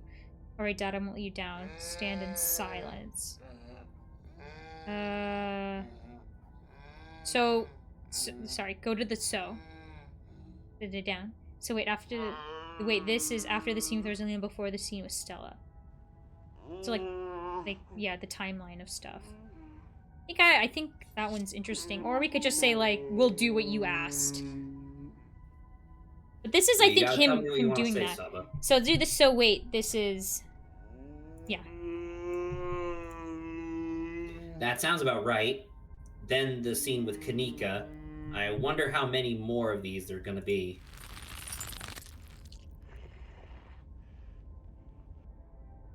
Dang it, boy. I may not have till the morning. Promise me. Promise you'll go back at the very least. Show that Enoch bastard what for. I promise. No, stand in silence. We need to say... Let's say I promise.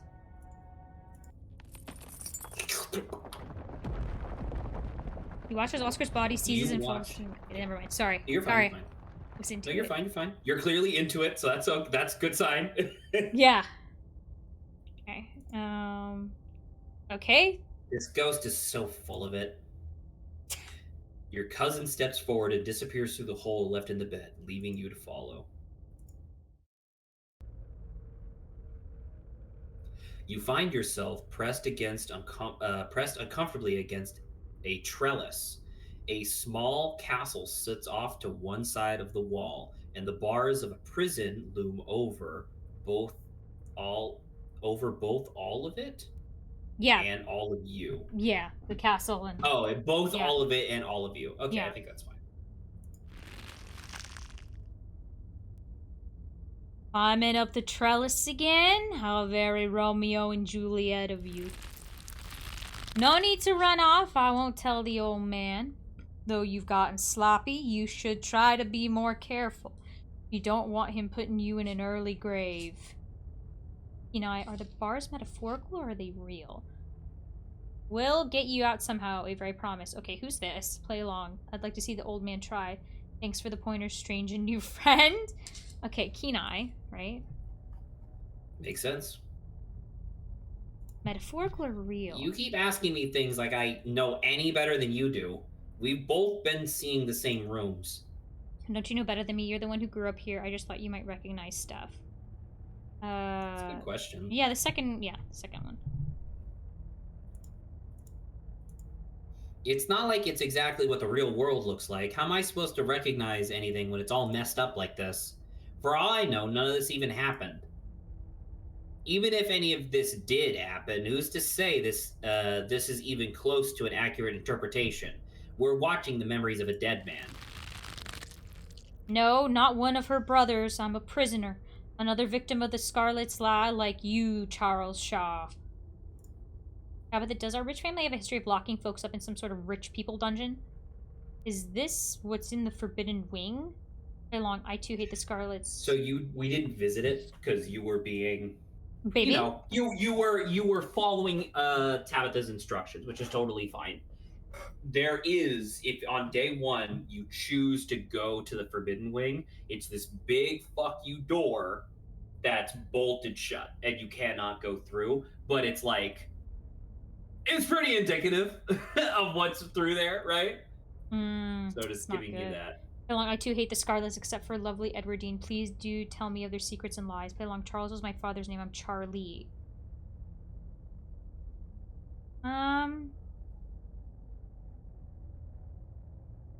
Maybe like go down the play along. One of the play along. Please do tell me their secrets and lies. Yeah. Don't go into acting, okay? Okay, I tried my best. A mere generation makes no difference. His blood runs in your veins, does it not? And now it runs in hers.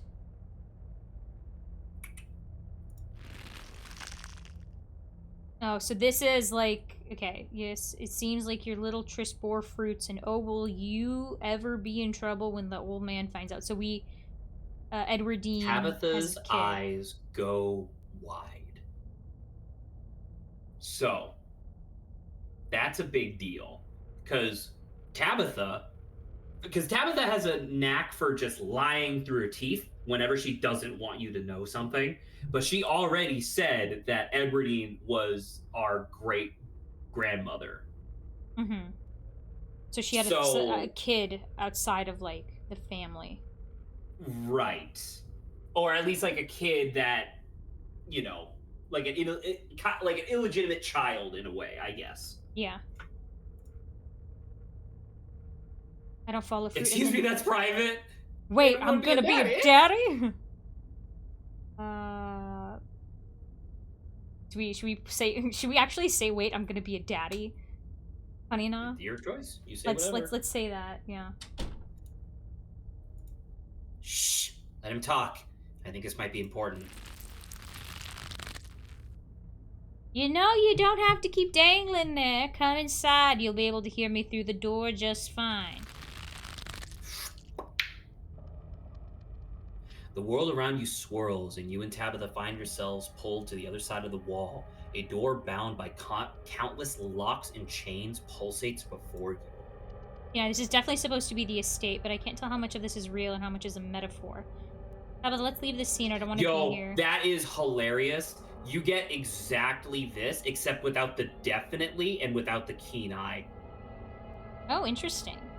Yeah, I think is this supposed to be the estate? Right, I think is the statement, but like this is funny how it's definitely the estate. Yeah. Did you get what's going on here? How long do you not want me to let you out? I'm not messing with those locks. Remain silent. Okay, obviously keen eye. We should do that. Oh my god. Stop talking. We're gonna miss something. That's not what I invited you in for. I couldn't escape even with your help. I merely wanted to offer a warning. Leave town now. Well, Tabitha, you heard it. I better leave town. I wish I could. I wish I could. Why? Why should I? Maybe play along. I wish I could. You can't take her with you. It's not possible. You can always stay and die, but if I were you, I would use my healthy legs and run as far away from Scarlet Hollow as possible. I hear the beaches are nice. Why don't you take a permanent vacation there? This mysterious figure has the right idea. I'm guessing he doesn't do that. I'd kill to go to a beach right now. There's the beach again. A lot of people around these parts seem obsessed with the place. Remain silent. Why should I trust you? I think remaining silent may be okay here.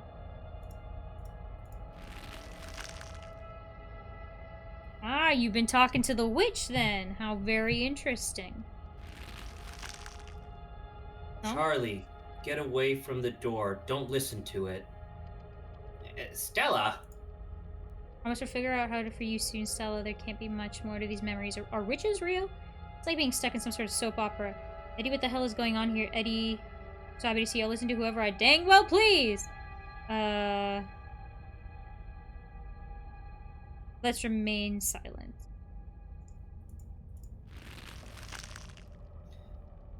How does it know that? This is too much. I just want to go home. Do you feel sick? I feel sick. You know, can we talk now? What do you know about this place? Yeah, I feel pretty sick much the whole time. That room, what's the deal with that room? Are we related to Charlie? You know, we're in the state we're supposed to be right now. Let's move on. I don't want to leave our friends in this ghostish clusters any longer. I have to. In silent. Well, yeah, Kenai. I mean, this is almost certainly the estate, and whatever we just saw probably happened in the Forbidden Wing, just based off the location of the windows. That half of the house has been off limits for over a decade. I don't know what we just saw, okay? And I know what it sounded like here, but Charlie isn't related to us. I know that much. I think. Come on, the quicker we get through this, the quicker we can get out of this ghost place. Hopefully. You and Tabitha walk after Stella and into the darkness. You and your cousin find yourselves crouched under a large table. Stella stares through you as indecipherable murmurs and shuffling feet echo from the ends of the table. Ah, I don't know how, but this feels so much worse than the last room. They're so lovely. Are you sure I can have one? You must have worked very hard on them. You know, we've got to be near the end, right? That music is the same song that started playing when Stella first showed up. Because we're supposed to be kids now. Not more puppets. Someone extra creepy. Is she doing a baby voice? Play along. It's a gift, take it. Okay, now you got a point. No puppets for you then. Remain silent. Okay, well, once again, Kenai. Yeah, we gotta be near the end, Using right? like your metatextual knowledge to be like, yeah, it's obviously this. Yeah, I think you're right. What a creepy scene to end things on. I can't believe the ghost is making Stella humiliate herself like this by doing a baby voice. It's embarrassing. I'm not doing a baby voice. You can't. Yeah, it's fine. I'll try to keep it away from my brothers so they don't smash it, though I wish I could make it move like you can. And you can even do the voices. You know, you can probably make real money if you put on a show for people. You know, oh, so that's why everyone's been moving so weirdly. Oh, they got a thing for puppets. Yeah, that seems reasonable. Dang, even Possessed Stella's out here trying to monetize hobbies. We're nearing the end of things. Do we have a plan yet? Play along. It's not in the money. These wooden dolls are merely stepping stones to the real deal. People. Ooh. That's the plan, or maybe you can come with me and we can both avoid the horrible things that are going to happen in this town. We should do Kenai, because once again, it's like one thing we're not going to get in other playthroughs. He sure does. A traveling show, and you want me to be there too? Oh, could we go to towns along the beach? I heard the Outer Banks are the most beautiful place in the world. We should go back in time all those years ago and tell them what we know. With the beach. Silent. Again with the beach, yeah, done. Look, we live in a state with some of the most gorgeous beaches. We're stuck up in the hills. And we're stuck up in the hills. I know the mountains are pretty, but of course folks who live up here want to get away to someplace that's the complete opposite, right? Thank you, Charlie. I've always wanted to see the ocean.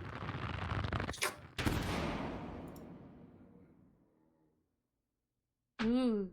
You can see the tiniest shimmer of tear in Tabitha's eyes. She blinks and they're gone. There. Are you done now, Charlie? Can we leave? Everything crashes in a thunderous black before you or Tabitha can get in another way. Oh, yes, the puppet.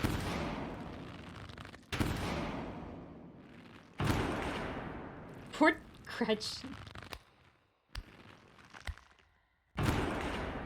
A single spotlight remains, illuminating a trapdoor in the center of the stage. You feel drawn to it.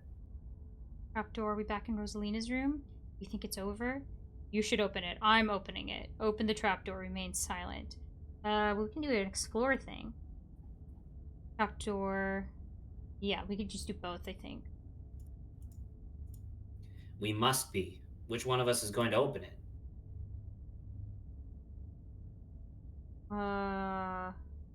Shoot, it's not the second option, right? I would say I'm scared. This is pretty scary. Me too. Okay, I'll do it. Open the trapdoor. Okay, I'll do it. You carefully step towards the trapdoor. It creaks open all on its own. Oh god, this is so much worse than opening it ourselves. You and Tabitha are shoved from behind and tumble through the hatch. It is a carving. It looks like some digging. It took some digging, but it's there. The map was right. That means there's hope, Eddie. Whatever it is that Enoch did, we can undo it. Okay. We could be happy to get... Oh, no. Edwardine. Eddie? Oh, dear.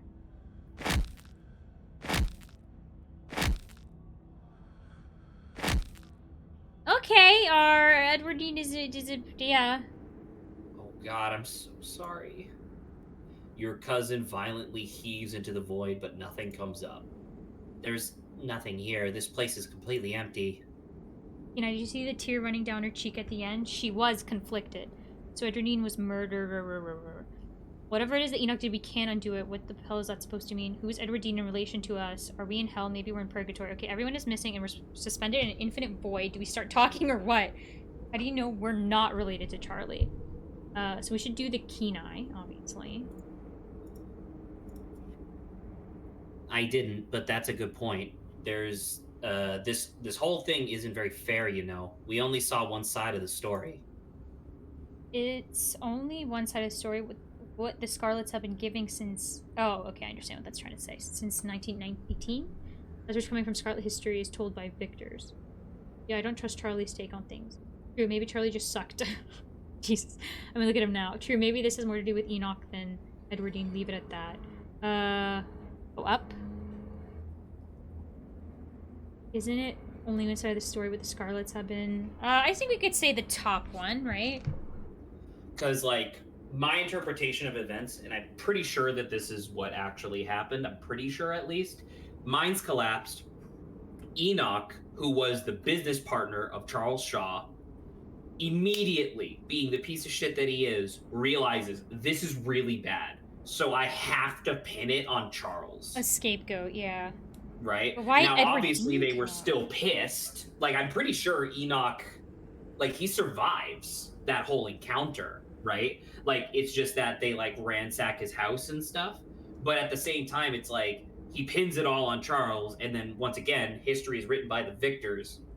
The victors is not the person wearing the crown dancing in the streets, you know what I mean? The victor is the person who lives. Yeah. So So the top one. we want You want to say this? Yeah. Shut up. What now? We're on trial. Do you repent?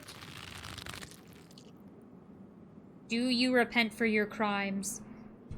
Tabitha's the one. Jesus. Okay, are you talking about? I haven't even set foot in this town for a couple of days. Why should I be? I'm not responsible for any of this. Yes. No. I'm sorry you died. You gotta let this go, man. Get over it. Let it continue. I don't think... Like, even if we say yes, I feel like Tabitha also has to say yes. But I want you to tell me, in Saba's opinion, are we responsible for this? No. That is like, you know, we're not responsible for the sins of our father, right? You know, was saying or something.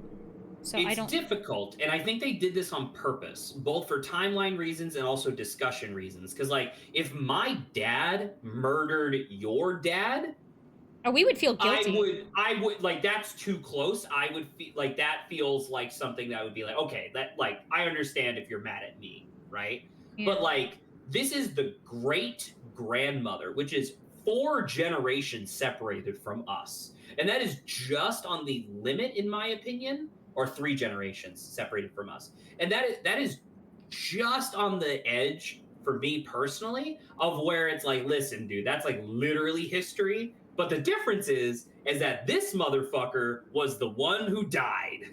Yeah. So straight up, what do you want to say? Like, how do you want to argue this? Can you scroll up again real fast? Go down. Yes, no. I'm sorry. Like, I want to be like, I'm sorry you died, but that's also not me. Like, if you want us to tell your story, we can do that. But... So... Yeah. Can I give you a ditty? Of course. About this? Thank you. I appreciate you accepting this. So, chapter 4, you can only get the good ending if you're A, hot, and B, have already established romantic interest prior to the, like, turn, right? Because obviously each of these chapters has, like, the intro bit, the part where shit gets spooky, and then the denouement as you close out to the next chapter, right? It's always separated into those 3 blocks. This is the first time that something like that happens. The only good ending, or not good ending, like the best ending for this scenario is you have to A, be book smart, and way at the beginning, I don't even know if you remember this from episode 1, when you were just just randomly talking to Stella in the woods. She asked you what your job was, and you could have picked attorney. Oh, so and you could know this. If you picked attorney, but don't have book smarts, you're struggling, in which case it doesn't help you here. But if you're book smart and you picked attorney, you're great at law, and you have a new option for this where clearly this is a trial. You treat it like a real trial, and you start citing actual era laws that Charlie would be beholden to. That's crazy. And you're able to like legally argue your ass out of this situation scot-free. I am here to tell you that is not going to happen here. You can make it less bad, but you cannot get out of this scot-free. So don't try, I guess. Try to make it as good as possible, but there is going to be consequences. Does my line of thinking make sense to you? Like, at least just say like, I'm sorry you died, but like that's like my ancestor. I'm not really sure how I can repent for you. That is the legal argument you make if you have book smarts and are an attorney. Okay. The argument that you make is that it's like, it's too far, I am not beholden to them, but I do promise you on a personal level, I will try to make this right. And then that's when he lets you go, because you make both of those arguments back to back, essentially.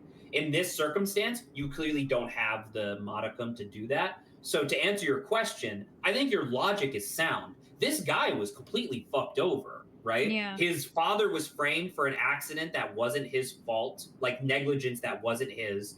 And then Charlie got murdered by the love of his life. Yeah. You know? Ugh.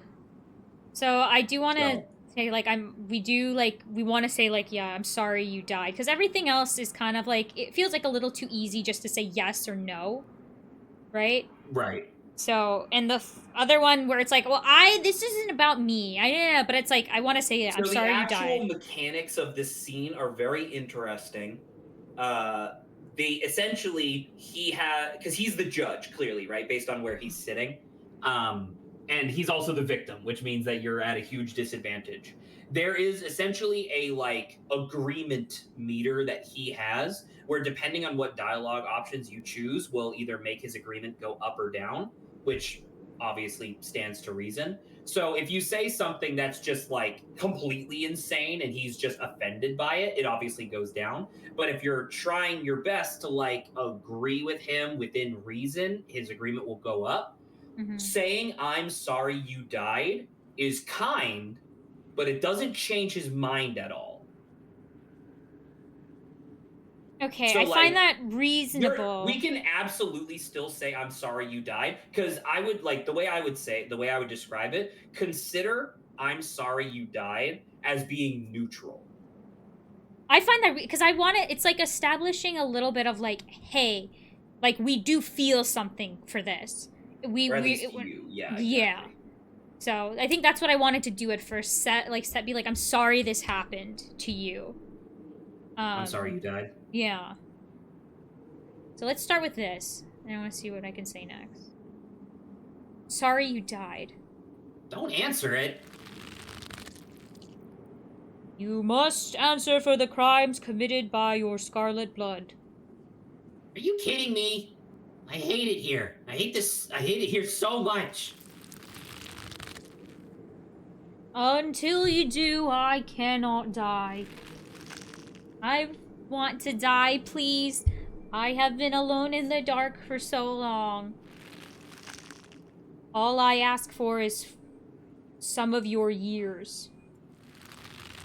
To pay for the years that were taken from me.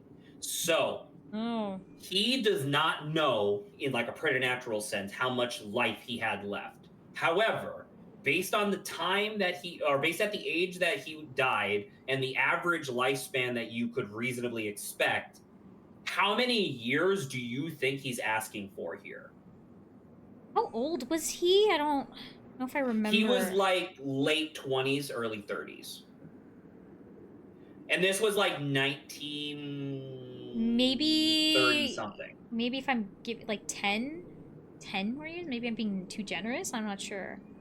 You think that Charlie thinks he was going to die at 40.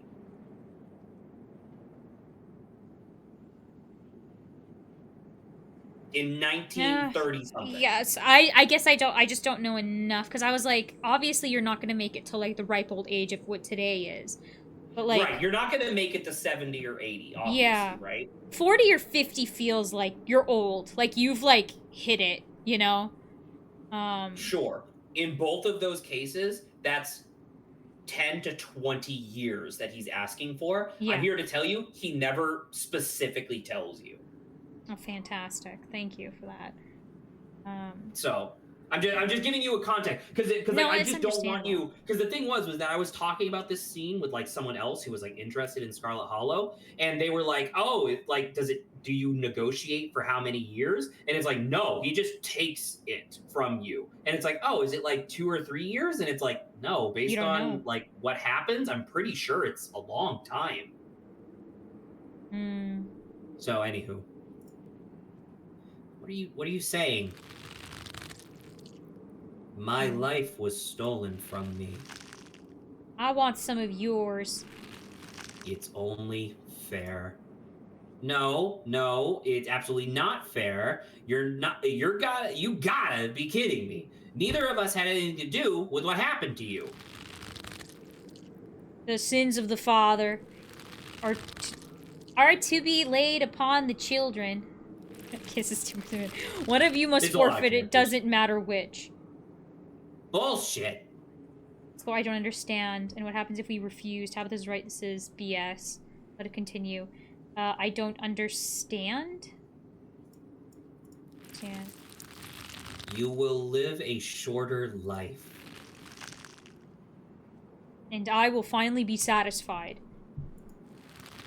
I will have justice. I will finally die. I will leave this house at last. Oh, I never seen this before.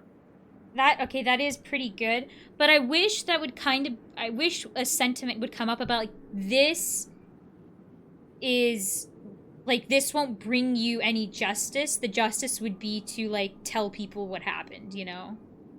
Well, yeah, right? Well, Yeah. guess what, Saba? That's that as what an you option. argue when you're book smart and a lawyer, Yeah. Oh, apparently right? we're too stupid. Like when to you're do that. when you're book smart and a lawyer, you make two arguments: one, that you are not legally obligated to do so, but two, that you will carry on the legacy and do what he, do what he actually my life wants. would be, and what Because what the thing is, this motherfucker, like, that's what, 1930 something, right? That's 90 years ago, right? Mm-hmm. So this motherfucker has been alone in a dark hole, sitting on top of a fucking cursed stone carving for 90 years. Him asking for years is out of, like, spite and anger. The actual thing he wants is to avenge his father. Yeah. Right? So... Scroll down. We don't really have any option to say that, though, right? No, absolutely not. So how much shorter would my life be? You aren't seriously entertaining this thing, are you? That isn't for you to know. Just as it wasn't for me to know. One day, sooner than you'd like, you will die. Well, I don't, like, I agree with Tabitha, but, like, not with this wording. So I will tell you, by the way, if you choose to refuse, the ghost just fucking takes it from all of the people. Yeah, I don't think this is something we can refuse anyway. Do you agree with me that, like, even, like, the second one's really harshly toned? Yes, absolutely. It's not going to help you. Yeah, so let it continue. Okay. The sentence has been handed down. Make your choice. I hope I didn't come too late, Sybil. Mom? Look at their eyes. They're back to normal? All of you had better get out of here before the spirit regains its composure. This is certainly a strong one, isn't it? Don't worry about the others, they're safe. I got your call. Oh, she called her Tabitha, but it was definitely not easy getting down here. Get us out of this pit, Sybil. Tabitha, I don't think it's wise to leave something like this where anyone could stumble across it. Why is that our problem? It wants something, doesn't it? And I think you know which of you should volunteer. You must be joking. You're the eldest cousin. You're the one who's actually lived in this town. It's only right. Absolutely not. We should just leave. I'm not going to do the demands of some dead guy. I agree with Sybil. Tabitha, you be the one to handle. I'm not leaving before I put this thing to rest. And with Tabitha, neither of this... this ghost anything. Let's just leave. So it's... I would say it's really bad to leave. So I'm not leaving before I put this thing to rest. Okay, you want to do that? Well, I think we're gonna be screwed. Like, even though we're gonna leave, like, I think something worse will just happen to us.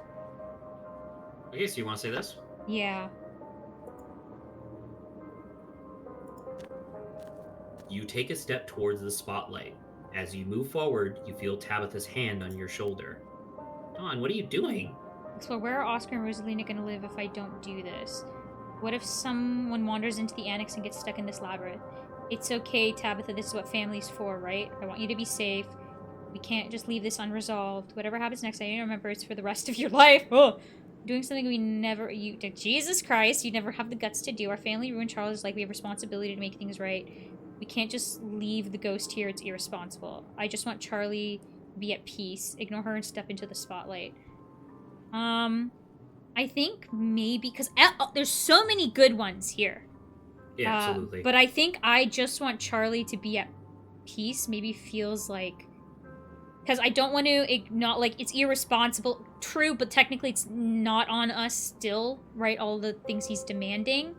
But asking him to be at peace for all this stuff, I think, is good. So you want to say this? Yeah. After everything he's done to us, after everything he's done to Stella.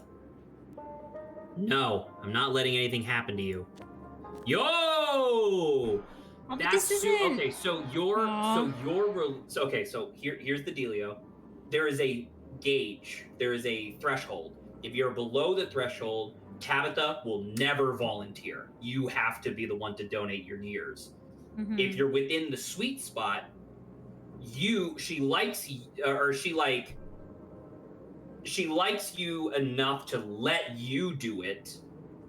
But if she likes you too much, she insists on doing it. Oh dear. So because you're hot and you've been multiplying your like affection gain so much. Holy shit. Mm. Let's get this over with. The illusion of choice. Have a major decision taken away from you. That's crazy. As Tabitha steps into the spotlight, everything crashes to black. And here's the cutscene.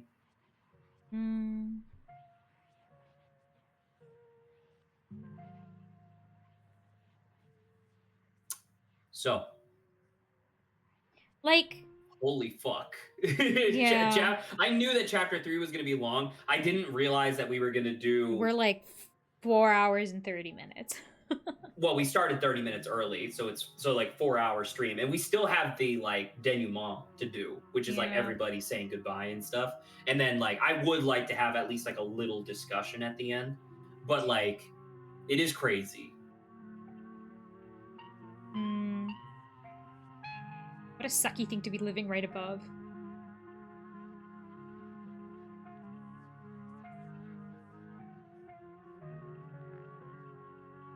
Sorry, dude.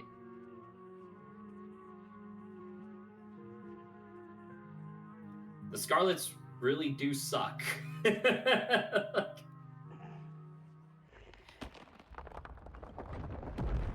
You come to in the basement. It's cold and wet, and a mound of dirt sits before you. Oh, thank God. Wow!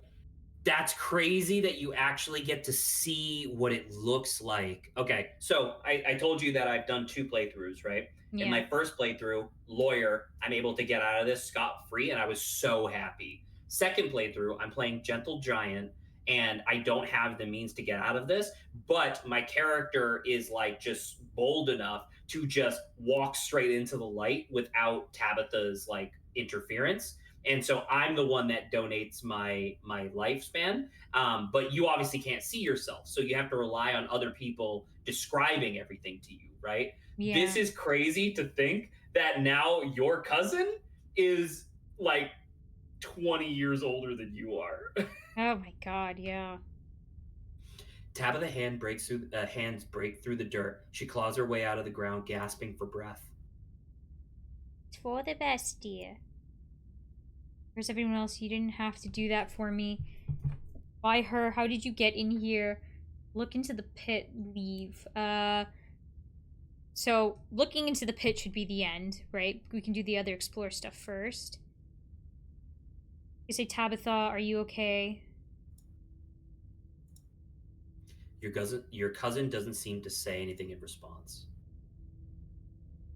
She okay, Sybil? Why her? How did you get in here? I'm gonna... Okay, is she okay? She's in shock right now. Having a spirit rip out a part of you isn't exactly a pleasant experience. She should recover, though. Mostly. Don't talk about me like I'm not here. See, she'll be fine. Tabitha mutters something under her breath.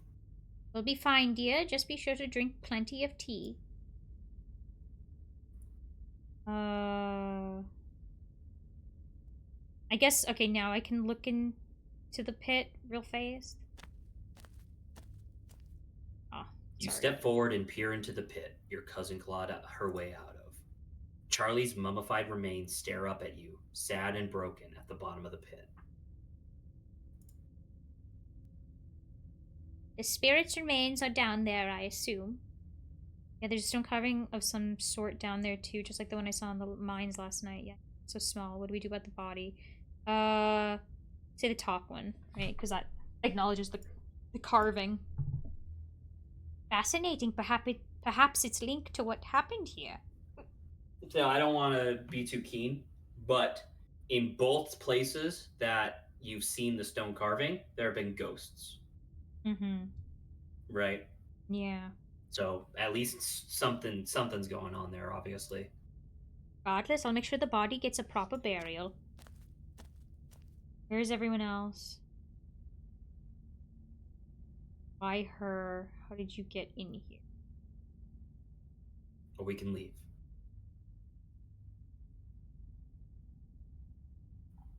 Yeah, I guess none of these actually matter as questions, so yeah, I guess we should just leave. Somber about this. Come on, Tabitha, let's get out of here.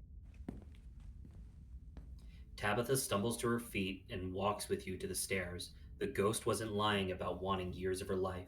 The lines on her face now mark your cousin as on the cusp of middle age.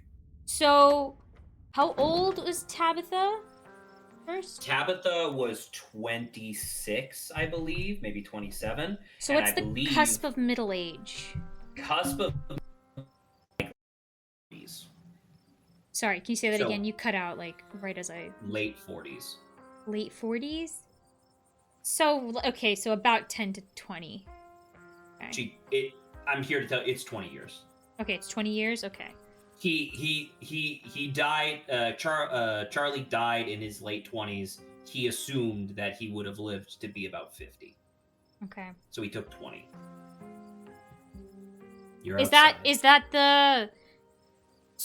Is that like better or worse than like what you could lose? You didn't really do much to convince him of anything. Like they never state the thing on purpose, so that way they don't have to like be beholden to anything. I know that you can get it to where it's only like 10 years or whatever, and it's just a description, essentially. It's just like, oh, well... But I mean, you saw like our options, right? Because our only other option was agreeing with Tabitha, and that was rude.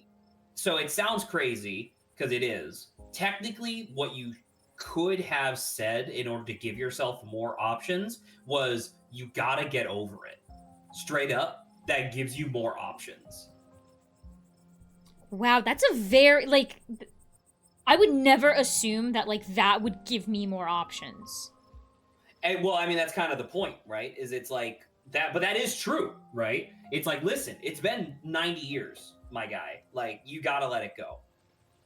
Like, you got murdered, and you know, once again, you don't make this argument without being a lawyer, which I think is kind of dumb, but like, you know. Okay, we'll talk about it in a sec, because that's a little bit of a criticism I have. It's real this time. A cool autumn breeze. We're technically out of high pressure stuff. A cool autumn breeze blows small piles of dried leaves across the steps to the library. I'm parked just over there. Let's head back. I feel like shit. Tabitha doesn't wait for a response, pushing past you and heading towards the car. I'm gonna peace out too. Back-to-back encounters with my own mortality, I got a lot to ponder. See you, Rosalina. See ya, Alexis. Zane is just a teen, man. Zane walks off down the road. I'm so sorry I wasn't there for you earlier in the night. I had no idea what y'all were planning to do. How were we supposed to know it would be like that? Things have been strange around town, sweetie. Now's not the time to be poking around in the supernatural. I thought you learned that lesson yesterday. But magic isn't real. I mean, it's not supposed to be. God, that hurt. Everything is so sore. My bones weren't meant to bend like that. I'm gonna be hurting for a few days at least. Dawn, is it? So many people. What? What? As soon as I saw you in that tank top, I knew I'd do whatever it'd take to get rid of your ghost. Tabitha might have jumped in front of me, but I was prepared to do whatever it takes. This town wasn't going to lose its hot librarian on my watch. Kill me. Yeah, it's over. Yeah, it's over. I'm so happy we could help. I'm not the one who wound up paying the price here. Y'all need to start. You all need to start being a lot nicer to my cousin. Casually, she fell on that sword for you with how everyone's been treating her. It's a little too much. I can't believe Tabitha stole my big heroic moment from me. I can't believe Tabitha sacrificed herself for other people. Okay, I knew Tabitha had a heart of gold buried somewhere under all that. Okay, I don't know if that's the time to say this either. All that matters is that Luzina could go back to sleeping in her room. Better be over because my cousin looks like she's aged at least just a decade. Have you seen what happened to Tabitha's face? My cousin gave up years of her life to live here. For you to live there, I hope it's... Like, I want to acknowledge that, like, Tabitha just did something crazy. Yeah, so maybe this is the best one. Because everything else is like, you guys better be grateful, which I'm like, I don't necessarily want to say that. I think this is fair. Yeah. I'm so sorry. I don't know how I could possibly make this up to her. So that really happened then? Tabitha actually gave up years of her life? I'm afraid so. Literally everyone hears me. That's what I said. That's why I was laughing. I'm afraid so. Everything in this world has a price, and those years were unfortunately what it took to put that spirit to rest. I honestly can't believe it. Tabitha making a selfless decision for another human being? But she did, didn't she? She looks awful right now. Okay. Tabitha making a selfless decision. Be mean. Be the worst way of saying that. I don't think she did this because she was like being selfless. I think that she full well knows the secrets of the like Scarlet family, and I think she feels exorbitant amounts of guilt about it. You know? Okay. Can't believe I let Rosalina go in there. Can't believe I let any of you go in there. How could I have been so careless? And you just thought it was a thing. You couldn't have known what was going to happen, Oscar. None of us would have known. Don't blame yourself. That's pretty good. You actually tried pretty hard to warn us about things, Oscar. None of us took you seriously enough. Stella, okay? What's up with Stella? She's standing off by herself. There was another carving in there. They keep giving me visions. I ran into Wayne in one of those rooms, and he vaguely threatened Stella if I keep poking around. That's pretty... You're right, you should... Okay, no. Don't know. Were you all conscious the whole time? I think we know that, right? Yeah, we do. Was it like being puppeted? I don't know if I want to ask that. Do any of you know who you were supposed to be? We should head back with Tabitha. Okay, go to the top! Rewind! Okay, say the first one, right? You couldn't have known. Don't blame yourself. I've seen it before. I should have known it could get worse. I shouldn't have let Rosalina come with us. Dad, what did I tell you? Stop blaming yourself. You couldn't have stopped me. You tried. We were just gonna sneak in after you. Yeah, Rosalina was gonna make us go in there no matter what. You didn't put the ghost in our house. This is not on you. I know you both had a difficult time here. Time of this, but the storm has passed. Things start getting better from here. No, they won't. Is Stella okay? I was wondering the same thing. We just saw a ghost and she's just standing off by herself. Be a normal reaction for anyone else who had just seen a ghost, but this is Stella we're talking about. Care to hang out with the rest of the class? Go talk to Stella. Hey, if we go talk to her, does that eliminate everything else we were talking about? I don't think so. So let's go talk to her then real fast. I'm gonna go check in with her. You walk over to Stella. Oh, hey, Don. I'm here if you need me. You okay? There was another one of those carvings in there. So I guess ghosts actually are real, huh? Your channel is going wild for this stuff. I'm so sorry I couldn't get you out there sooner. You seem shell-shocked.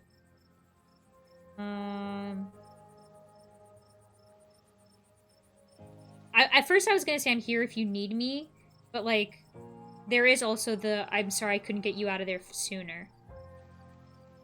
You want to say that? Yeah, say that. I'm so sorry, Don. I don't think I can talk right now. I'll call you, okay? Now she's crying. She hurries off down the road.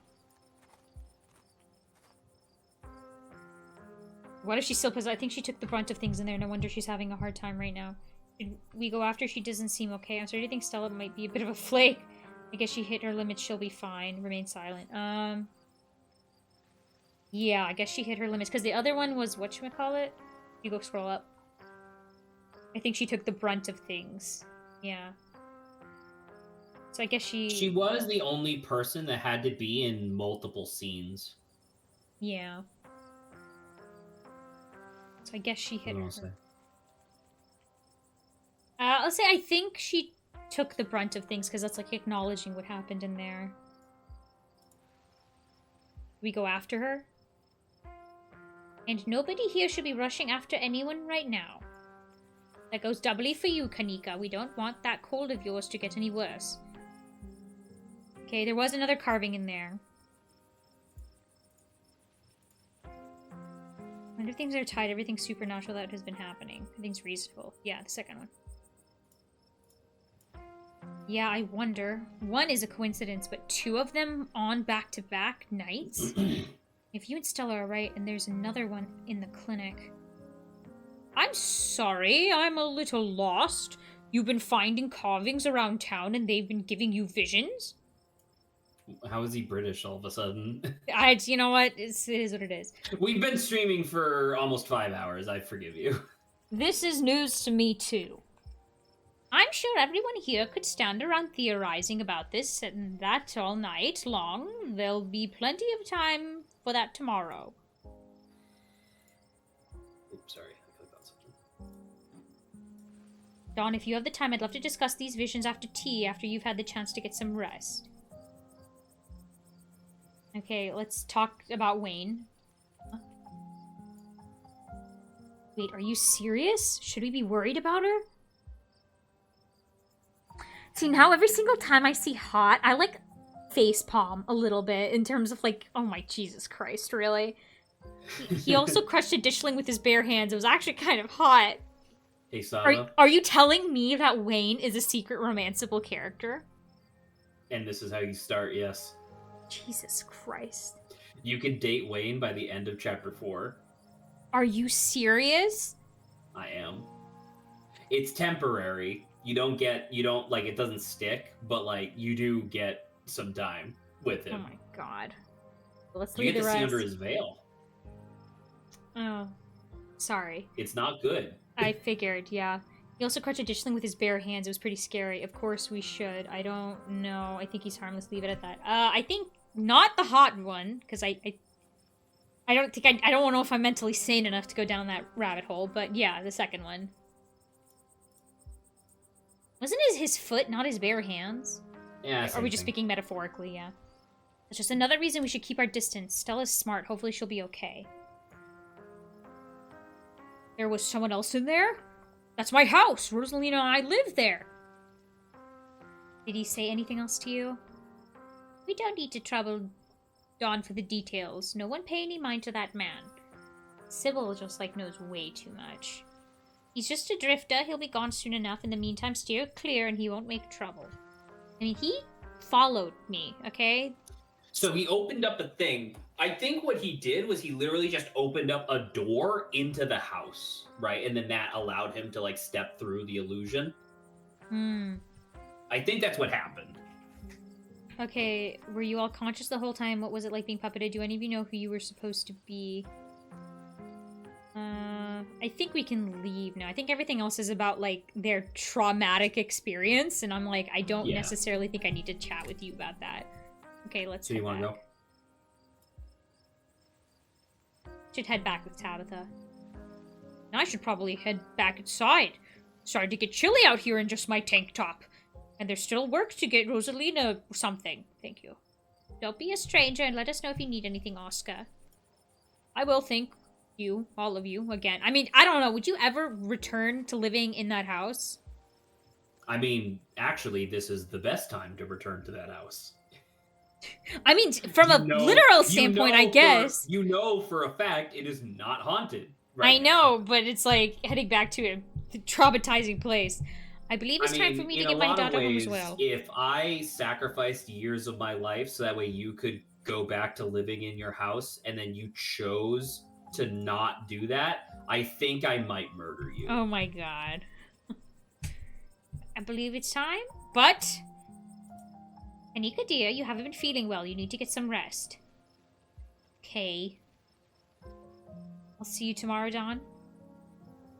But I'm wired. I want to talk about stuff now. Yeah, I'll see you tomorrow. If I manage to get out of bed, then yeah. I don't know. Remain silent. If I manage to get out of bed. The first two seem way too excited. Ah, don't make me laugh. Nika warily treks back to the general store. Before I go, Sybil places a hand on your arm, holding you back for a moment. I mean, Avery's still here, but whatever. I'm sure you have questions about everything you saw tonight, but let's not get into it here. I think everyone could use a little rest and relaxation right now, yourself included. You swing by the tea room sometime tomorrow, say early afternoon, you and I can have a little chat. I'll see you then, Dawn. So, I mean, clearly this whole thing has to do with, like, it's because of our family history. It's clearly, so I have a theory, and we will be talking about it at the end of this chapter, which is why I want to talk a little bit, because it's like, chapter 4 is awesome, but chapter 4 is like a completely different thing. My theory is all within the stuff that we just learned, so. Okay. You know, you can't help but overhear snippets of their conversation as they leave. My whole body hurts, Mom. What was that? And I want a better answer than a ghost. It was a spirit, dear. I've never been a fan of the word ghost. You'll be all right. Let me just use some of that special tea. It's been working well, don't you think? Ugh, I think ibuprofen would be better. But I gotta admit, the tea has been nice. That's interesting. Maybe we can drink some of her tea. You know how there's been No, I think drinking the tea might be bad. Oh, really? Because Tabitha got some special tea.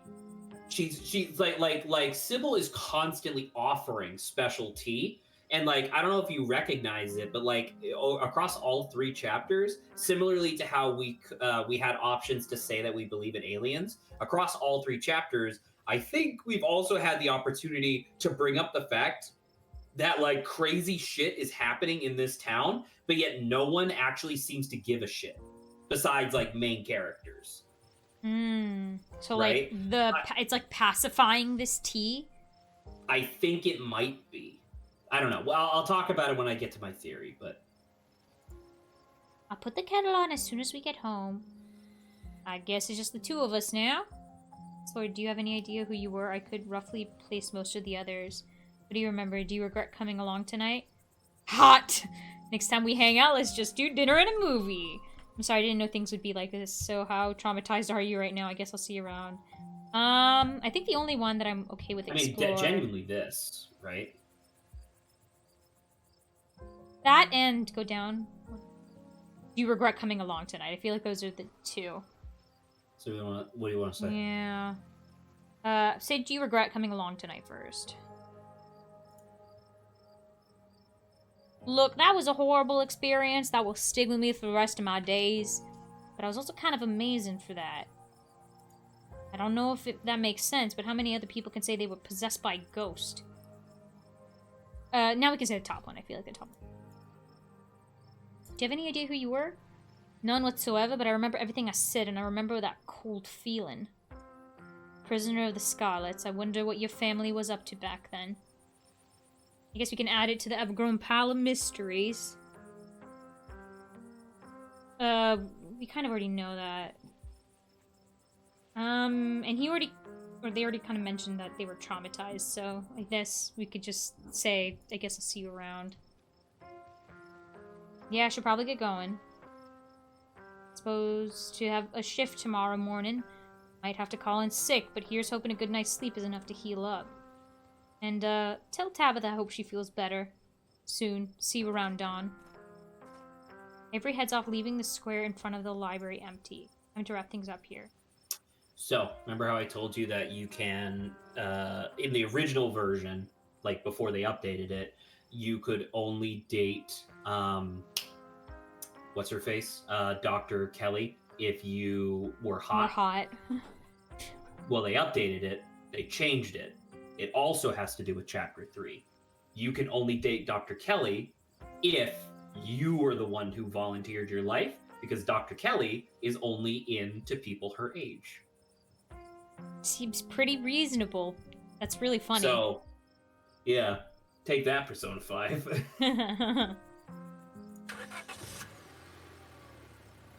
Dude, it's crazy to think that for the rest of this playthrough, we have old Tabby. Yeah. The ride back is nearly silent. Tabitha is visibly exhausted, her face drawn and pale. Fresh furrows have formed at the corner of her mouth and at the edges of her eyes, and her once uniformly sandy blonde hair is painted with streaks of white. The streaks of white is whatever. People in their mid-20s get streaks of white. So I guess ghosts are real. You know, I think this is actually good luck for you. I should have been the one to take that burden. Why did you step in? Thanks, Tabitha, I mean it. What does it feel like losing years, right in silence? Wow. Very, very different conversation topics now that she's the one who did it instead of us. That's crazy. So I guess I should have been the one to take that burden. Why did you step in? This one? Yeah. Sybil was right. It wouldn't have been fair to you.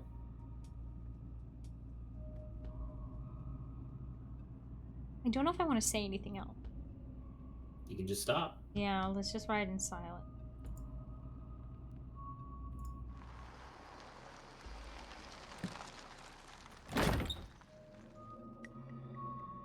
As the car pulls up to the estate, you and your cousin wordlessly make your way to the foyer. Tabitha noticeably strains to open the front door. I've never been so tired in my life. I'm going to bed. Please don't get sucked into any more ghost dimensions before I can wake up and rescue you again. Also, if she doesn't show up to do the ghost thing with us, I guess it's just us who automatically... Oh, that's not an option. Oh, she always has to be there. Okay. No, sorry. No, I'm saying, like, if she is not there. Oh, then right? then it's just us, right? That's what I'm... Correct. Yeah, okay, perfect. I want to talk about Wayne. Do you really think Stella is okay? She wandered off back there. I'm worried about her. How did you know to call Sybil? That's a great question. I wanna ask, can we ask, are you okay first? And then... Yeah. No, but I'll live. I'm sorry, I just feel absolutely awful right now. I don't think I can handle any more talking. I gotta sleep. Don't keep poking around. Don't keep poking looking for trouble. Whatever. You just have to make it to the funeral. 4 more days, that's all. Then the bus comes. I'd like to say... So, I guess that explore still moved time forward. Why did you call it an explore if I couldn't do the rest of them? Whatever. You can't tell me what to do. I'll do my best.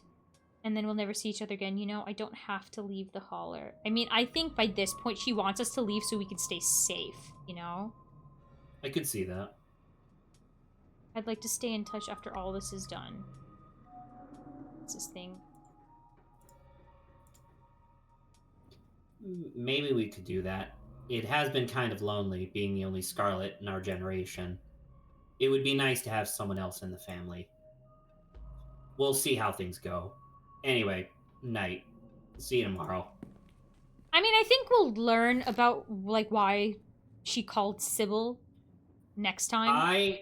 I think I have a theory. And it has nothing to do with Chapter 4, which I think is awesome. So I can talk about it freely. You don't even notice yourself entering the guest room and falling into bed. Suddenly, you're just there, buried under your family's musty covers. It's Wednesday night. Nearly half a week has passed since you first arrived in town, and a little over a week remains until the bus comes to take you home. The spirit of Charles Shaw Jr. has been put to rest at the expense of unknown years of your cousin's life. The specter of the night's events will linger over her for every day she has left. A grim reminder of the price she willingly paid for the crimes of a great-grandmother she despised. Yeah, that's unfortunate. Maybe a decision will bring her peace of mind. Maybe she can still right the capsized ship of her broken life. Or maybe things will only spiral out of hand from here. Okay. Awesome. Jalapeno! Tequila Sunset. That's a Disco Elysium reference. Okay, so Holy cow, that one was really long. I don't remember chapter 4 even being remotely that long. So you don't have to worry about that. 5 hours next time? Yeah. Well, for this one in particular, like this one stretched on really long because you just so happened to pick a lot of scenes that had like big dialogue, and it's all important dialogue, right? Like if you don't, like you decided to stick around, and so you ended up hanging out with Tabby, right, with Tabitha. Mhm. If you had gone to literally anyone else, it's like a normal scene, and then you leave. Like Yeah. we would have been done in 15 minutes, but we ended up spending like I think just shy of 40 minutes talking to Tabitha. You know. Mhm. So I have a theory, obviously, as I've kind of indicated. Let's go through the memories real quick, like the timeline of what happened in the ghost visions, right? Okay. So obviously the mind collapses. The very earliest scene chronologically is Charles and his mom being like, we got to get out of here. And then whoever the guy that was like looming over them was clearly somebody of influence with the miners, because he was able to like, but not part of the family, right? Because he was being like really aggressive and he was like insulting them. But for whatever reason, he gave them enough The time to like opportunity to pack run. up their things and leave. Yeah. Right. So I don't know who Alexis was supposed to be playing, but that's also an optional scene, right? So like you technically Yeah. don't really get that, but or like you might not get that. So after that, it would have been years later, right? It would have been years later where his dad, Charles Shaw Sr., is dying of like sepsis or whatever, like fucking alcohol poisoning. Well, yeah, the alcohol poisoning, right? Like his liver was shutting down, so he was dying. And then his dad was like, avenge me. And so he does. He goes back to Scarlet Hollow, I believe talks to Edwardine. Does he talk to Edwardine before talking to whoever Kanika was, or no? I don't think he talked to... I think he talks to Kanika first. Yeah. And then talks to Edwardine, I think, who was Stella. Yes. I think that makes sense. So anyway, that happens. Clearly something happens between the two of them since they, quote, bore fruit, right? I have no earthly idea who Avery was supposed to be. Avery was just somebody like a behind cellmate? bars locked in that room. Yeah. Right? Now, this is where I want to take a pause and I want to say, I think, because this was something I had an idea of independently, because this is my fucking third time through this scene, but it's really interesting that they kind of just give you this with Keen Eye, because Keen Eye isn't just about being able to see things. Clearly, it's about being really perceptive in general. The idea of like, oh, well, what if the ghost was picking people to play roles based on like the best fit that they could find, right? So like Oscar playing his dad makes sense because he's the only father among the group, right? Mm-hmm.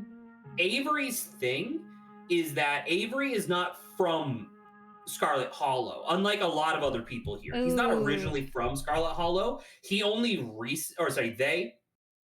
recently moved to Scarlet Hollow within the last couple years or so. So I think that whoever was locked like random behind that prisoner door is also like I think it was somebody from out of town that the Scarlets then like arrested for some reason, like a civil arrest in their big fancy mansion. No idea what the fuck that's about, but we know it must be a different character because otherwise Charles Shaw would have just reused the same person, right? there's more to that I'll get into in a moment, I guess, just in my mind.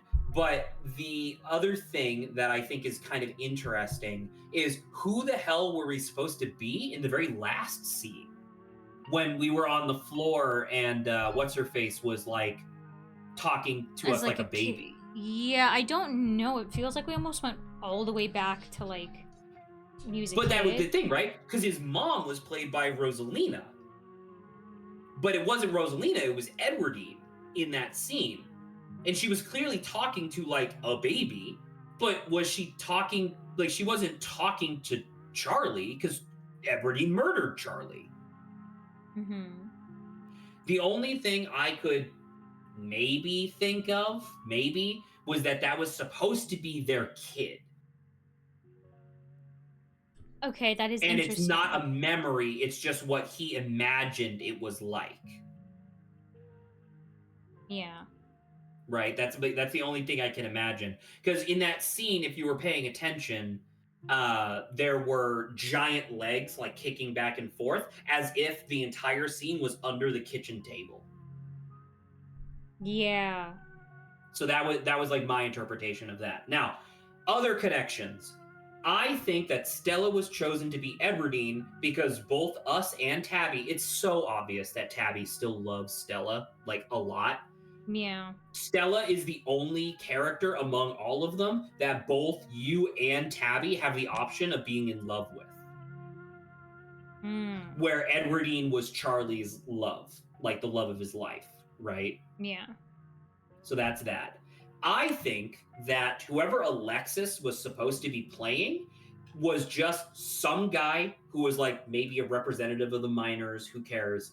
I think that they were the person, either they were just a random person or they had like the hots for Charlie's mom, because it was Alexis and Rosalina specifically, right? Yeah. Because if it's just a random person, why not have it be Avery?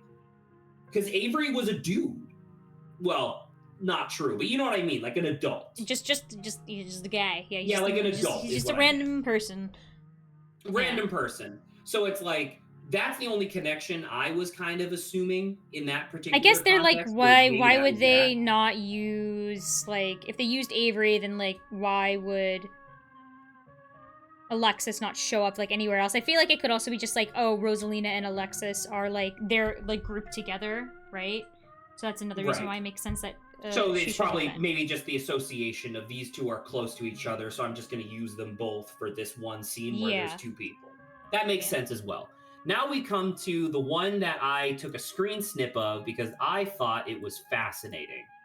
Now, the only person, well, I guess there's also Zane, but Zane was just some random priest, right? So, or like physician. So I think Zane was straight up just like random.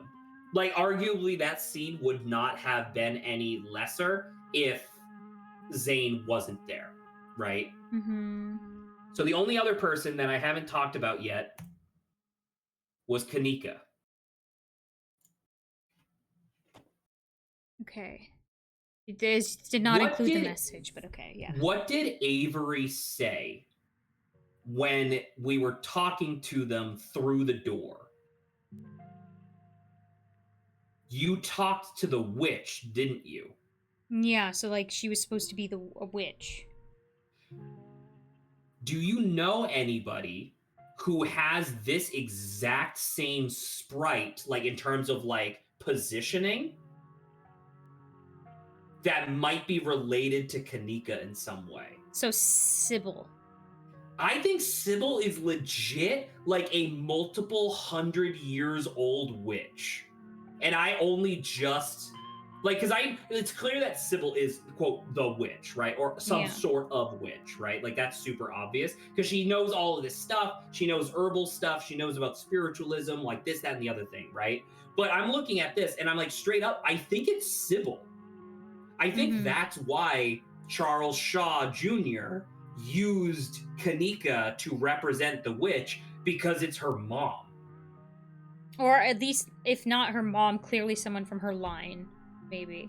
Or something from, exactly, right? Something from that lineage. I do straight up think that it is Sybil, though. I think, like, I think that Sybil is, in fact, like, a multiple hundreds years old witch and just, like, acts like, you know, an innocent old lady. Like, a helpful old lady, right? Now, the other thing that I was going to say was that, do you remember what Charles said when he dug up the basement of the house and he found the stone carving? Yeah, he's like, we could do something to undo what Enoch did. So Enoch clearly had Correct. some black magic nonsense You're going partially on. correct, but there's a little detail that I want to connect to. You're right. You're one step ahead of me. The detail I wanted to connect to was he said, it's right where the map said it would be. The map that he got from the witch. Yeah. So the witch, who I believe is Sybil, or at least, you know, an ancestor of Sybil, knew about the locations of these stone carvings and specifically wanted Charlie to go uncover one of them for some reason, right? For reasons that we don't fully understand, Edwardine did not want to undo whatever, quote, Enoch did. Yeah. I would argue, I think that Enoch went to the witch in order to do some religious bullshit, in order to, like, affirm his family's, like, longevity and wealth, right? Like, hey, we're gonna do this thing so that way my family can be rich and powerful forever. And part of that was this, like, big complicated ritual involving these, like, stone carvings and yada yada. And, like, as witches often do, like Baba Yagas and stuff like that, and like the Baba Yaga and stuff like that, I think that Sybil / the witch is playing all sides. I think that Sybil the witch knew full well that things were not going to work out between Charlie and Edwardine. I think she knew that. I think all she wanted was like, hey, I want this sucker to reveal the stone carving. Yeah, because she did say, like, you're definitely not going to leave together, but, like, there's still something you should do. And then she hands him the map, right? So I think that's that. Now, keep in mind, so chapter 1 was just the intro to the game, right? Like, that was just like a demo to get people interested. Chapter 2, we're in the mines, we find a stone carving, that's crazy, right? Chapter 3, we go into this old house, we find a stone carving, there's a fucking ghost, that's crazy, right? Chapter 4, they've already indicated, while we're, like, over hanging out with Reese, we're gonna try to, like, find whatever is in the clinic that you were attracted to, or you were drawn to, it probably is a stone carving. Yeah, so if you're that following and, like, the pattern, something extra, right? If like you're following the pattern, though, it seems like it's going to be every episode is uncovering a different stone carving. And, like, someone that's died because of a Scarlet, presumably. Right, because the first one was Miners, the second one was What's-His-Face, and then I won't tell you about the third one, because obviously that's for next week, but, like, I think that's a very astute observation. I think that's very interesting. And it's just like, I mean, obviously, if it's a cult nonsense, it's going to be 5, right? Because that's, like, the unholy number is 5, right? Think of pentagrams and whatnot. So, like, if we were to make a map of Scarlet Hollow, I wonder if it makes 5 points. If it makes 5 points with, like, the manor being in the center and the funeral is the end of the thing. Because keep in mind, there are now 2 characters that have just straight up told you, just make it to the funeral. One of which is a undead serial killer motherfucker, and the other one is your cousin. Yeah. So clearly, and that's why I think she knows she knows about whatever this magic. I think she fully knows. I think that there's some sort of ritual that is going to occur at the funeral that requires the entire Scarlet bloodline to be something. I don't know. Ascended, destroyed, sacrificed. I don't know. Well, clearly Tabitha, with the way she talks, is like, it's not like, I don't think she presumes or assumes like they're gonna both die because she's like, oh, after the funeral, it could be nice to have like Scarlet around, you know. She paused first before saying that. There was an so you think it could ellipsis. maybe lie? Okay, so she might be lying. I think she's lying. I personally think that Tabitha is lying. I think that Tabitha is vaguely aware in some capacity that something is going to happen, right? Like I think that what I think is happening, right? Tabitha knew to call Sybil. Yo, here is this lady. She knows way too much about all this stuff. Hey, is there a way for you to quote like break the family curse or something, right? Like this is me making shit up, but like imagine that that's like what Tabitha says when she goes to Sybil. Like, hey, cut the bullshit. I know you're like a witch. Tell me how to break the family curse. And Sybil's like, oh, you're so clever. Here's the plan, right? I think that Tabitha is fully under the impression that at the funeral, there's going to be some sort of ritual where she's going to have to sacrifice herself. And that's why both her and Sybil were like, no, I have to be the one to donate the years of my life, because I think she's fully preparing to like be sacrificed at the funeral. Jesus. Wow.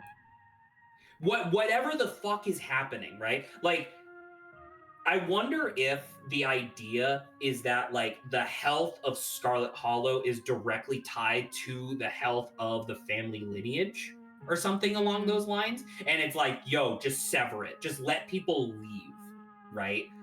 Yeah. So, I don't know. Obviously, that's a lot of speculation considering there's 3 entire chapters that don't exist yet. But I think that that's what it is. I think that chapters 2 through 6 are just finding stone carvings and like some crazy magic bullshit happens. And then episode 7 is going to be some sort of like giant demonic ritual at the funeral where we're going to have to do some like crazy heroic shit. Seems reasonable.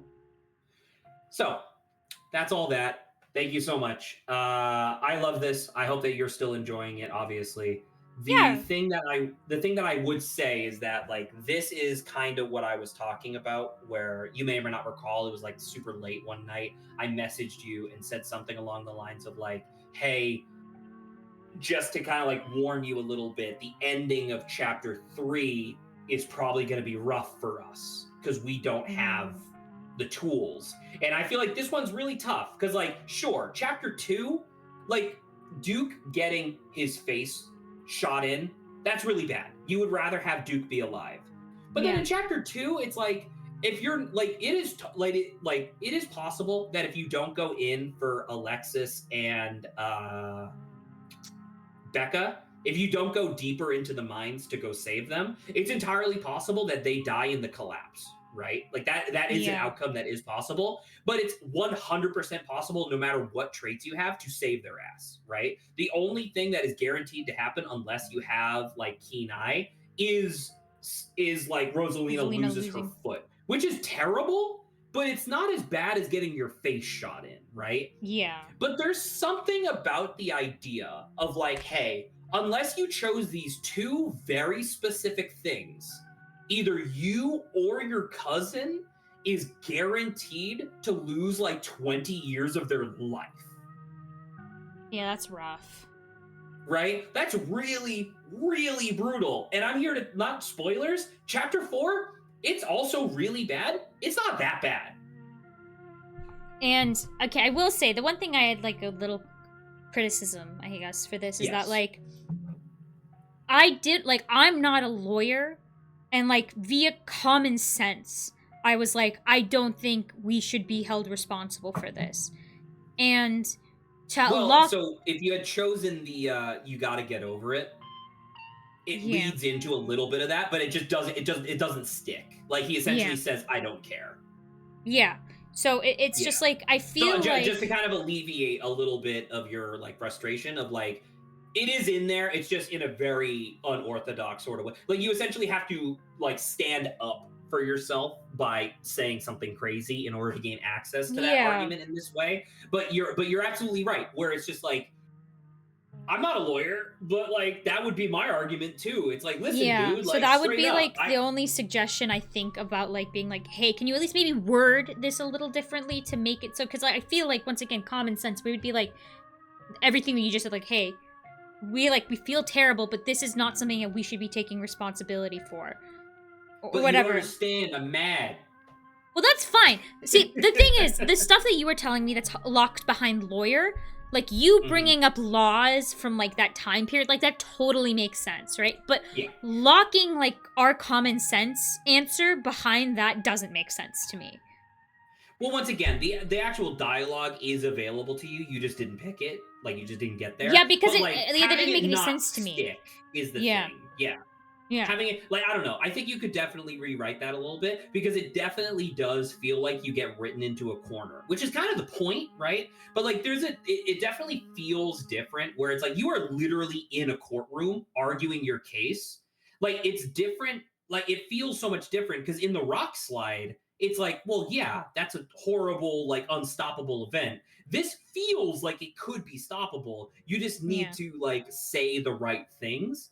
And like, I don't know, it is really weird because one of the criticisms that like the community at large has kind of like levied on occasion is like, all right, episode 1, you need physical fitness or whatever to save both Duke and Gretchen. That makes sense. You need to be athletic in order to be able to do both of these things really quickly. Totally fine. Kenai, okay, it's about being perceptive. You catch Rosalina before she slips away. Okay, that's all PG, right? That's totally fine. There is literally a perk, like a trait, called Mystic, where it gives you a preternatural knowledge about like spirits and psychic bullshit. Mm-hmm. How is that not the one that gives here. you the solution to this? Right? Yeah. Like, it is cool. Like, the idea of you are being held up in court and with book smarts, you can argue your way out. But once again, it's also not even just that, because it's not even just you need book smarts to argue your way out. You need to, back in chapter 1, have picked lawyer as your fucking your what do you call it, right? Oh yeah. Like it's a little crazy. I wonder if that's the only thing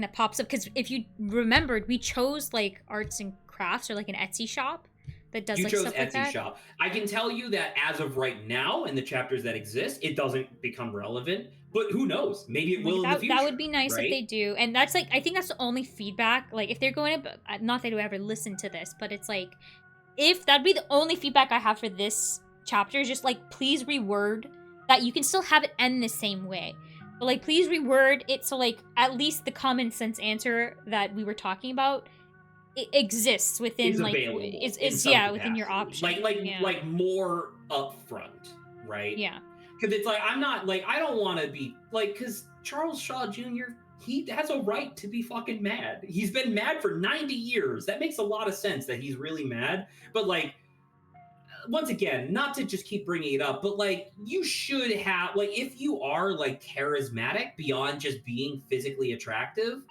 you should really be able to like talk your way into a less bad thing happening. yeah, right? So I don't know. It's rough. And like I said, that's just how it is. It's just rough. Like this entire chapter, or like not the entire chapter, but like the ending of it. Because I think like by far, in terms of the like overarching narrative that they're trying to like build across all 7 chapters, this one is the first one that really like, hey, here's a bunch of like stuff to think about. You know? Because I'm here to tell you, next week when we come back for chapter 4, we're kind of just back into like scary movie shit, and it's actually really refreshing. Well, that's interesting, because like this one definitely was like, oh, second time's not a coincidence, right? So it's like we picked up a pattern, right? But then for the 4th one to not be about this is kind of interesting. No, I mean like it feels lighter. Oh, okay. Yeah. I mean like it's still intense and it's still like scary movie type shit, but it's less like plot heavy in that same sort of way. That's what I mean. Okay, well that sounds good. I am excited. Oh my god. All right. It's been very long. Let's end stream. This has been 5.5 hours. It has I been was supposed so to, many I was hours. supposed to do fucking apartment hunting today, and I did not do that because we streamed Yes. for 5.5 hours instead. But thank God that this game is worth it. True. Oh, and I got a subscriber, which is cool. That was cool. Good job. Right. Ciao, Saba. Bye Good bye. night. Also, Mike, if you're still here, whoa. 5.5 hours? I need to give you kudos on the fact that you were able to be here for that long. If you're here. I can't really tell still. But thanks for hanging out with us. That was intense. This is longer than any stream I'd normally like to do. But yeah, this is a pretty good game. Yeah. So far only one kind of small criticism, but yeah. Okay. Until next time. Bye.